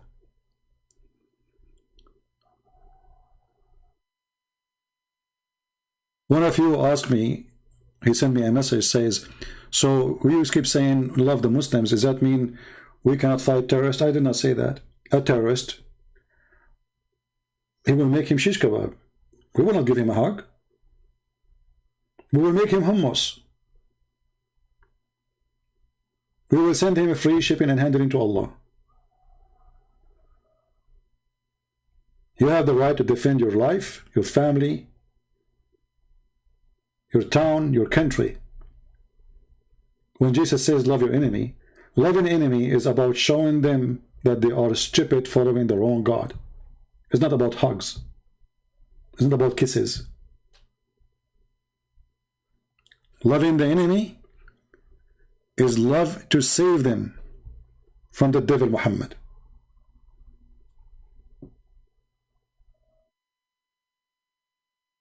As simple as that. We don't want Muslims to be killed. We don't want Muslims to be hurt. There are people like us. They have feeling, they have family, they have children. Islam is the problem. When the Quran, when the filthy Quran says to the Muslims, take not Christians and Jews as a friends. Why Muhammad he did that? Because he's so evil. He don't want, even in the future, my kid and your kid to be friends. He wants bloodshed forever. A filthy man.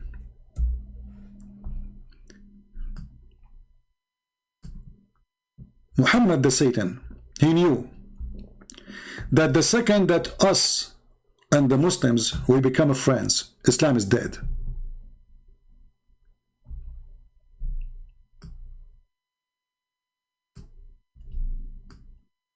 The filthy Muhammad, he knew that the second a Muslim, he will not hate me and he will accept me to be his friend. From his heart, Islam is dead. So this filthy satanic man, he wanted to be sure that even after he die, we will be enemy forever. But as you see, Muslims, when you are hungry, you go to the Christians. I don't see thousands of refugees going to Muslim countries. I don't see millions of Muslims dying to go to Muslim countries. When the refugees, they run away from Myanmar to Bangladesh, do you know what they did to them? They threw them in the ocean. Go check it out. Muslims don't welcome Muslims. Muslims kill Muslims. Muslims bomb Muslims, rape Muslims. Christians give them health insurance, school, even pay for their mosque. Can you believe it? Can you believe it that the government of England pay for the Muslim program of youth and Muni Hijab, he received some of that money? Watch the video of Shamsi asking where the money goes. About hundreds of thousands of pounds given from the government.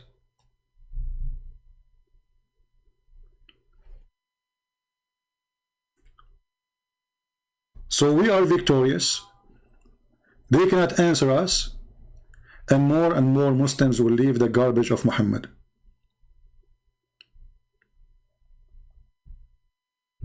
But the most important thing, that this season is a beautiful season with all those videos. And the funny is that they are the Muslims making the videos, recording the videos and posting the videos.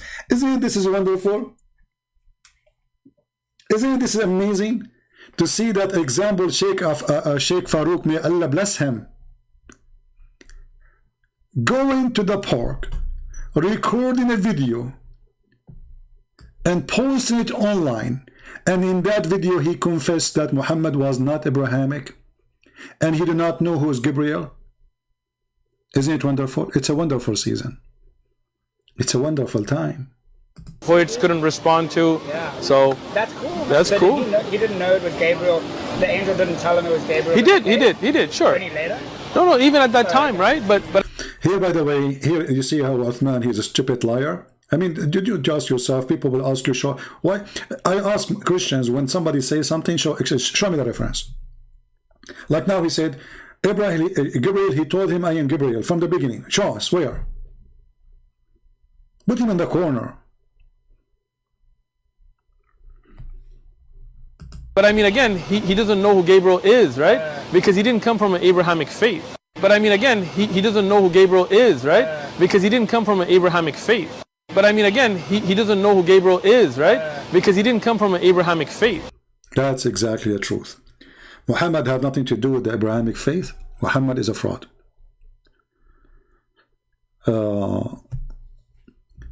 Prophet knew Gabriel through Ishmael. That part of his statement is not correct. I did not hear him saying he knew about Ishmael. He said he did not know who's Gabriel. He didn't say Ishmael or anything. He said he did not know who's Gabriel. Maybe you are talking about the person who called me. He said from Ishmael. No, the guy, he said it clearly. Muhammad, he did not know who is Gabriel. That's it. Why? He said why? Because the Arab, the people of Mecca, they are pagan. So Muhammad is a pagan. He lived in between the pagan. He is born of a pagan family. So it's very normal to be pagan too. Why the Muslim try to deny it?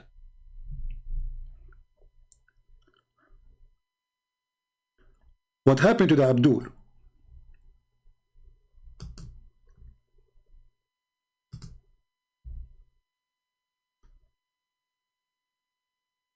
That he, as all Abdul, the same as Muhammad, when they talk, they fart. When they talk, they don't talk, they do farting.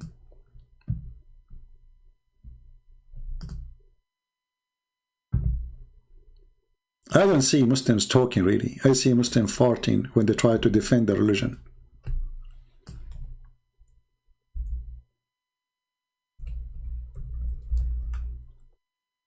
Shaitan, he sleep in your nose.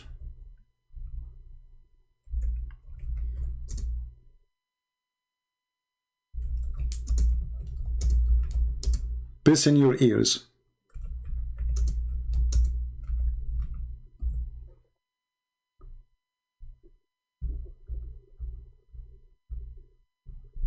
Amazing knowledge.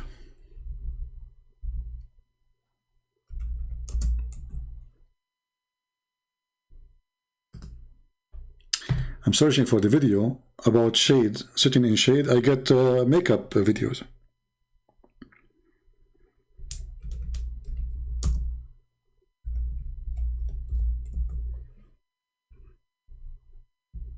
Yeah. This is the truth about Islam. I was sitting once and I was half in the shade and half in the sun. So my teacher told me that I shouldn't do that. When I asked for the reason, he said, because this is where Shaitan sits. So he's asking me, can you elaborate? Yeah, I can easily elaborate. This is what the Prophet told us, alayhi salatu wasalam. There are so many things, Yahya, that we believe without understanding, because this is part of our religion. Allah described us in the beginning of Surah Al-Baqarah that we believe in the unseen. So if I were to tell you that, Akhi, here is a mine gold, you said, wait, I can't see anything. You will not believe me. But when Allah tells us that there are angels around us, there are jinn around us. Here you notice the stupidity, how the brain have a low IQ when you believe in this cult. The question is, my Shaykh told me I cannot sit in the shade because Shaitan, he said half in the shade, half of the sun. He said because Shaitan, he said there. So what? Let us say for the sake of argument, Shaitan, he said half in the shade, half on the... So what? You see the stupidity? The question is why I cannot? Low IQ. I have somebody now sitting half in the shade, half in the sun. Okay. I'm going to tell him now not to do that. Okay. He asked me why I cannot do that. You say to him, because Shaitan, he said this way. So what does that have to do with me? How stupid is that? So the question never answer. The question why I cannot sit half in the sun, half in the shade. He said because the Prophet said so. But why the stupid Prophet say so? If I sit half in the shade and half in the sun, does that make me Satan? Isn't it obvious that this religion is made by a fool? And look, this guy is sure he can explain it. Look, he's not like, you know, like how I can explain that. For sure I can elaborate. Shade and half in the sun. Half in the shade and I was half in the shade and half in the sun. I was half in the shade and half in the sun. I was half in the shade and half in the sun. I was half in the shade and half in the sun. I was half in the shade and half in the sun. I was half in the shade and half in the sun. Do you see the important topic in the 21st century? There's a guy, brother. He is sitting half on the shade and half in the sun. Brother. We brother, you cannot do that. You better move right now. Move your ass. Why? Because and half in the sun. So my teacher told me that I shouldn't do that. When I asked for the reason, he said, because this is where shaitan sits. So he's asking me, can you elaborate? Yeah, I can easily elaborate. This is what the Prophet told us, alayhi salatu wasalam. That's it. I can easily elaborate. You idiot, you stupid. He told you that the shaitan, the scholar, he told him why. He told him because the Prophet said so. So the answer is because the Prophet said so. Do you see the stupidity?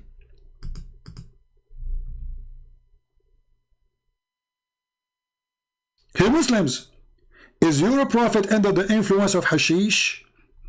This is what his God told him, that you cannot sit under the sun and the shade in the same time. Why? Because Shaitan, he sit the same way. This is how stupid this cult is. And then the Muslims, they make videos about Quran and science and the Prophet and science, and we die laughing at the hypocrisy and the lies. Wahhabi Salafi book are not accepted for all Muslims. My friend, you are a joker.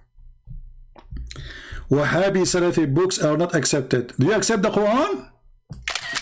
I mean, hold on, you know what? I'm going to go to Skype just for you. Again, I logged out of Skype, but just for you. You said you are the one who called me before, right? Okay, I will open Skype for you. He said that those are Wahhabi Salafi, and their books is not accepted by all Muslims. So I want to ask you, do you accept the Quran? What was your name in Skype?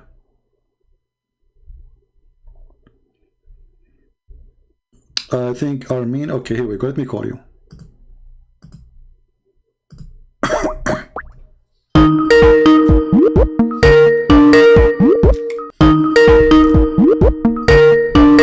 Yes, I accept from Quran. What's your point? You hear me, my friend? I accept from. Huh? I accept from Quran. What's your point? You accept from the Quran. Okay. So is it true that there's a guy in the Quran, he dies standing and nobody noticed that he is dead until the termite finished eating his steak? Okay. What is okay? You accept that? Everything God says in Quran is acceptable. Okay, so why you don't why you don't accept what is in the hadith? You accept this silly thing. So there's a guy, he is dead, and he was dead almost for a year, standing up. His name is Sulaiman. That's by Allah. That is acceptable by every Muslim. But the books that you refer to by these Wahhabis is not acceptable by all Muslims. I'm asking you now, you accept the story that there's a person, he died, and he was standing for a year, and his wives, and he's a king. He have an army. He have soldiers. He have hundreds of wives. Nobody noticed that he is dead until the termite, they ate his steak. You are saying to me this is logical for you, and this is acceptable story. Okay, you want to go by logic? You're by the same logic. Your book says a donkey talks. Is that acceptable? Is in Old Testament? How is that acceptable? Well, even that there it says that God opened the mouth of the donkey. It's not the donkey is talking. No, he said the donkey exactly said donkey No, talks. it How says is that that logically acceptable? God opened the mouth. It says God opened the mouth of the donkey. And by the way, your prophet, he copied the same story, but he claimed it's about him. He says he got a donkey. His name is Ya'fur. And your prophet asked him if he liked females, and the donkey he is a gay. He said, no, I don't like females. Again, you're referring to Wahhabi books. Don't bring those books No, for me. It's not okay, acceptable. so Just don't change Just the topic. So now Just I'm saying to you, your Quran, when your Quran says there's a guy, he died holding a stick for a year, and nobody noticed that he is dead. Until the termite, they ate his steak. How come you accept this story? You don't accept the hadith? I accept it because Allah is word of God, but hadiths are translated by Wahhabis, Salafis. There are so many falsehoods. Well, the same thing. The hadith is written in the same time, actually, almost the same time. No. Hadith 200 years. Okay, Hadith 200 years. Okay, hold on. You said 200 years? Hadith 200 years, Quran within 20 years. Okay, Quran written when? Within 20 years. 200 years. Hadith when? 20 years within 20 years Quran. 20 years? And Hadith 20 years? 20. Okay, I want you to open the Quran you have in front of you and go to page number 8. What do you mean page number? There's a page called A, page A. It says that this Quran is written according to Hafs. According to? Hafs. Okay. Okay, Hafs. Ibn Asim. Hafs put it dialect. Hafs was exist what year?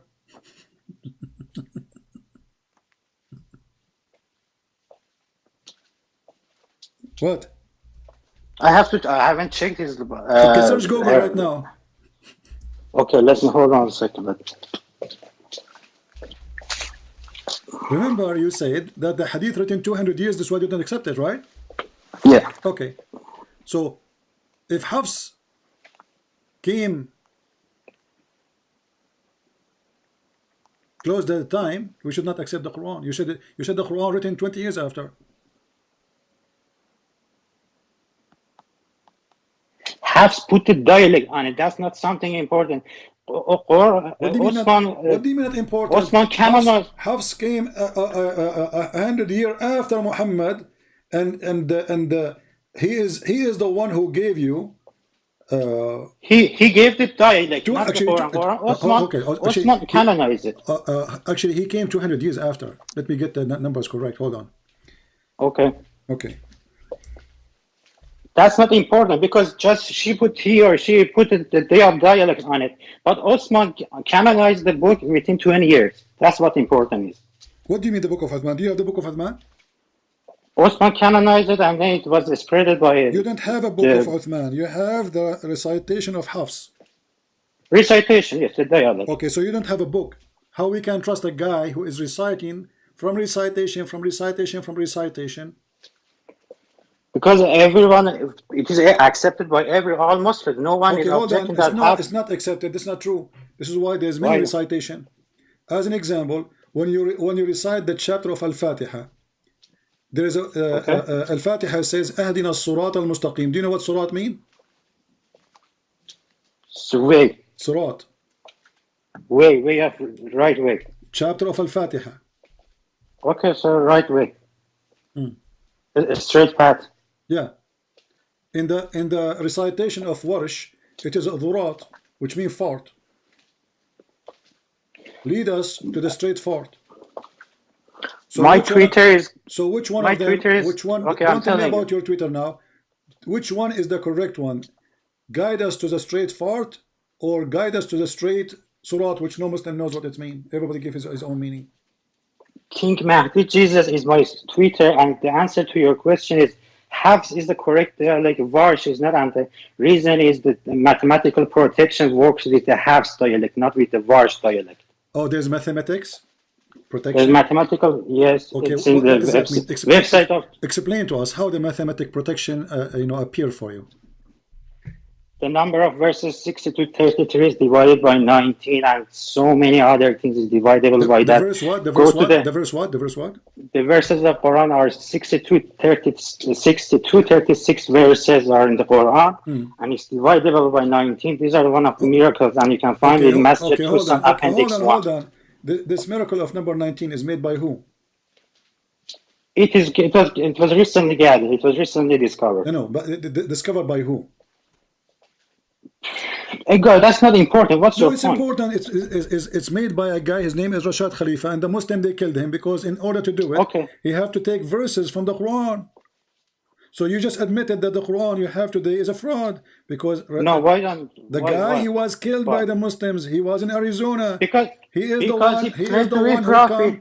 He is the one who come with this false miracle. And look. No. They killed him because later you go read his history. Don't make things up by yourself.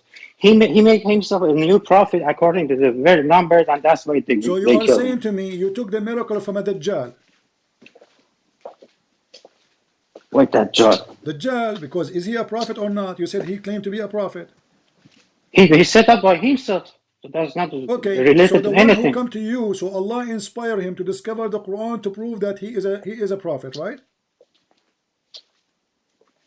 Allah, it didn't inspire. I did. Abdul. If Yes, we go, yes. we go to the website of this guy, we will laugh right away. As an example, the miracle of number 19 start from the chapter of Al-Fatiha, and he said the first verse in Al-Fatiha is contain 19 letters, correct? But I can show you now that there's 23, 24, 25. What 19 letters? This guy is an idiot. Anyone who speaks No. He got it from the 19 angels that are protecting the gates of. Okay, my friend, he got from the 19. But okay, so did Muhammad say is that there is a numbers mathematic in the 19? Or this is your fabrication? Here we go. This is the same guy. He is the one who got it. He said that the first chapter in the Quran contain 19 letters. We can count them right now, me and you, and we will see that they are not 19. That part is not correct. Maybe you can rewrite the verses in different. Okay, guys, he just said this part is not correct, but the whole miracle is based on this part. Not based on the part. No, it's based on the number 19. No, he says Based on number Allah, 19. he started the Quran by such a phrase because he wanted to tell us that this is the number to start with, number 19. So then he divide all things on 19, and then he go to the verse about 19 angels. I don't know. 19 angels, he got it from the 19 angels, not from the verse of the hand, if you want to go by that. Okay, let me ask you. The verses of the 19 angels, we divide them with which number, you said? I have to look at the verse. Hold on a second.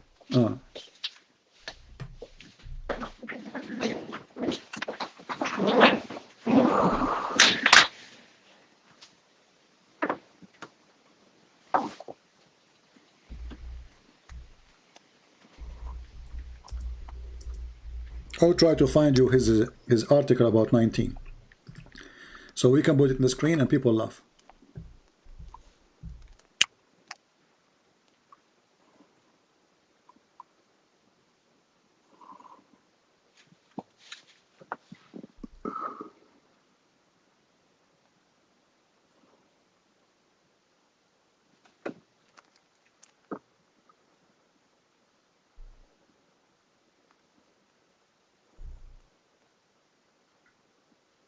Are you there? Yes, I found it. It's in Surah Mudathir and verse 30. I know where is the verse. I'm saying what the theory of this 19 saying. I know what the verse. You're silly. So you go to search Google to tell me what verse now. I'm asking you. This theory is based on what? Based on the 19. Okay, I know. And how he divide? He divide all the Quran or only that verse? All the verses of Quran are dividable by 19. That's one of the miracles. Exactly. And that will break it. Because first of all, the Quran, there's tons of verses are missing. And they are not there. No. If anything was missed, the mathematical protection wouldn't have worked. Okay, hold on. Are you against the Quran or you are with the Quran? I'm with the same Quran that has verses of 60 to 36. Okay, here we go. I want you to recite for me the chapter of a breastfeeding for adult.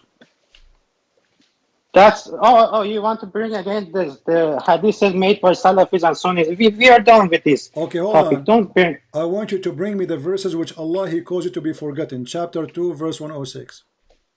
Hold on a second. Chapter 2, verse 106.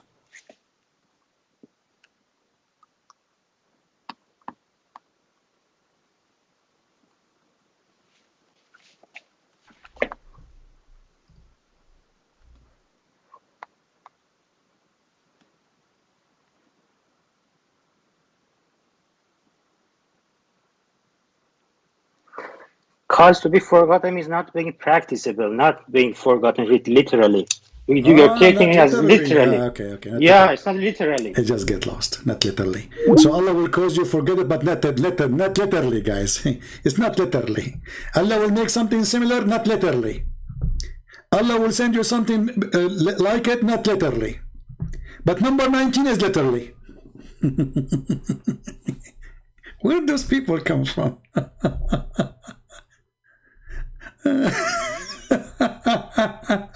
And they say to you, why you hang up on them?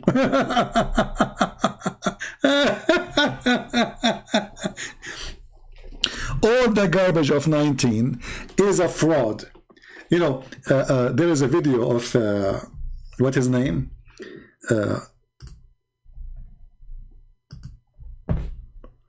What his name? Like, I mean, the stupid idiot.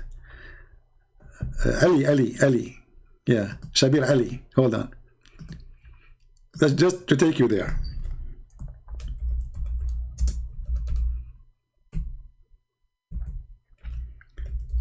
He said, the miracle of number 19, if you calculate those numbers, will come.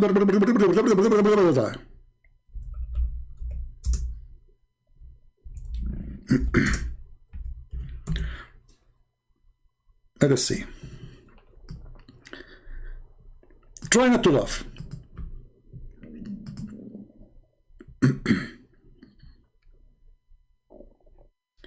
Let us move to Shabir Ali talking.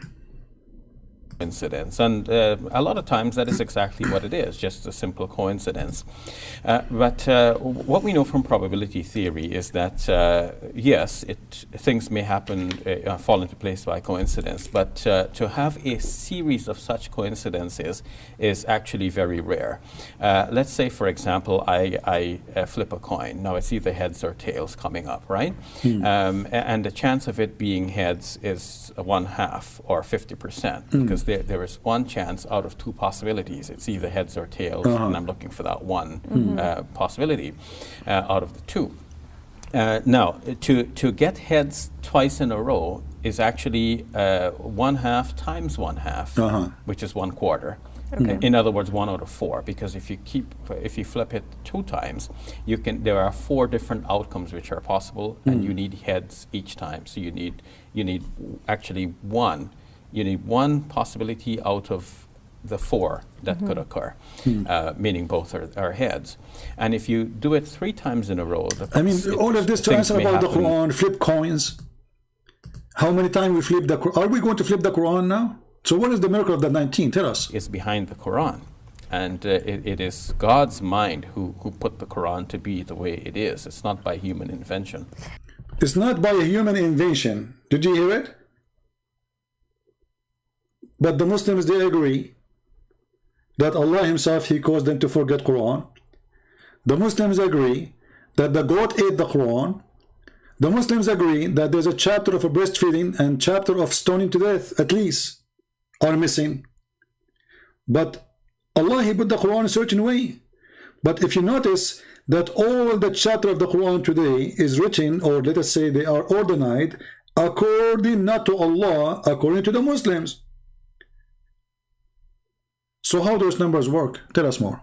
And someone obviously did this research, right, in this area of focus. So can you elaborate a little bit on that? Yeah, the first person to come up with this finding is a man by the name of Dr. Rashad Khalifa. See, the Muslims are witnessing to a false cult leader. He claimed to be a prophet. He took verses from the Quran,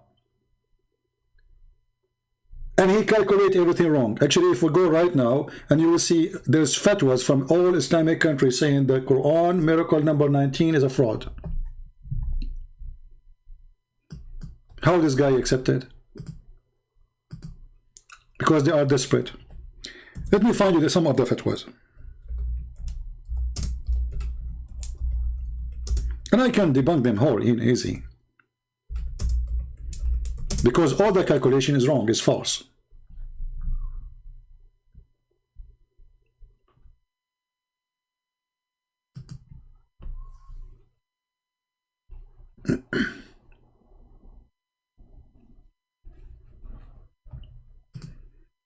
Okay, let's open.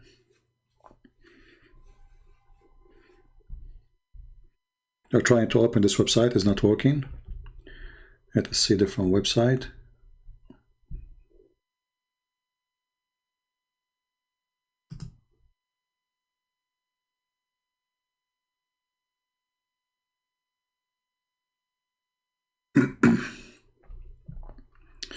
Man, this website is so slow, taking forever. Just forget. Hold on.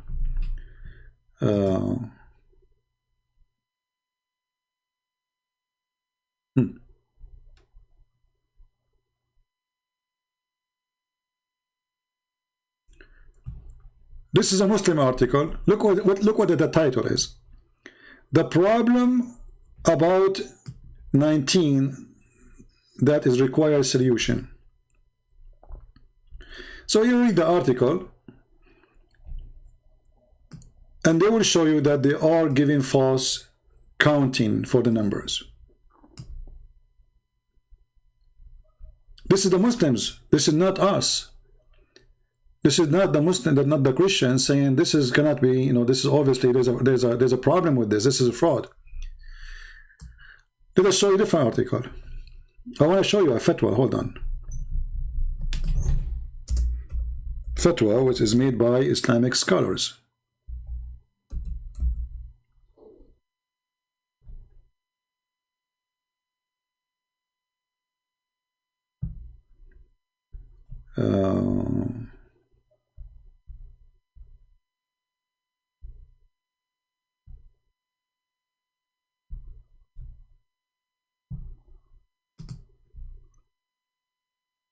Where is the fatwas? We are searching.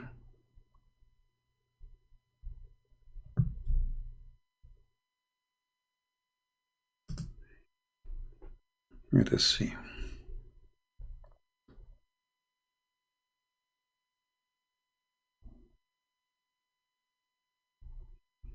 Anyway, I don't know, like I'm trying, because before I made a video about it, maybe I need to change the search key word.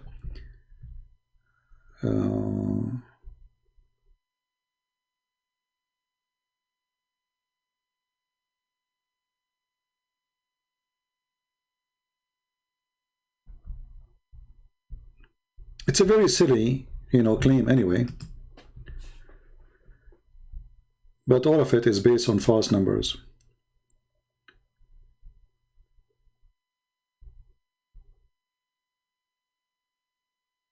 Let us change the search. Let us type the word 19.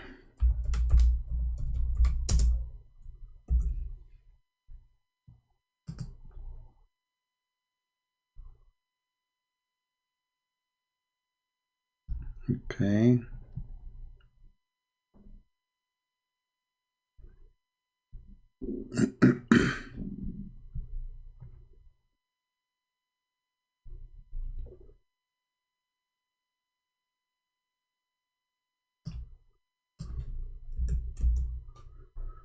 Maybe we can search actually videos. There's videos exposing those false miracles made by Muslims.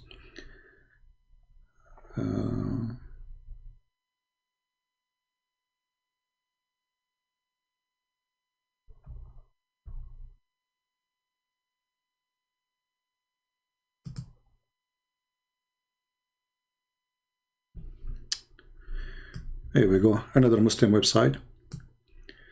Angels or 19 miracles.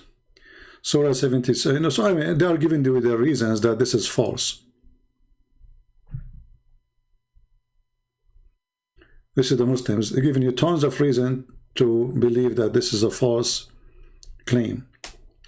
But anyway, for us, the easiest way, because especially those who don't speak Arabic, to debunk this claim is the Quran itself. The Quran says, if Muhammad is a prophet, why his God did not give him a miracle? Chapter 13, which is a chapter given at the end of the life of Muhammad. People are still asking Allah, Aka Muhammad, how come he don't have a sign? Why Muhammad did not say, this is the sign? He did not say, I have any sign. He says, well, Allah, he did not give him miracle. Allah, he deceive as he wish, and he guide as he wish. That's the answer. Which means Muhammad himself is not aware that there is a scientific, or let us say mathematical miracle as the Muslims they claim, which is rejected by Muslims. It's a stupid statement, because all the calculation is based on numbers and letters. If we go calculate them, we will find that those letters are not true. So when he calculate chapters, they say chapter Al-Fatiha, first verse is 19 letters. We go check them out, we find they are 23, 24, depending on the recitation. If you use Hafs, I think it's going to be at least 24 or 23. So they are not 19. So it's a very stupid claim. And here we go, Muhammad at the end of his life, still he don't receive any signs or miracle. The Quran says, well, if this is a book from other than Allah, well, then you will find contradiction. Barat Rahman, when he was speaking to Mimi Hijab, he said to him, well, my book, the yellow pages, have zero contradiction.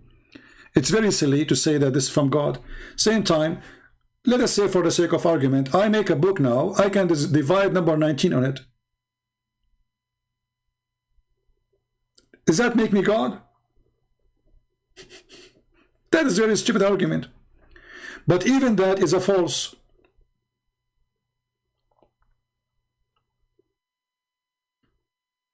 Because all of it is based on number 19.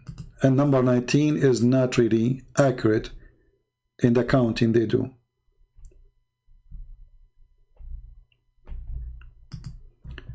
I will go to the website of Rashad Khalifa.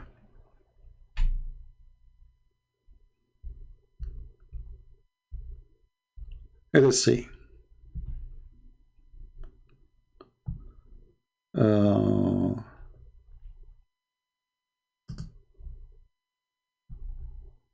Here we go. All of the claim is based on the first verse in the Quran. The first verse, 1:1, known as a Basmala, contain 19.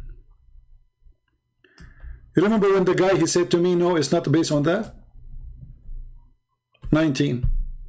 Okay, let us go to the first verse. We will find that this is absolutely false. It does not contain 19. That is absolutely false. This is the Quran, which means if that verse is wrong, is not 19, the rest of the claim is destroyed already. First of all, in Arabic, there is nothing called bism. And the Muslims agree that the original word of the first word is bi-ism, not bism. It was, the alif was taken off to make it easier to recite. This is why if we go in the Quran and we type the word in the correct way, we will find the word appear many times.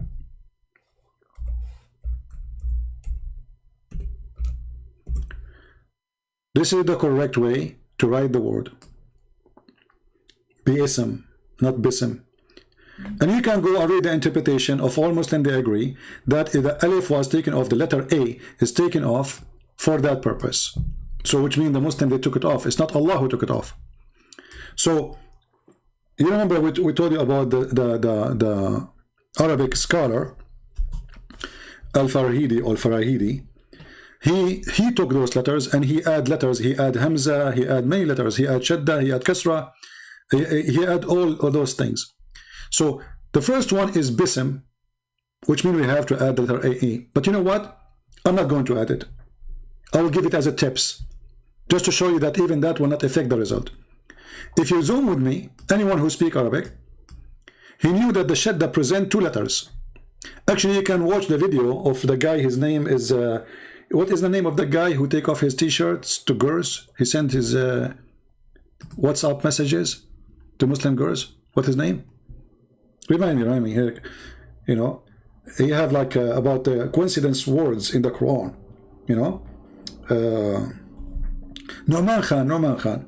So watch the Nu'man Khan. He will show you how when the letter have a top shadda in the top of it, that means the letter is repeated twice, like Ar-Rahman. Go watch his video. That's not my video. This is a Muslim videos. So the second you see shadda, and those who do not know shadda, let me show it to you. I will zoom in more. That thing, let us show you here. That little thing in the top of the letter here look like this, look like teeth. This is a thick line. Let us use thin. This letter here, this move here, look like that. In the top of the letter in the middle of Allah. I will put a sign underneath of it. See that letter? In the top of it, you will see that move. That move represents 2 letters, not 1. So the second you see that move in the top, it means there's 2 letters. So the same letter repeated twice. And the same goes for every letter after that. You see here Ar-Rahman, this is letter R, and have the same sign in the top here. So letter Ra is repeated twice. Okay, so now we have 2 letters more additional to 19. We continue. If you go here, you will see a little A here in the top. I will put a sign under the word, and this is the letter. You see it? Little A. Let me put an arrow with a different color. This is the A. You see it? It's a little tiny thing in the top. Oh, we need to make an arrow. Hold on. Arrow. Let us wipe it off and make it again.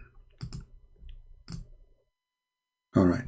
So now, if you look here, you will see there's a little arrow. Sorry, little alif. You see it? It's like a dagger, like a knife. That is a letter. Ar-Rahman. There's A. So now we have 3 more letters to 19. So now what we have? 20, 21, 22. We did not finish yet. Here we have the shadda again over this letter. Let us make this arrow shorter.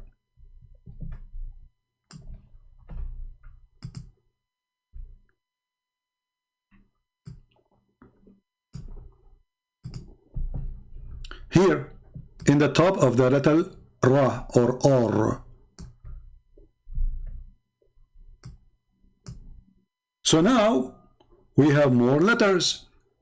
So now we have 4. 4 plus 19, according to his calculation, they are 19. Plus 4, that is 23 letters. And we did not add the alif here, which is should be added. That will make it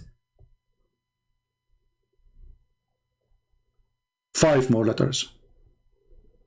Where's the miracle?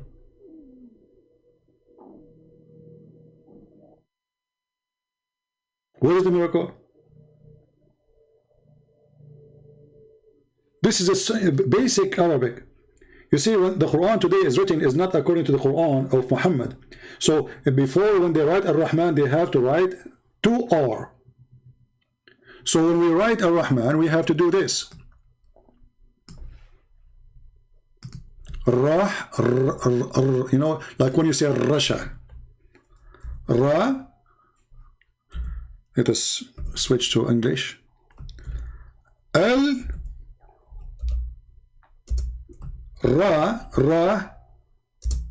Rahman.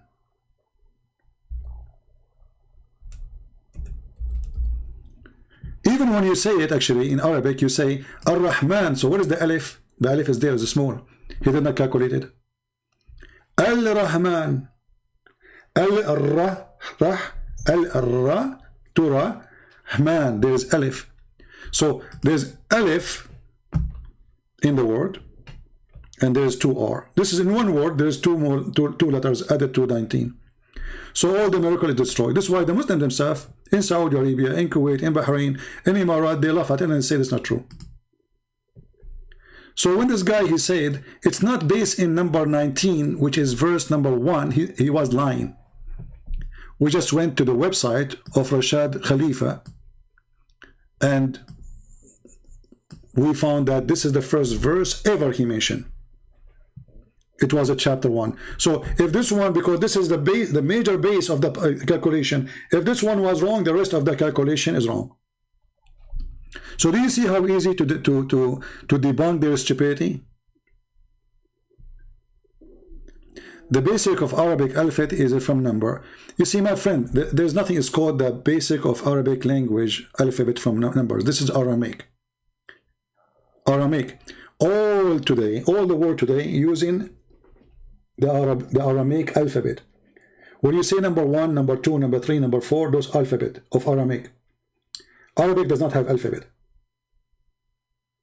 Arabic does not have alphabet. Arabic is, let us say, you bring a dog, he is a Doberman, and you make him have sex with other dog, and then you have a new dog mix. This is the Arabic. Arabic is not a language by itself. But anyway, Muslims agree that this is the true Arabic, and you can go, as I said, go watch let me try to find it just to show you. What his name? Nu'man Khan. Nu'man Khan.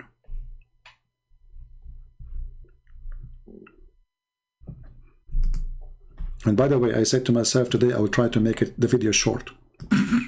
What they call it in English, guys? So what can I search? Like what is the they say, like in the name of the miracle of the Quran, like how you find letters, you can read them backward, forward. Nu'man Khan, Quran words. Let us see.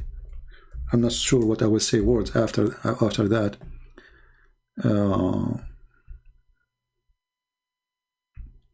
Yeah, here we go. This is the video.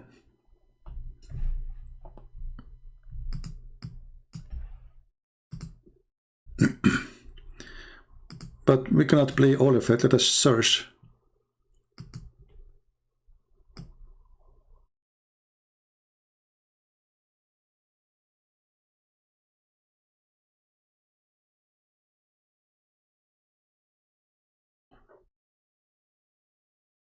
I don't know if this is all the video or part of it.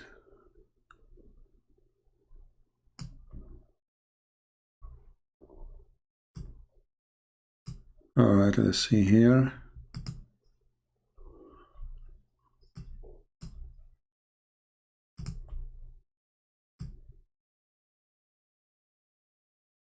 You have to look for it, because he have where he showed the word Rahman specifically. I'm trying to find in the video. I'm scrolling down because we cannot play the whole video. Ar-Rahman.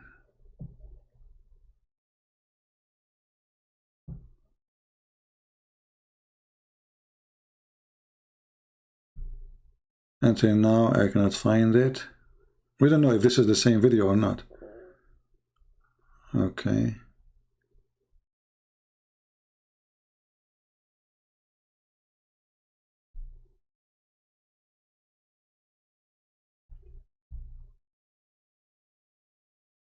Until now, I see nothing. But I saw the video. It's one of those videos he make about the Quran words. Let us search different one. Nu'man Ali Khan. Okay. Nu'man Ali Khan, miraculous.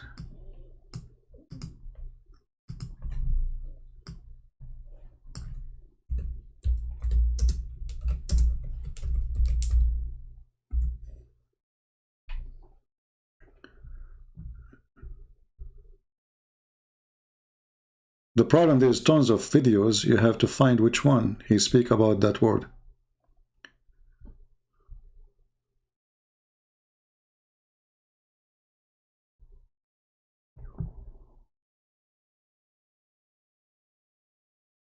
Let us see.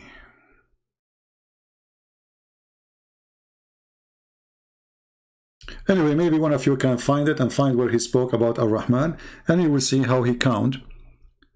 How he count the letters, and he will show you that letter have to be counted twice. I mean, it's not a science, it's easy. I mean, any Arab, he knew when you add shadda is something added to the Arab language later, so you can make the writing shorter, so you do not need to write the letter twice.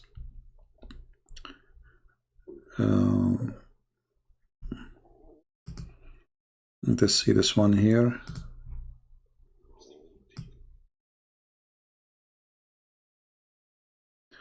Maybe if any of you can find it later and give me the link, and I will play it. But anyway, but you see how easy to debunk this stupid miracle. Number 19 does not exist. Not in a single verse of what he claimed. The counting is fabricated. And even Muslims have to agree with me. Actually, I challenge any Muslim right now to say to me that there's no 2 letters in La, no 2 letters in Ra, not 2 letters and 1 letter in Rahman. There's nothing in Arabic is called Ar-Rahman like this. Ar-Rahman have to come with Alif. Always. So this was added later by this guy Farooq as a decoration. So he make it small, but this is a letter, Ar-Rahman. You say it, Rahman. But here, by making this letter small, and when the guy he calculate the numbers, he is not being honest because the letter is still there in front of our eyes. You see, the first letter here in Bism is taken off. So I can say, okay, well, he was calculating what is there from the Quran today. But why he did not count the letter here, which is in the front of our eyes? There's no way he don't see it. And he speak Arabic. Don't you knew that this is an Alif letter? He knew. Any Muslim here, he knew. Why he did not calculate the letters here? Why he did not calculate the letters here?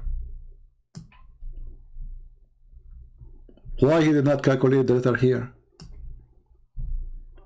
Because simply he did it on purpose. And then the Muslims, they are naive, copy paste, they get excited. Somebody said there's a miracle in the Quran number 19, and then by the way, in the beginning, all of them, they spread amazing discovery. TV stations spoke about it, and then the Muslim cleric, they start looking and they said, oh no, this guy is horrible. He just screwed up the Quran. This is absolutely fraud. So when a guy like Shabir Ali, and I challenged him, I said to Shabir Ali, the verses you mention in your video, I challenge you to do live with me, and we will not debate. I want you just to calculate the letters. The one you mentioned. And for sure he will never dare to do so. And you ask yourself how Shabir Ali was sure. Do he speak Arabic?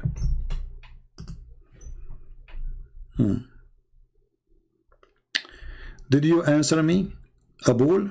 My friend, I answer you many times. You are just an idiot. Aren't you the one who asked me about the Christmas tree? Get out of here. Aren't you the one who said to me, Jesus, he killed people in the Bible of Thomas? I answered you, you idiot. You are just like a pimple in the ass of Muhammad. And now I pressure you, and all the fuzz came out. Did you answer me? Like the guy, he think like he have a questions. Is those questions? Is really this is a question? Do you know that Jesus, he killed people in the book of Thomas? Okay, give us the verse. Jesus killed people in the book of Thomas. This is about the judgment, the potato. I mean, where those dummies coming to me from? You know, it's like when an adult speaking to somebody, and then little child, he hold him from his trouser. Buy me candy, buy me candy, buy me candy. This is you. You are just a stupid silly. This is what you have. This is like they're against Christianity now. We celebrate Christmas. What a dump.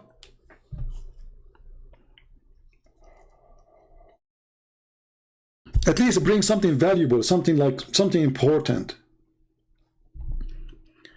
Let me tell you, the God in the Bible, he killed people too. Is it the flood of Noah done by God? Isn't it the Christian, they believe that this is the same God? So you are silly. You do not need to go and fabricate news. We have real news. Yes, God, he kill. He create. And he take life. He gave life. So he is the only owner of life. So he is the one who have the right to take it. Are you happy now? Stupid silly?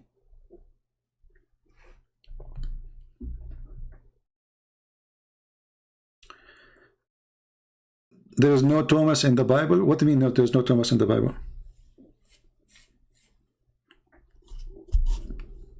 No, he's saying in the Bible of Thomas. In the Bible of Thomas. You know, I remember once I asked a Muslim, do you know the Bible of Jeferanos? He says, yeah, I know it. I said, what about the Bible of Mikalanos? He said, yeah, I know it too. What about the Bible of Sharhabil? He said, I know it too. Yeah, Muslims, they come to you with Bibles as they wish. However, if they are trying to say that Jesus, he bring people to kill, his angels, they will kill, they will slaughter in the judgment day, well, we can find that in the Bible. But this is in the judgment day. But as we know, Jesus will not really slaughter them. Jesus will send them to hell, because slaughtering will end the life. But the Bible confirms that those people will live forever in hell.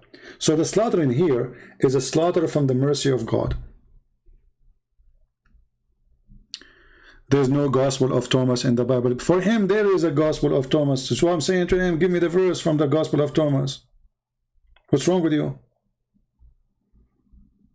For him, there is a gospel, the gospel of Thomas. He have it, have a verse. I said to him, show us, so we laugh. What's wrong with people?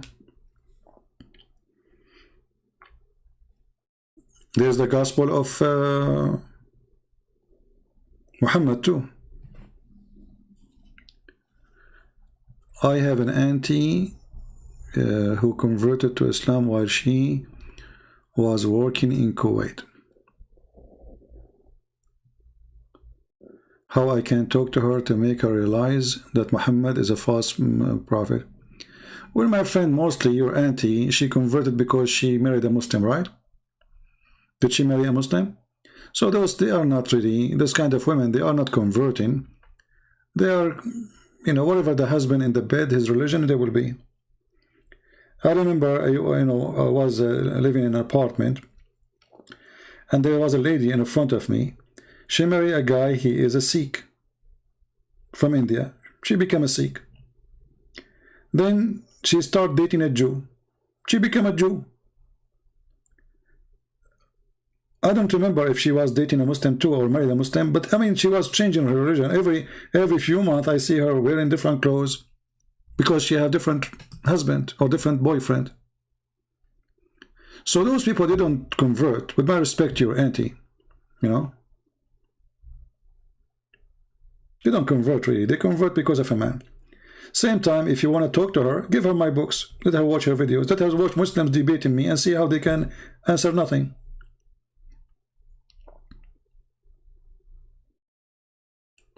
So the one who have a verse from gospel, the Muslim, they come to you, there is a gospel, it's called the gospel of Barnabas.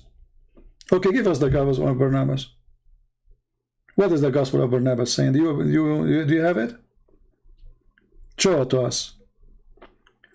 That gospel says what? Muslims, they have all their own gospels. For us, we as a Christians, we have the 4 gospels. But anyway, if you have a gospel, bring it to me, as you call it gospel, because if you consider it as a gospel for you, that's good. Show us.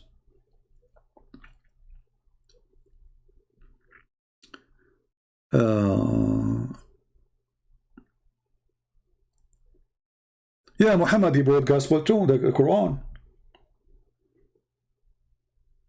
All of them, they have gospel.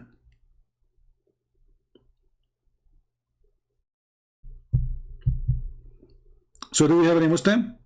My Skype is still open if there's any Muslims. Anyone?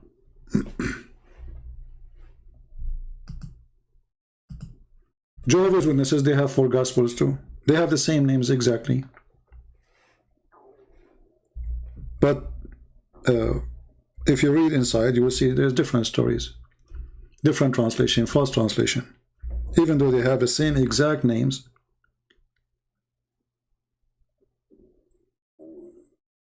exact same numbers,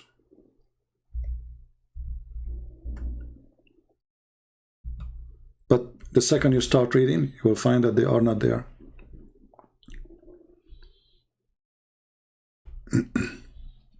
But anyway, if you have the Gospel of Thomas, please share it with us. We will be happy to read from it.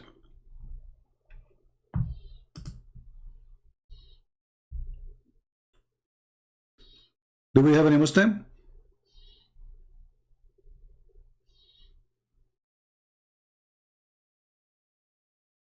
And by the way, there is some books called Gospel, but those are, we consider them as a fraud, right? And this is where some of the stories Muhammad he brought them from there. So we know that there is other books called Gospel, but those are not our Gospels. You can call them Gospel, people can call them Gospel, but they are not.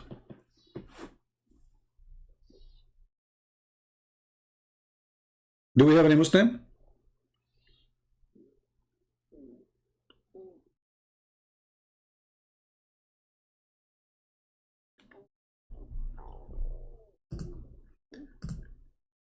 Always the Muslim, they try to bring verses trying to say that Jesus, he teach violence. Well, I have a better news for you. You can go to the Old Testament and you will see that God, he ordered people to go in war. The same God. We don't have two gods, three gods. The same God, he flooded the whole earth.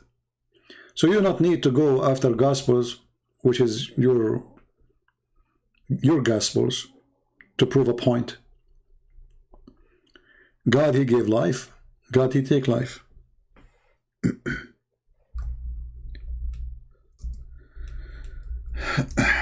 Let us see the Abduls in Skypes. Like Jesus, he said, I brought a sword, not peace. That's what the Muslim, they copy for us.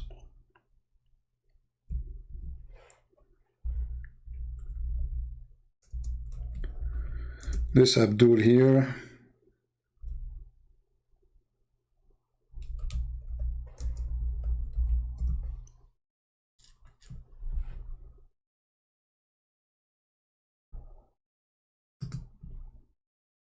Okay.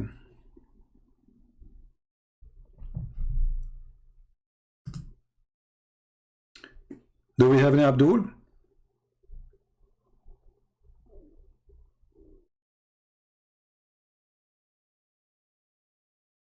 No, even those fake source they bring, they are good for us.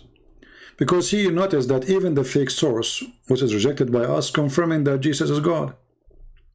Even those fake books, they are in total agreement that Jesus is God, that there is a Father, there is a Son, there is a Holy Spirit, and there is a crucifixion. So they can bring it, no problem. Doesn't help them.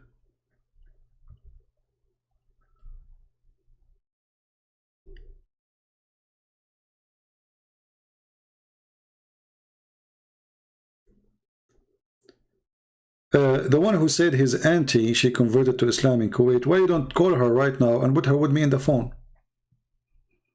You can call her using Skype, and you can invite me to join the conversation and let me talk to her.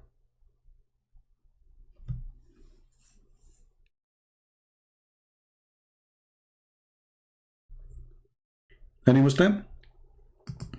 Any one of you, he have somebody, he want to help? He is somebody, let's say he converted, the Muslims lied to him or to her. You can call me. I don't take calls from Christians, as you know. But in this case, I will accept.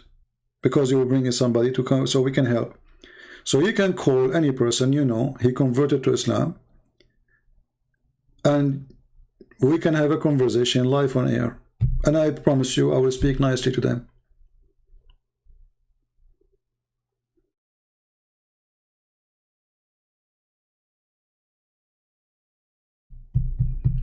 Do we have any Abdul?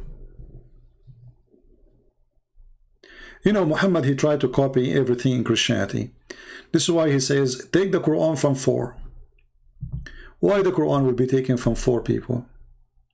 Because Muhammad, the fraud is always the same. Nothing changed.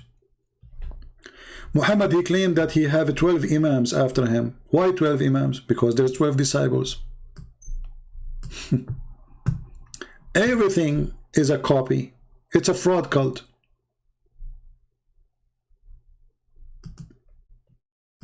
Take the Quran from 4. Is that Luke? Is that Mark? Is that John? Why from 4? Is Matthew with them?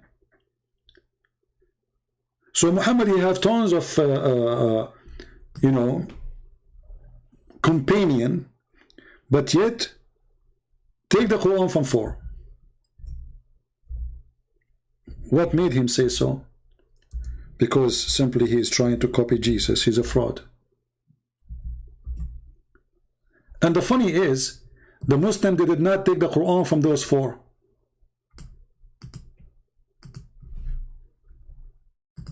They did not. The Quran they recite today is not coming from those 4. Is somebody trying to contact me?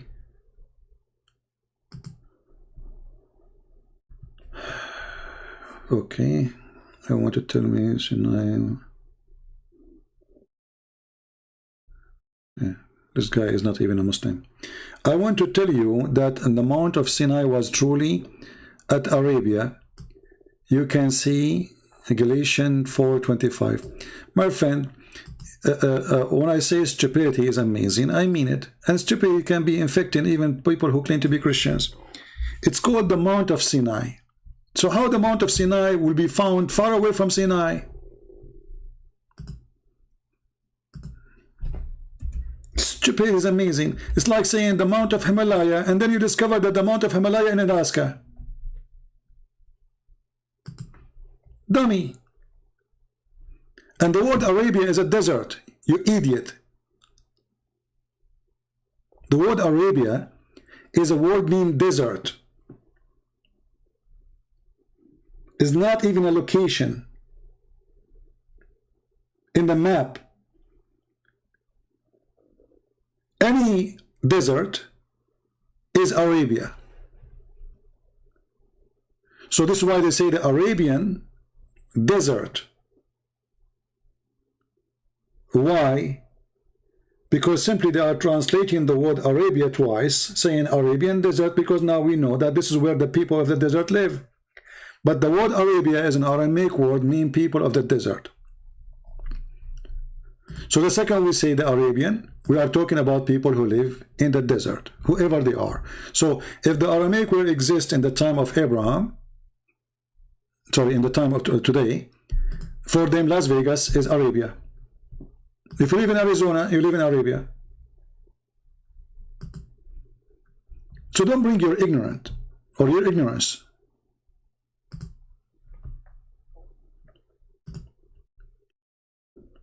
Ignorance is the problem in this world.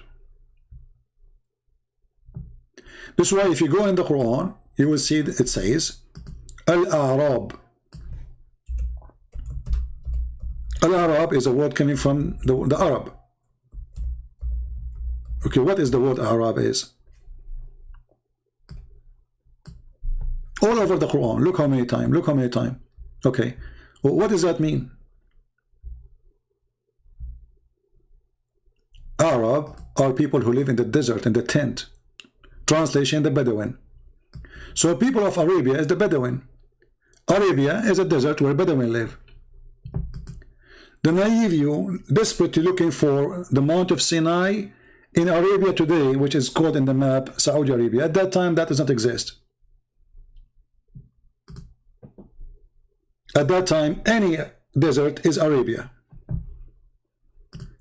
And the Mount of Sinai exists in the desert of Sinai, which is Arabia.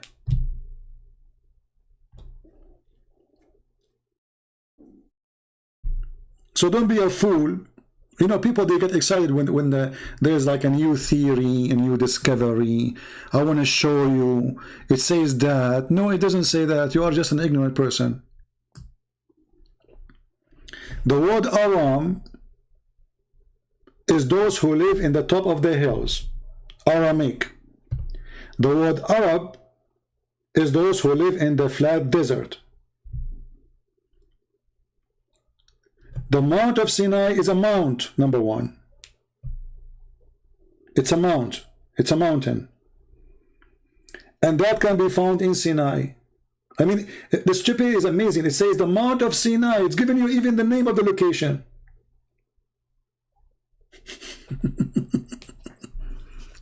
And you know what funny is, to make to show you how dummy a human being can. The Jews all this time, they did not discover that. So the Jews, you know, Moses and the Jews who follow him generation after generation, writing in their books, and the rabbis, they did not notice that the Mount of Sinai is in Saudi Arabia. Dummy.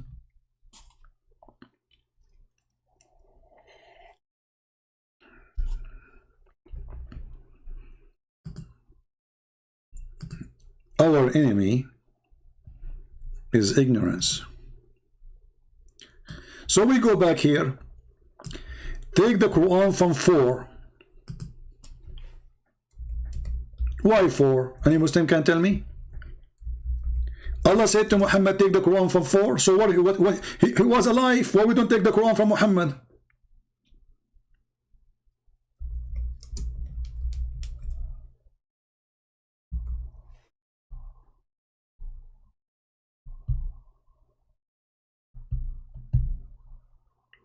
Muhammad is alive. He is the one saying take the Quran from 4. Why we need to take the Quran from 4 if Muhammad is alive? Did Muhammad forget the Quran?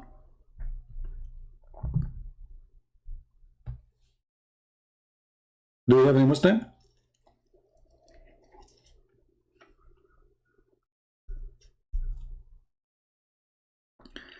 My friend, I do not need to find the real name of Sinai, because this is the real name of Sinai. The Mount of Sinai is the real name. You're again being an idiot. Documentary. Those people, they take their religion and their belief from documentary. A documentary made by a truck driver. You did not see the documentary, so his proof is a documentary. And the Saudi, they have a fence around it. Stupidity is amazing. And you know, at the end of the day, let us say the Mount of Sinai was in Japan. Why this is so important? Why people are so silly? It's like a guy, you know, he used to have a lot of pimples in his face, and he used to play with them. And then one day, somebody told him, oh, there's a medicine, if you use it, no more pimples. So he used it. Pimples are gone. And he was so unhappy. Because now he will squeeze what? He needs pimples. So silly people, they try to find discovery, have useless use. Useless use, because this is how they can get attention. If you say something different, you get attention. If I go right now in the highway in the wrong direction, all TV stations will talk about me. But if I go like millions of people goes every day in the same direction, nobody will talk about you, right?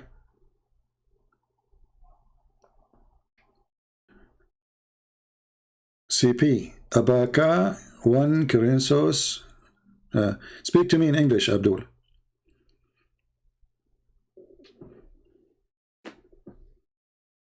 I think this guy, he's saying that in 1 Corinthians, is that what he's saying? In Hindu, sorry, in Indonesian language, sorry guys. I drank too much coffee. So Muhammad, he have a 12 Imam, take the Quran from 4. Muhammad, he changed his name to be the praised one. All of this lead us, that's one thing, that Muhammad trying to be Jesus.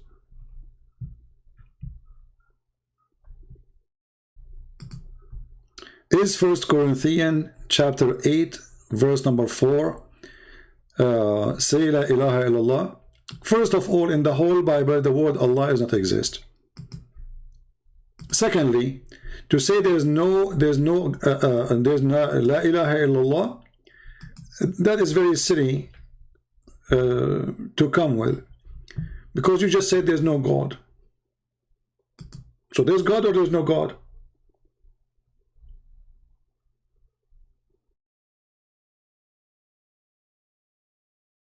in order to make the phrase, you know, let us say, come to be true, you can say there's no beside God to worship save God, but you say there's no ilah illallah. You just say there's no God.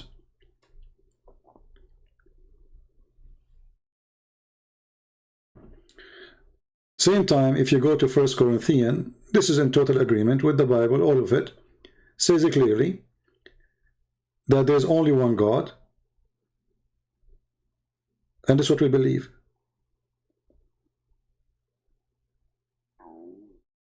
If you read verses after, one verse after, you will see that Jesus,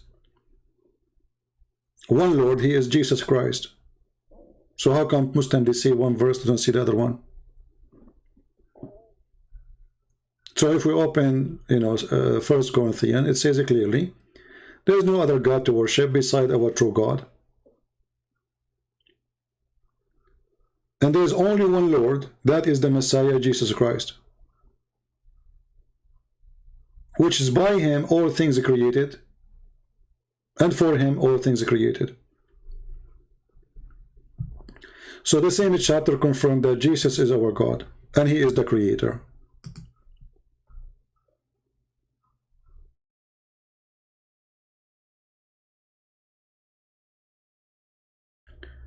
Do we have any Muslim?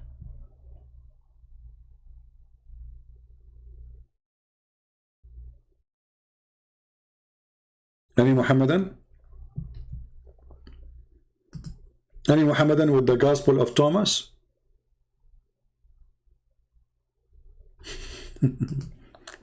Gospel of Thomas. So you see, this is how you can, you know, this is why, like, those things, like Muslims claiming miracles in the Quran by numbers, those are difficult for someone who do not know Arabic. But for us, those is a joke. We can debunk them in 2 seconds. 2 seconds. It doesn't even take us 2 seconds.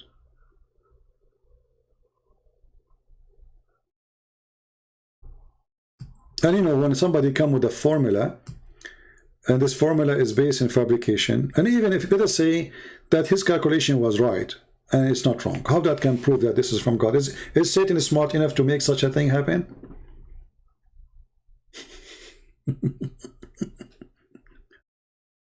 Religion is, you know, sometimes religion can be very silly.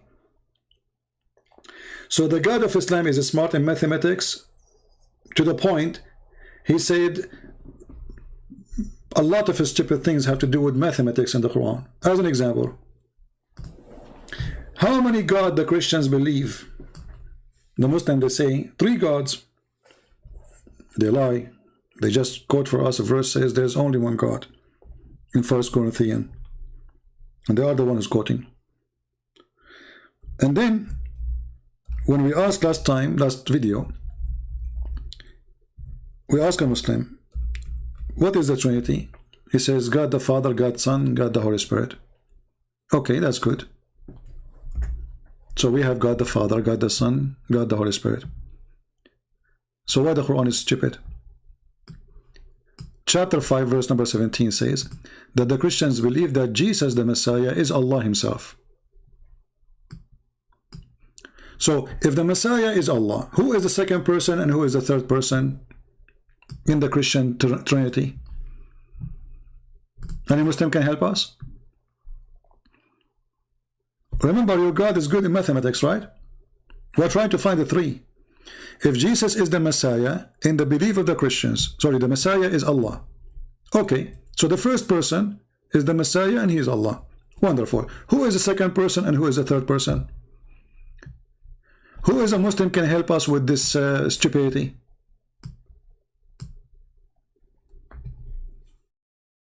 Remember, we Christians, we don't believe that God the Father is the same as God the Son. We believe in one God, yes, but we believe the Messiah is a person. God the Father is a person. God the Holy Spirit is a person. So 3 persons, 1 God. Here, the Quran saying that the Christians believe that the Messiah is Allah himself. Okay, so the first person is Allah, aka the Messiah. Who is the second person and who is the third person? If there's any Muslim want to help us? This is the most simple mathematics ever you can imagine. We do not need to calculate 19 and 17 and divide them and add numbers, take numbers, which all is stupid. The first person is Allah and he is Jesus at the same time. Wonderful. Who is the second person? Mary. Who is the third person?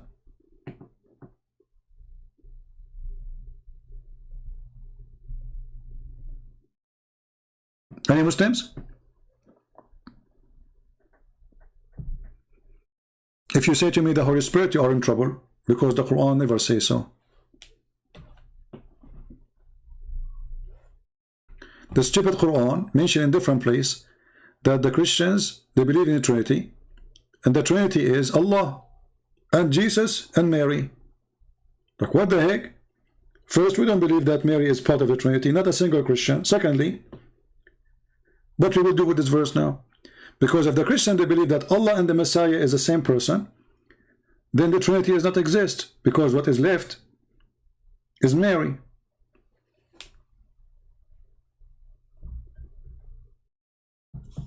Any Abdul?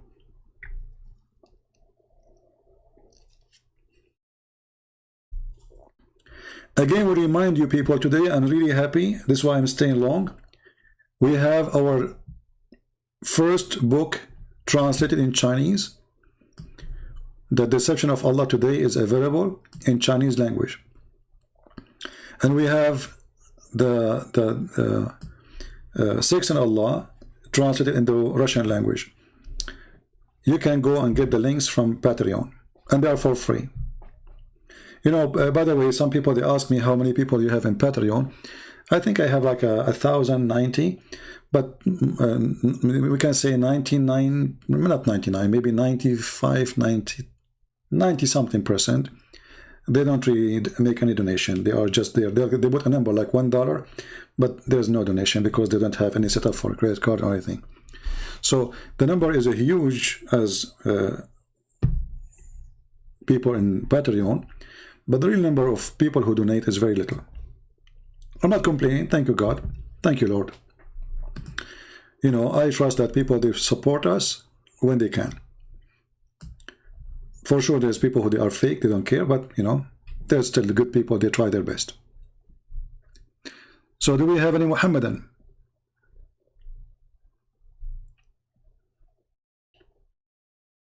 Anyone?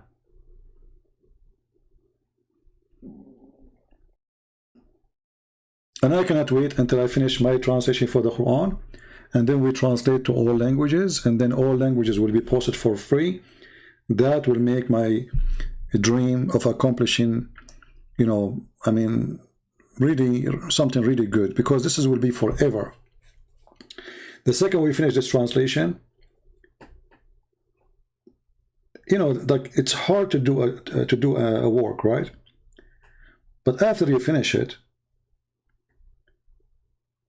you will be so thankful for having it forever, because generation, maybe today, maybe tomorrow, maybe a year after, maybe 20 years, we don't know. I will die, but the book will stay. And your translation will stay. So thank you for those who help us with the translation. You are part of this memory which is going to stay forever. And the best of it, that it's for free. God is good. You know, those people did not ask me for money. They did not say we will not do it unless you pay us. And that is telling you the quality of those people. They are wonderful. Harun Abdullah saying the Trinity is pagan. Okay, thank you, Harun Abdullah. That means Allah is a pagan, because the Trinity is all over Islam. Islam exists because of the three: Muhammad,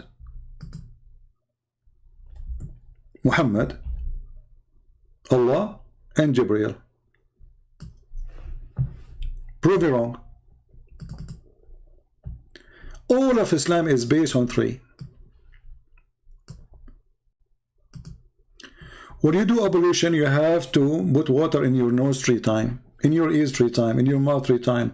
You wipe your hand, your feet 3 times. So everything you do is based on Trinity. Allah is God. Allah, He sent His Spirit to Muhammad. 3. Trinity. All of your religion based on Trinity. So when you say Trinity is pagan, that's mean Allah is a stupid God. When Mary, she spoke to Allah, Allah, He said to her, you know, okay, you fast for 3 days from talking. Why 3 days? Trinity. Same for Zechariah. When Zechariah, Allah told him he will have a son, He said to him, give me a sign. Allah, He made him mute for 3 days. 3. Why not 4? Why not 5? Why 3 is all over? When you're a prophet, you take an oath. You have to repeat the same word 3 times.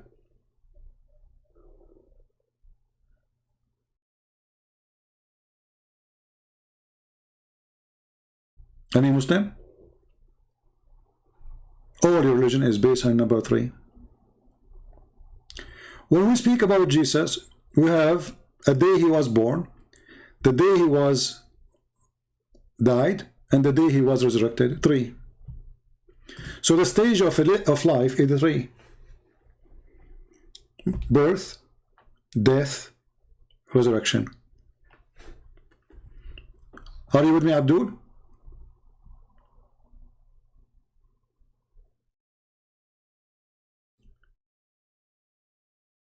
Do we have any Abdul have anything to say? When a Muslim, he divorced his wife, the final divorce, if when you divorce her 3 times. Why 3? Any answer?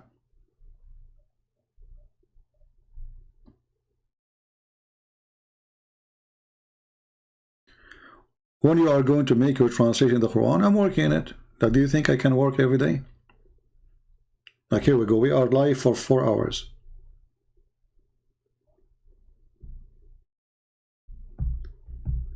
Do we have any Abdul? If I go right now and I type the word 3 in the hadith, just do this, guys. Here we go. In front of your eyes. I will type the word 3 in English, not in Arabic. You will die laughing when you see.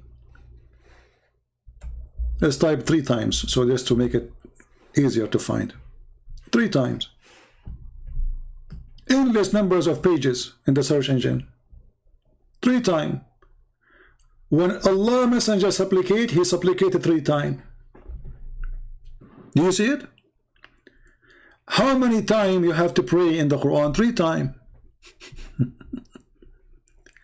When Muhammad, he do wudu, he do everything, is every limb 3 times. His hands, he rinse his mouth, his nose 3 times. He wash his face 3 times. Trinity. The Prophet do wudu 3 times each limb. He have limbs, by the way. He's the limpy.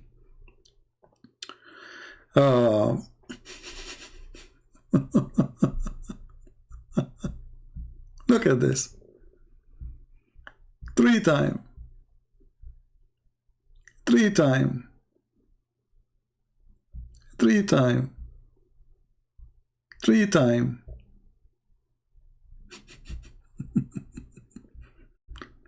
Every, you know, even by the way, when you do piss, you have to shake your penis 3 times.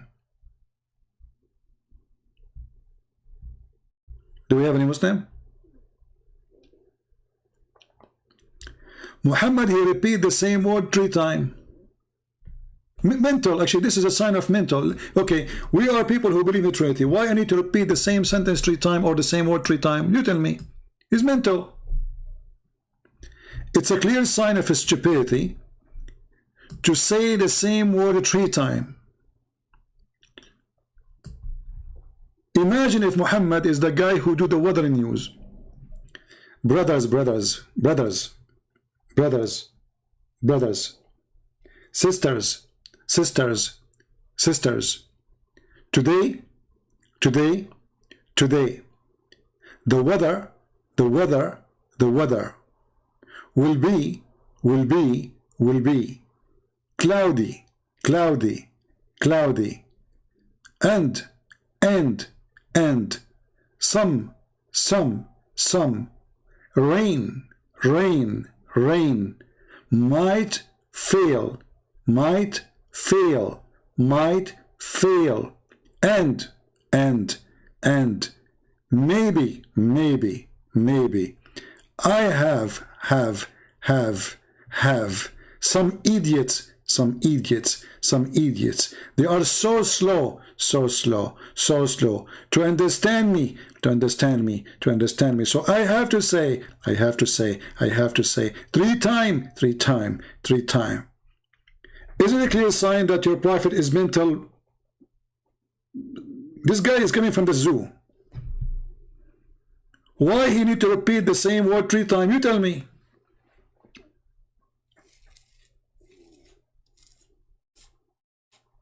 Any Muslim? I challenge any Muhammadan to tell me what's wrong with this guy.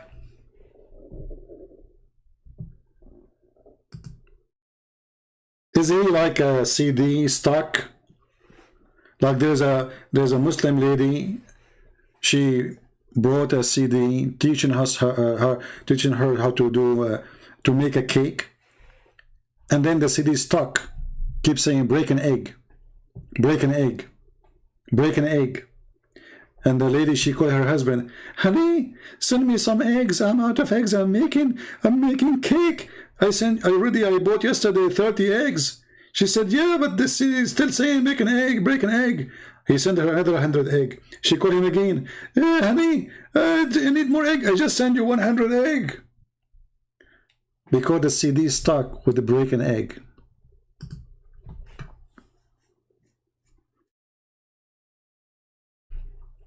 Do we have any Muslim?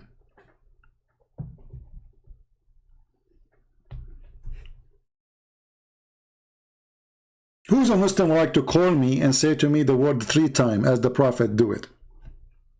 Because I'm curious to know. I want to know how he do it.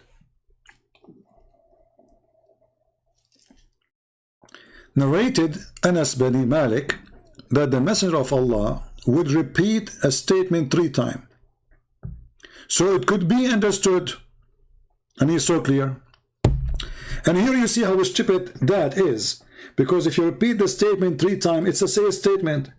So you did not make it clear. It's the same statement.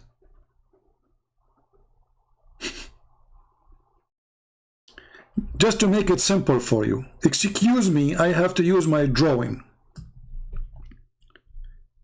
So I said the word arrow. Use your arrow. This is a statement. Use your arrow. Oh, he did not understand. Okay. Okay, I will say it again. Use your arrow. Oh, okay. Still he didn't understand. Okay. Use your arrow. Idiot. Obviously, there's nothing changed. You do not explain the statement. So why repeating the statement 3 times does not explain the statement?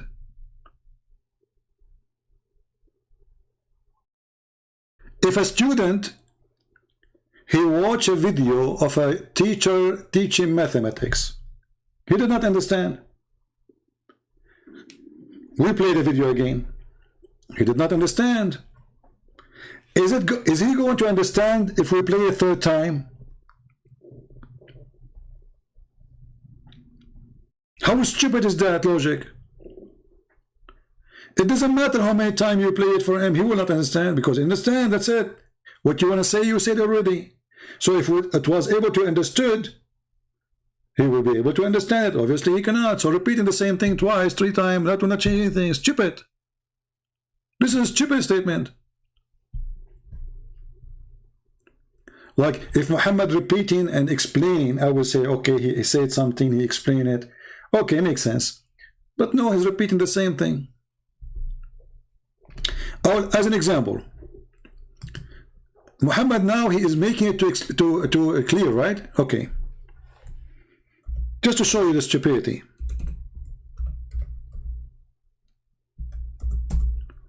Adam, he have a debate with Moses. Don't ask me how. Please, please, please.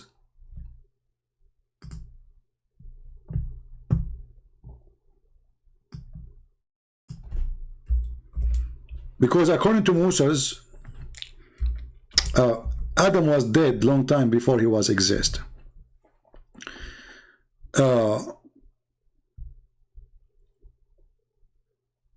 So Muhammad, he told us the story about Moses and Adam, they are debating. And then Muhammad, did he repeat the story 3 times to explain it? No. Or what he said. So Adam, he confuted Moses 3 times. Is that going to make us understood the story?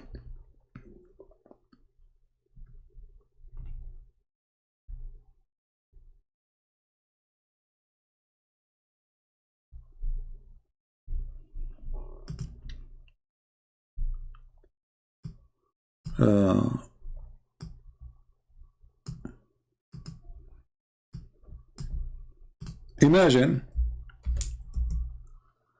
I make a story for you, and I say a story, and then at the end I says, so Adam, he confuted Moses. Adam, he confuted Moses 3 times. How that will make me understand?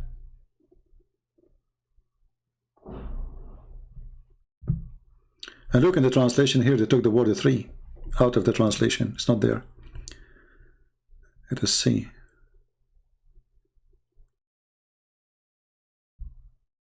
Here we go. So instead of explaining the story, he repeated that Adam confuted Moses 3 times. How that can make, I mean, isn't it enough to say it once? How that make it more clear?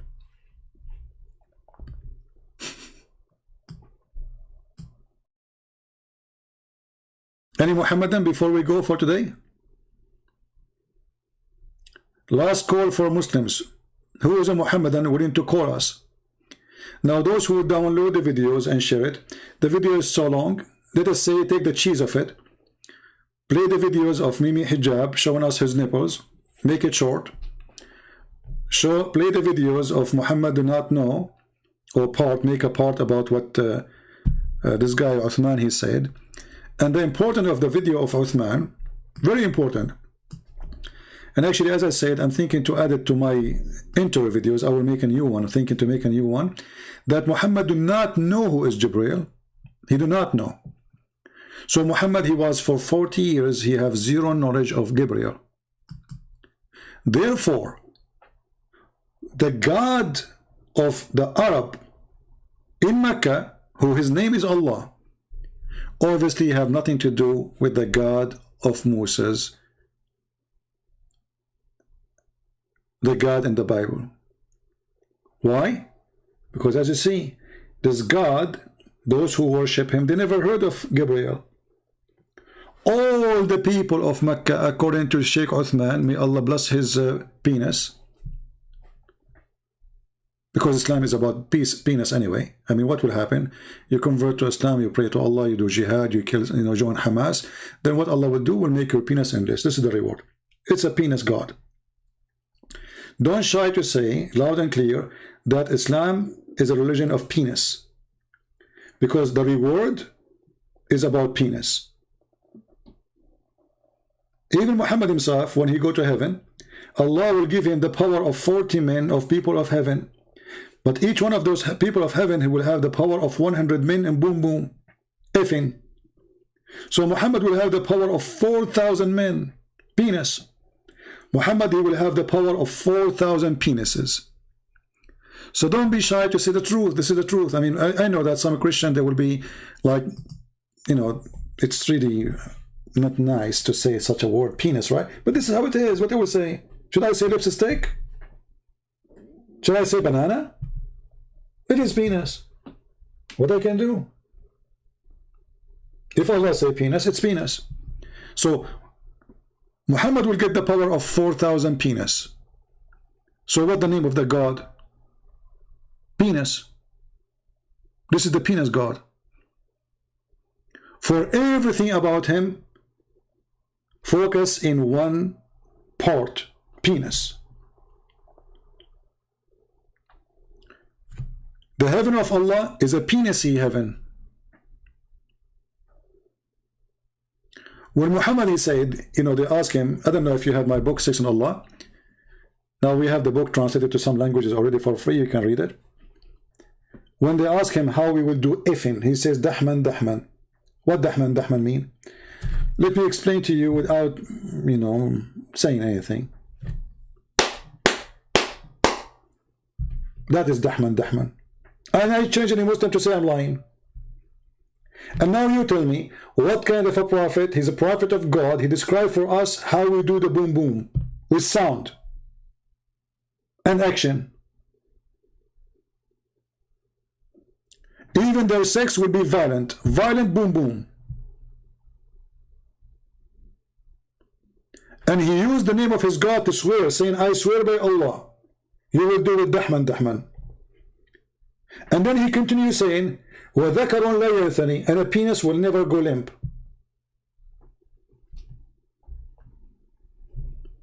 This is the truth. They try to make science and the Quran, they try all the garbage. The truth is, this God is the God of penis. Penis God.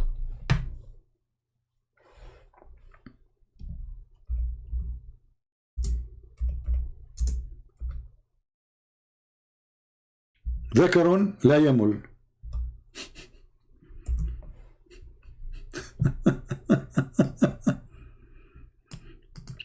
And the desire will never stop. Who said that? Mumu, the penis prophet. I cannot find this hadith here in Arabic. Hold on, in English.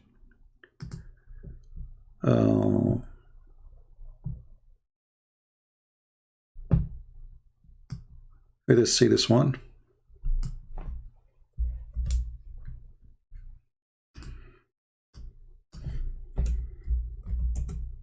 Here we go. Read and laugh. This is in English. Muhammad, he describing how he will do the boom boom. This is God. God told him. God, the penis God told him. It was narrated by Abu Ummah that the Messenger of Allah said, there is no one whom Allah will admit to paradise. Allah, he will marry him to 72 wives, at least, you know. 2 from the Houris and 72 from the inheritance of people of hell. Listen carefully, people of hell. I will tell you later why people of hell. Of whom will have desirable front passages. Allah will choose women from hell. Those women, they love sex. They are obsessed with sex. But they are a special kind of women. They have nice boobs. Desirable front passages.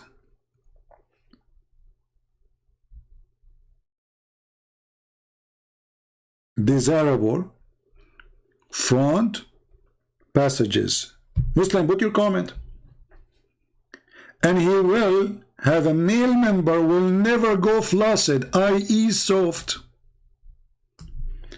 I'm sorry, I cannot draw that. Other guys, you will shoot me. This is God? This is a prophet of God? This is the good news of Islam. If I believe in this God, he will make your penis never go limp, and he will import for you women from hell, not good women. Look, in the heaven of Allah, he's saying he's da'if. Da'if is accepted. He's saying this hadith is da'if. Just to show you the stupidity. When the Muslims, they say this hadith is da'if, so is it bad or good? If it's bad, why is it there? It's there because it is good. As Shaykh Hamza, he said, weak da'if is a weak argument. So brothers and sisters, when the Muslims, they say to each other that women who they are bad, they will go to hell. No. In fact, the more bad you are, the more you are wanted in heaven of Allah. Because as you see, Allah will not import normal women to heaven. He will import hookers. So if you are a hooker and you have a nice front passages, that is your ticket. Don't worry about it. You are going to go to heaven guaranteed. For all the women who they are hookers, who they have nice boobs and nice bum and nice legs, Allah will take them to heaven.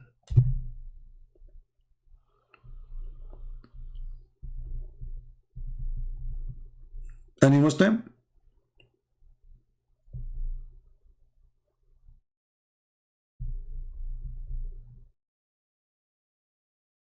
And the Muslim, they made a video to refute me. They said, brothers and sisters, Christian press is lying. It doesn't say they have nice boobs. It says desirable front passages. Okay, it's not boobs, guys. It's not boobs. It's not boobs. It doesn't say boobs. Christian Prince is adding words there. Okay, Muslims, what is the desirable front passages? Somebody help me. Huh? What is the desirable front passages of those women? It's not boobs. Brother, it's not boobs. It doesn't say boobs. Let me think about it. There is a woman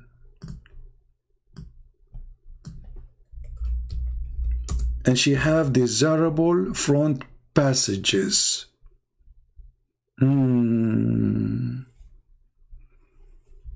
What is that? I'm thinking. Oh, I got it. CP, I got you busted. It is her iPhone.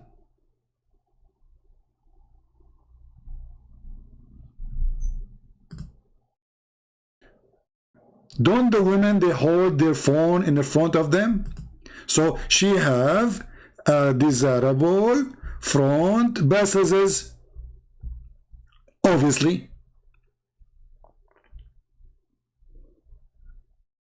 It's not their breast. It's not their legs. No, it doesn't say that, CP. Desirable front passages. It's clear, it is the iPhone 13.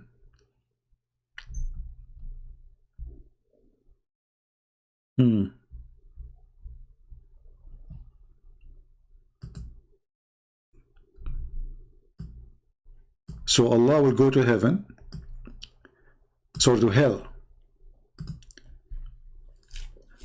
Why you are laughing? I mean, you are not in heaven now. You are not Muslims.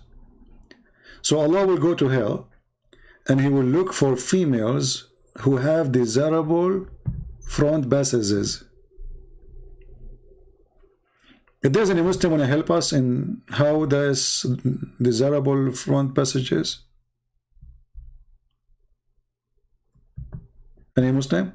What is the desirable in their front passages exactly? It does, maybe the glasses, she's wearing glasses there. Maybe the blouse. I mean vagina. Okay. Well, I'm trying to be polite. I'm not saying the word vagina. I mean, come on, Christian Prince, you say the word vagina 1,000 times before. Why now? Because it is desirable. So, desirable front passages is whatever in the front of the women. It can be her breast. It can be her vagina. It can be her legs. All of it, actually. And here you ask yourself, what kind of God this God is? So he is going to bring me women from hell, which means they are not good women. Who is going to be in hell? And why they are in hell? Because they are bad. And this is actually the reason for Allah to import them. The Muslim guy, he don't want a woman. She is going to spend her day saying inshallah. He wants a hooker. Because remember, the whole point of this reward is sex. He wants a hooker who knows all the tricks to make man happy in bed, not a decent woman. So look at the ratio.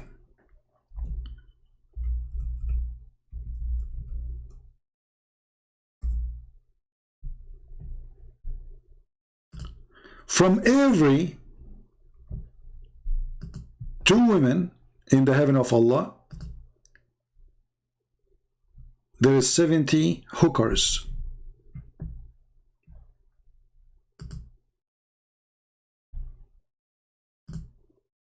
Can you believe it? This is the heaven of Allah.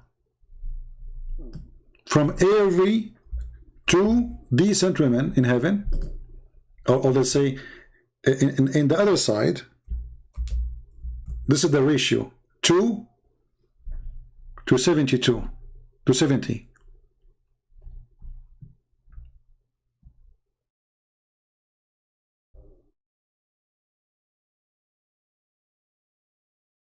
Why does God, he want hookers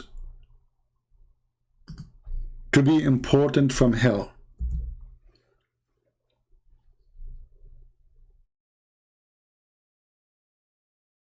Muhammad is a filthy man. He's trying to tempt men.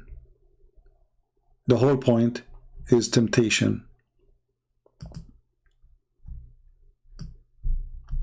You enter your heaven, you go to your palace, Allah will go to hell, and he will start looking for hookers.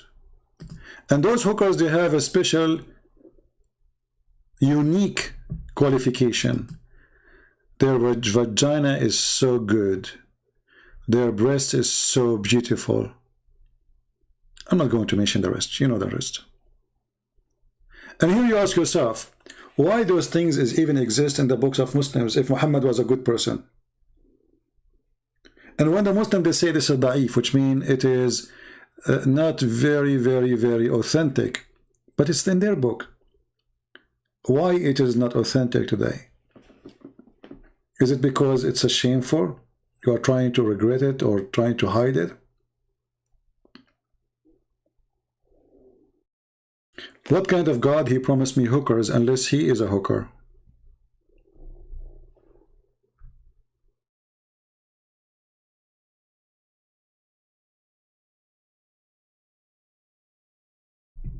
Any Muhammadan? My Skype is open, by the way. What happened? Why we are going dry? What happened to the Muhammadan?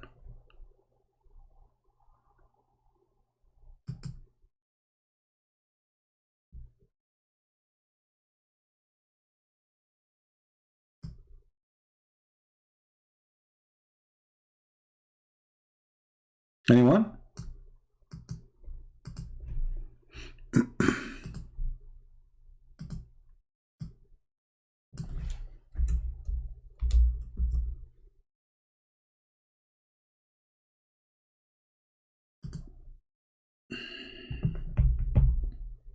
Anyone? Any two?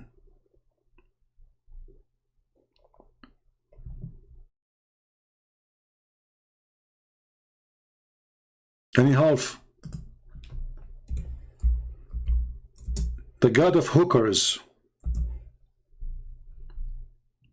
The God who will collect hookers from hell. This must be a very good God. So imagine you are a Muslim woman and supposedly you will go to heaven for some reasons. Obviously you have to have good vagina too, because you will lose your qualification. But for the sake of argument, imagine you are a woman going to heaven and your husband will be given 70 hookers beside you. How fun it is to have a house full of hookers with you.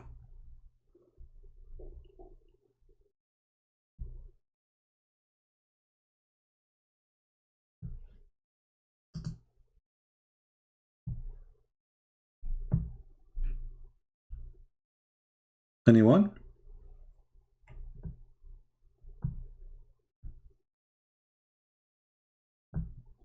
Isn't it wonderful to have such a God?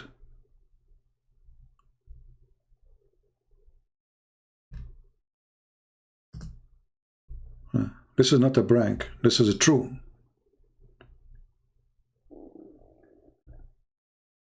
You will be a decent woman and there is 70 hooker with you in the same house. And the poor you have no skills like them. And when Muhammad, he mentioned that each time a Muslim he have sex, he will have 70 years orgasm. I don't know if this is a blessing or a curse. You go to talk to the Muslim. Let us say you are a wife of this guy. If his orgasm is 70 years, what you will do during that time when it's not your turn? If the orgasm alone is 70 years, you take a nap? Do you take a vacation? What you will do with your time when your husband is doing effing and his orgasm alone is 70 years? If the orgasm alone is 70 years, the sex how long? 300 years? 400 years? 1,000 years?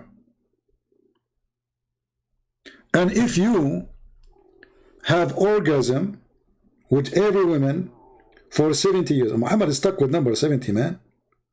I mean, this guy is obviously mentally ill. Jesus, he said 70, Muhammad, he took 70, that's it. Muhammad, he put it everywhere. So, if every woman you are going to sleep with, the orgasm alone will be 70 years. And remember, those women, they will have 70 maids. And the 70 maid, they will have 70 assistant. And the 70 assistant, they will have 70 assistant. So 70, actually there's a video on YouTube by the Shaykh explain it. 70 x 70, x 70, x 70, at least. This is a 24 million women, just for a bad Muslim. This is just 70, not 72. We did not calculate 72, remember. It should be 72. Actually, hold on. The number is wrong here. It should be 72. 72, x 72, x 72, x 72. 26,873,000 women. Now, if the orgasm alone, 70 years, so x 70. So, if you have sex with your husband today, and he just finished his orgasm, the next time you will be able to see him or sleep with him is going to be 1,881,000,000 year and 169 years and 920 days. 1 billion year. So what you will be doing, your husband now is effing other women. What you will do in the 1 billion year? 1 billion year of effing. And by the way, he did not finish yet, because after 1 billion, as the numbers here says 1,881,000,000 years, he will go back to zero. He will start effing again, starting with you. Hey Muslims, Muslim men, I feel sorry for you, man. You will spend your eternity effing.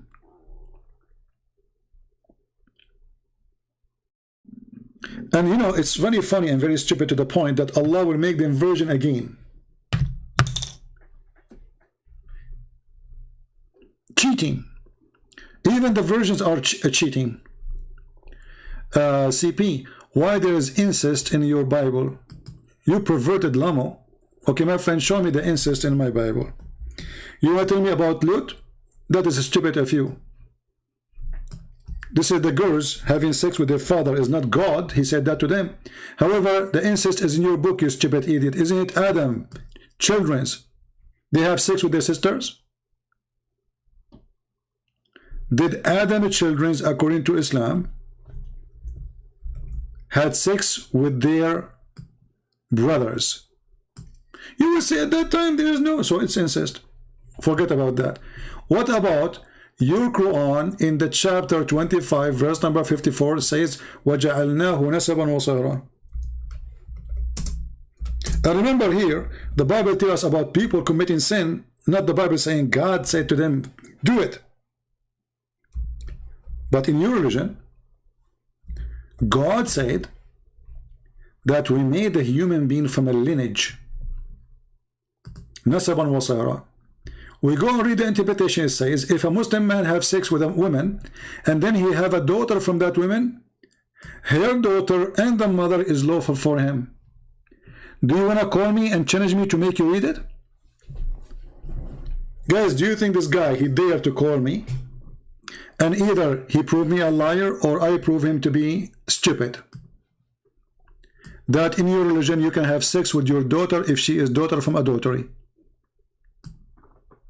This is your religion teaching that. The Bible never teach you can do incest. Nowhere. The Bible reports stories of people who did sin. This is your religion says that you can have sex with your daughter. Who wanna get me busted?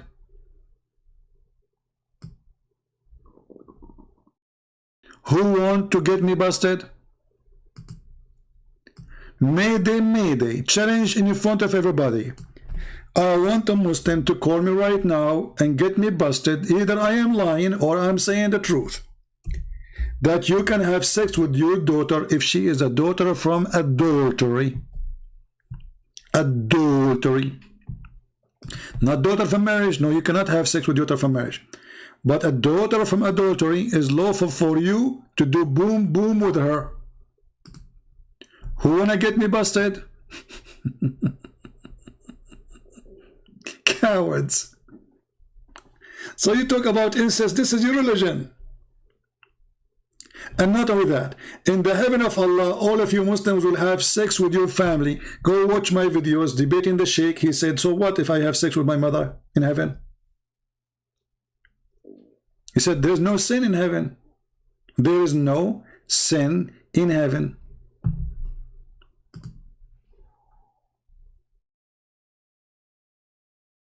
So this is in your belief, not in my belief.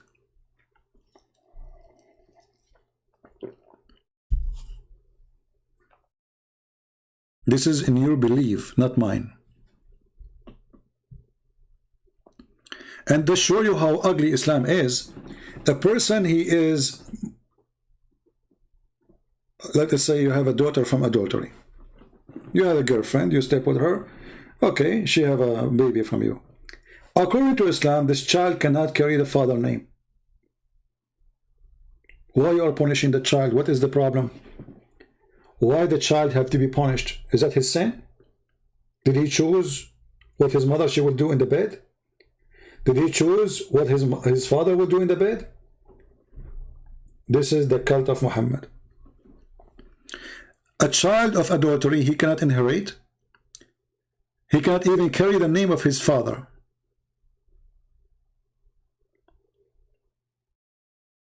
But Muhammad was born 4 years after his father's death. If you search right now,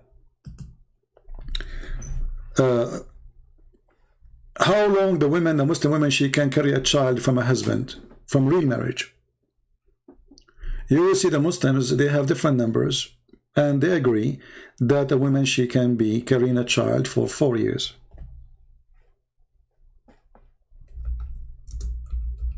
Let us search for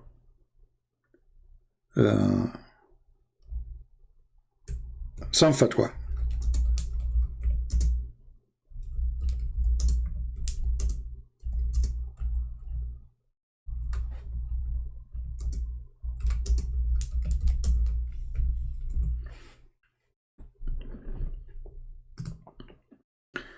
Who won this answer?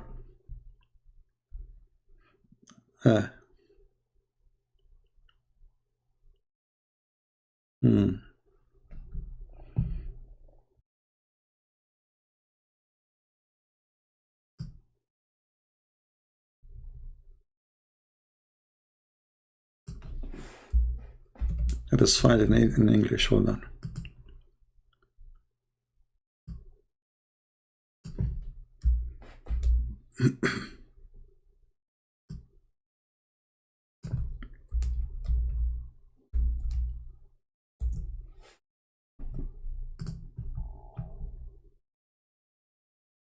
I'm trying to find it in English. I have it in Arabic.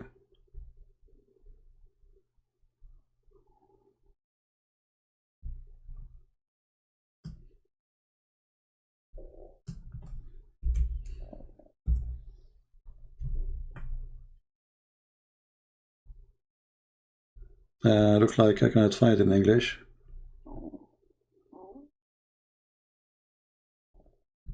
Okay, let's do it in Arabic then.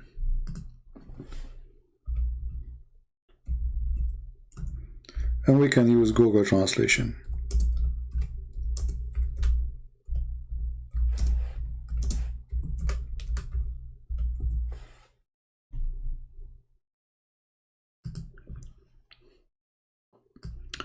This is the Muslim website,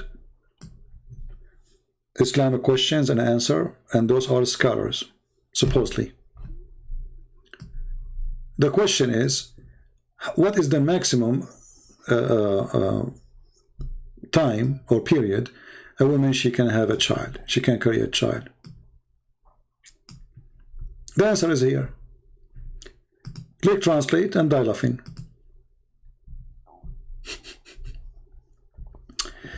According to Hanifa, and this is one of the Islamic sect, big sect, I think Mimi Hijab is from the Hanifa. 2 years. According to view of Abu Layth and Ibn Sa'd, 3 years. According to the popular, the most opinion on, of Shafi'i and Hanbali and Maliki, those are the 3 major sects of Islam. The Sunni. The Sunni are 4. Even their sect is 4. So, according to 3 of them, the Shafi'i, the Hanbali, and the Maliki, is 4 years. Do you see it? 4 years. According to the sect of the Shafi'i, Hanbali, and the most popular, like the 2 view of Al-Maliki. Then he continued that Imam Malik, he have even more, 5 years. Az-Zuhri and Malik, they say 6 years. Az-Zuhri and Malik, they say in other place, 7 years. Yeah, it can happen, you know. I mean, there's cars walking by electricity these days, so it can happen. And then the view number 8, there's no limit.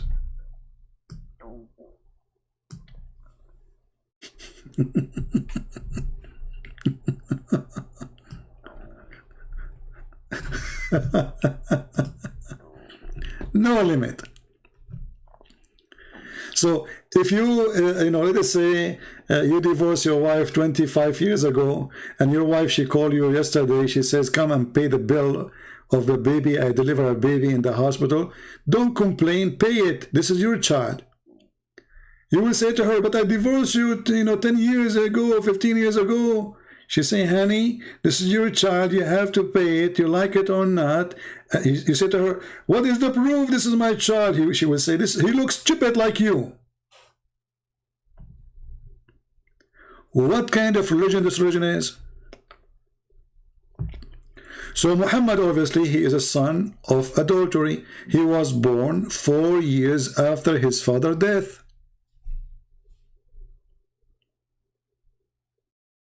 Who is the father of Muhammad?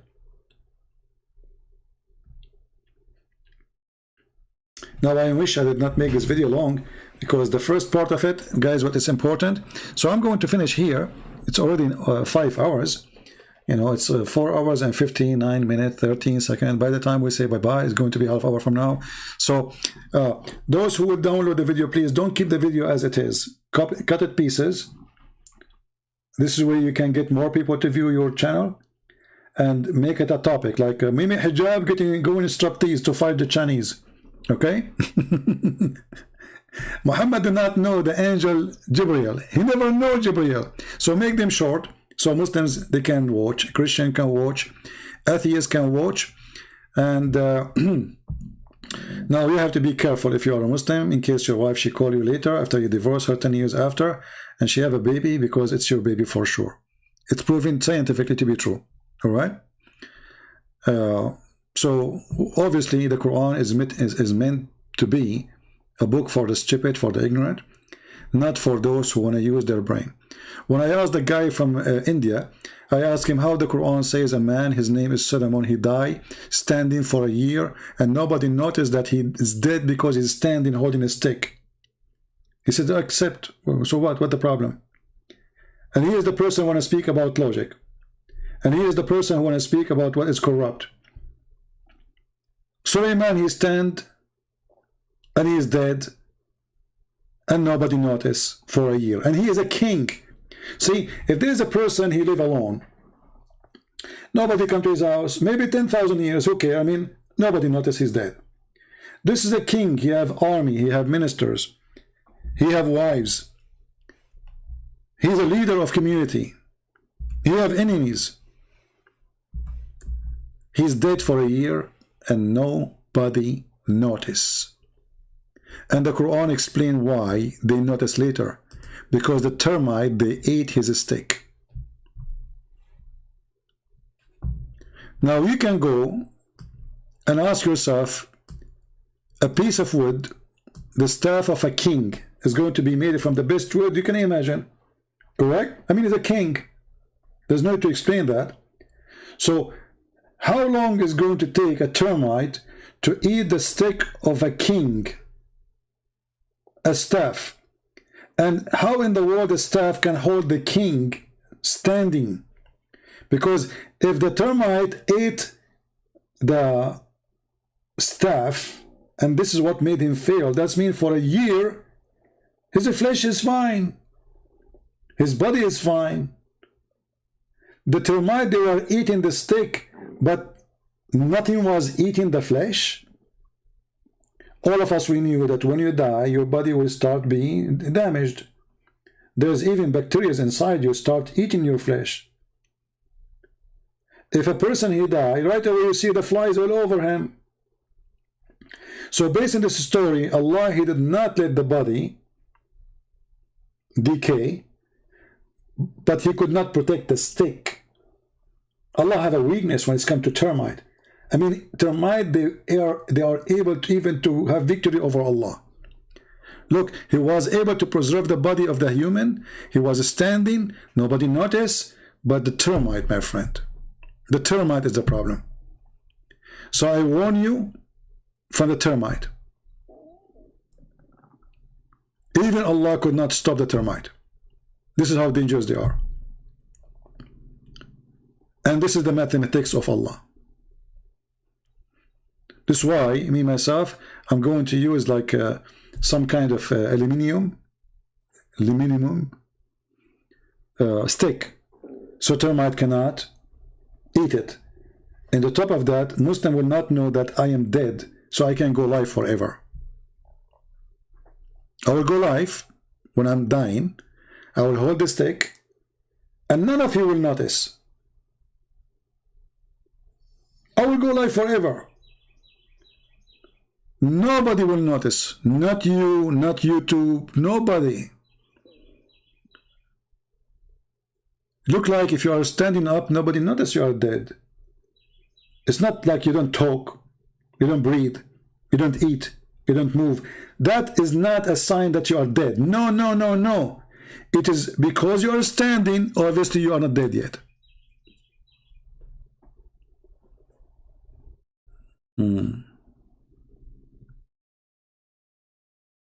Right?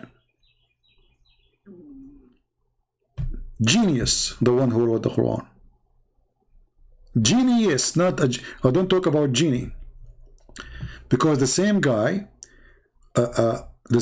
Suleiman, the Muslims, they say to us that Islam is against paganism. Islam is against statues. Then you read the Quran, you see that Allah, he ordered the genie to build the statues for Suleiman in his synagogue. You read here, you will see images. Okay, I thought images is haram. No, it's not haram. But by the way, this is a false translation. You change the translator. This is Hilali and Khan. You go to Yusuf Ali. This is Yusuf Ali. It says images too. Where is the statues? We go to different translation. Hilali and Itani Allah. Okay. Here we go, statues. See, statues.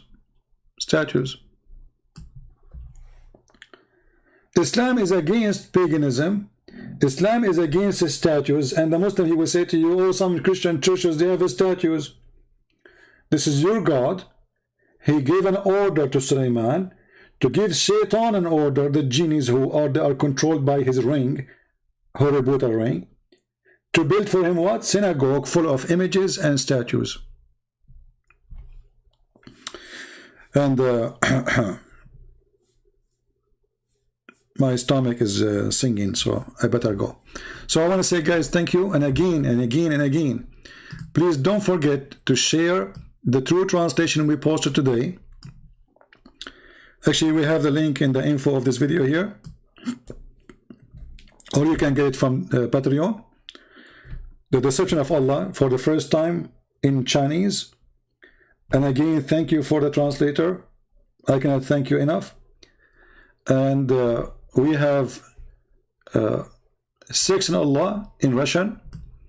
We got it today. I see we posted today. What is the link? Hold on. Sex in Allah. Okay, Sex in Allah. What is Sex in Allah? What? Here we go. Sex in Allah. MashaAllah, MashaAllah. Here we go. In the Russian language.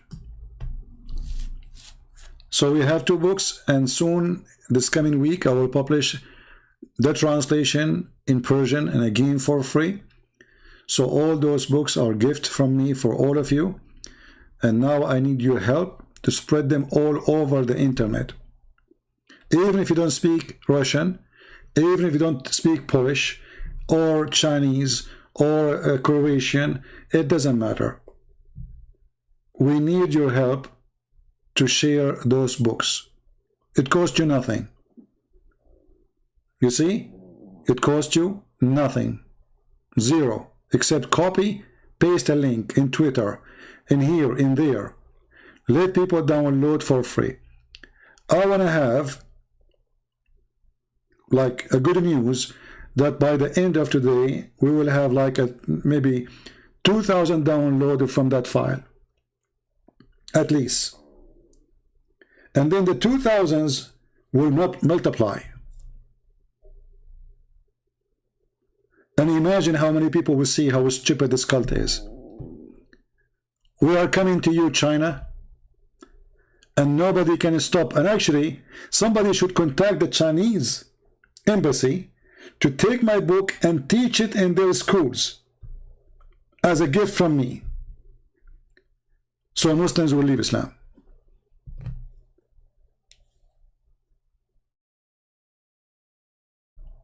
All right? And now I'm working in the Quran translation to English, and I hope when we are done, we will publish it too. So I want to say thank you guys for being here. May the Lord bless you. It's already more than 5 hours here. Enough for today. Download the video, cut it pieces, make it short, 15 minutes each maybe, and share it with your friends. And we are very thankful for the nipples of brother Mimi Hijab, because now the Chinese, they are really in bad shape because of Mimi Hijab showing his nipples. This dummy idiot, he loves showtime. He want to take any excuse to take off his t-shirt. He think he have a body of a hero. He shave his chest. This is how dummy he is. He is weird. He is, I don't know if he's homosexual or not, but I cannot find any reason for a human being who respect himself. He claimed that he is a Muslim doing dawah to take off his shirt, shaving his chest a day before.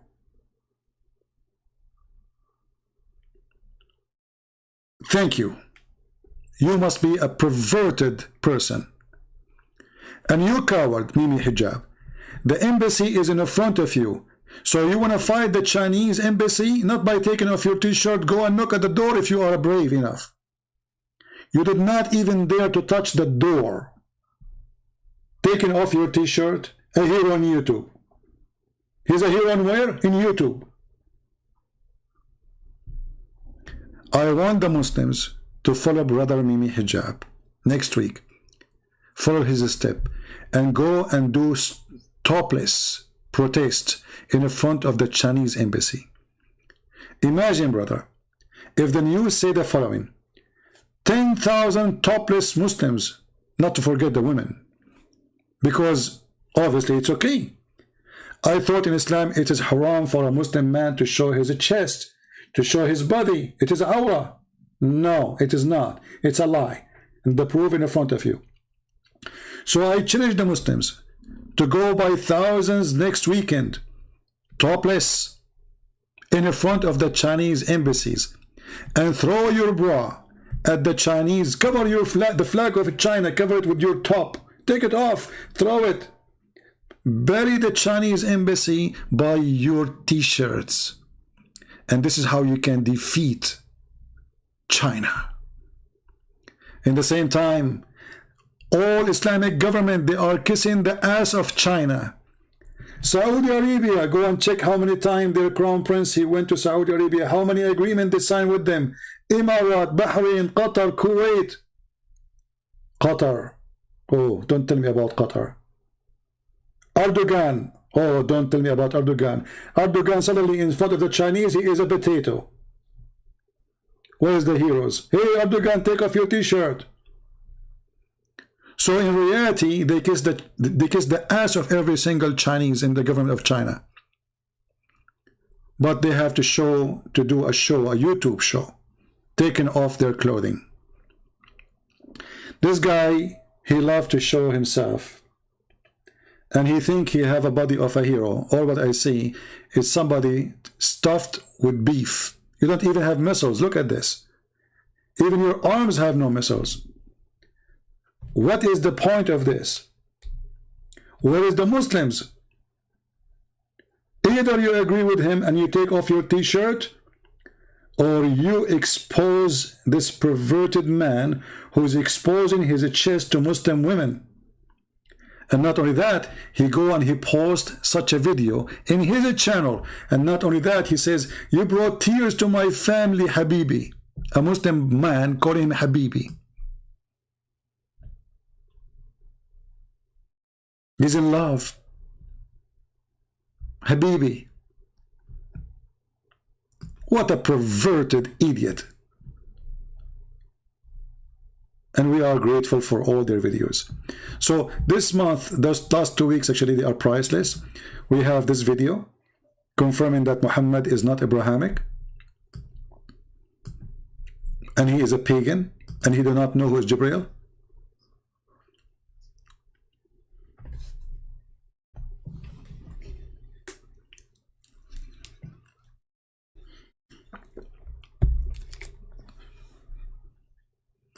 He did not come from Abrahamic faith. This year we have another video too, made by the help of Mimi Hijab, where he have an interview with this guy, where he confirmed that Islam is a stupid cult, and the Bible is saying the truth, that Jesus really was crucified.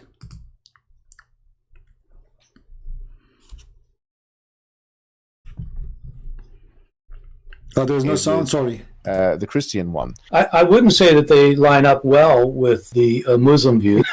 I really do think Jesus was crucified and that he really was dead and buried. I'm not interested in whether Jesus was the Son of God, because I don't think there was a God. And so, my understanding is that your conclusion is that Jesus Christ was a messianic prophet.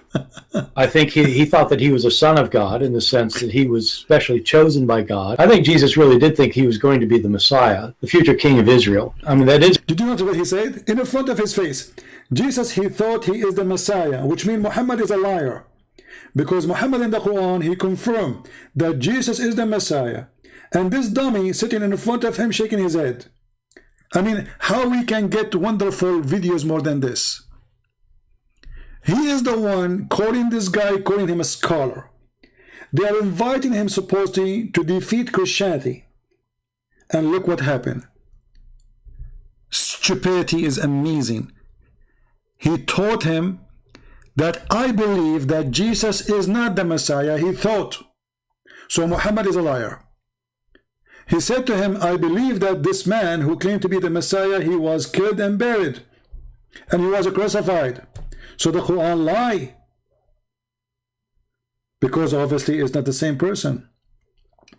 And obviously the Bible teach that he was crucified and he believed this is what happened.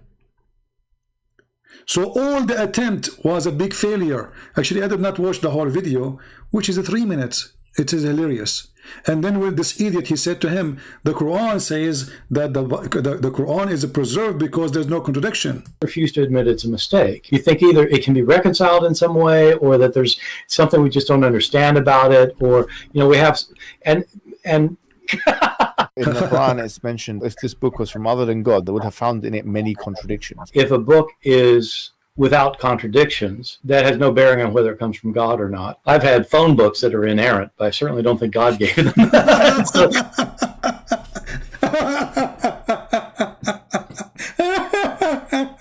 hey, hijab, why did you not take off your t-shirt to beat the guy?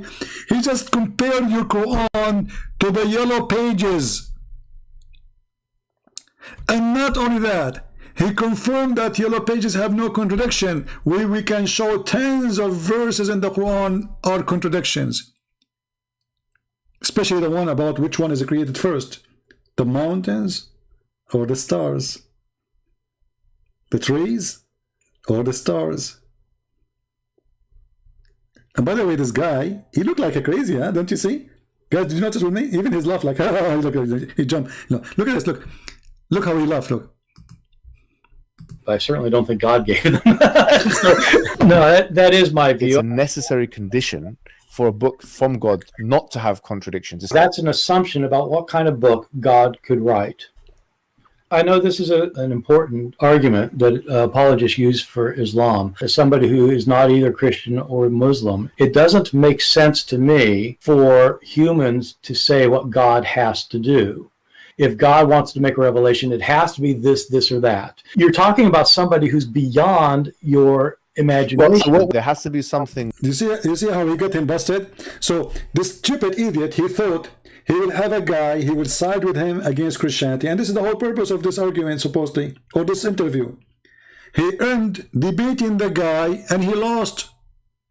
He have no answer. The Muslim, they want to tell God what to say, and what to do, and how to be. The one they invited, they said, you cannot do that. And now we have to finish with this, with commercial break. Thank you all for being here, and we appreciate your support if you like to support us. And this is our commercial break, and with it we say good evening, good night, good day for all of you. Take care, and this is your brother Christian Prince, sharing with you some gifts for today. God bless you. Commercial break. Hello, Habibis. If you would like to support Christian Prince, please go to Patreon and show your support. www.patreon.com/Christian Prince. We thank you all for your kindly support and enjoy the video.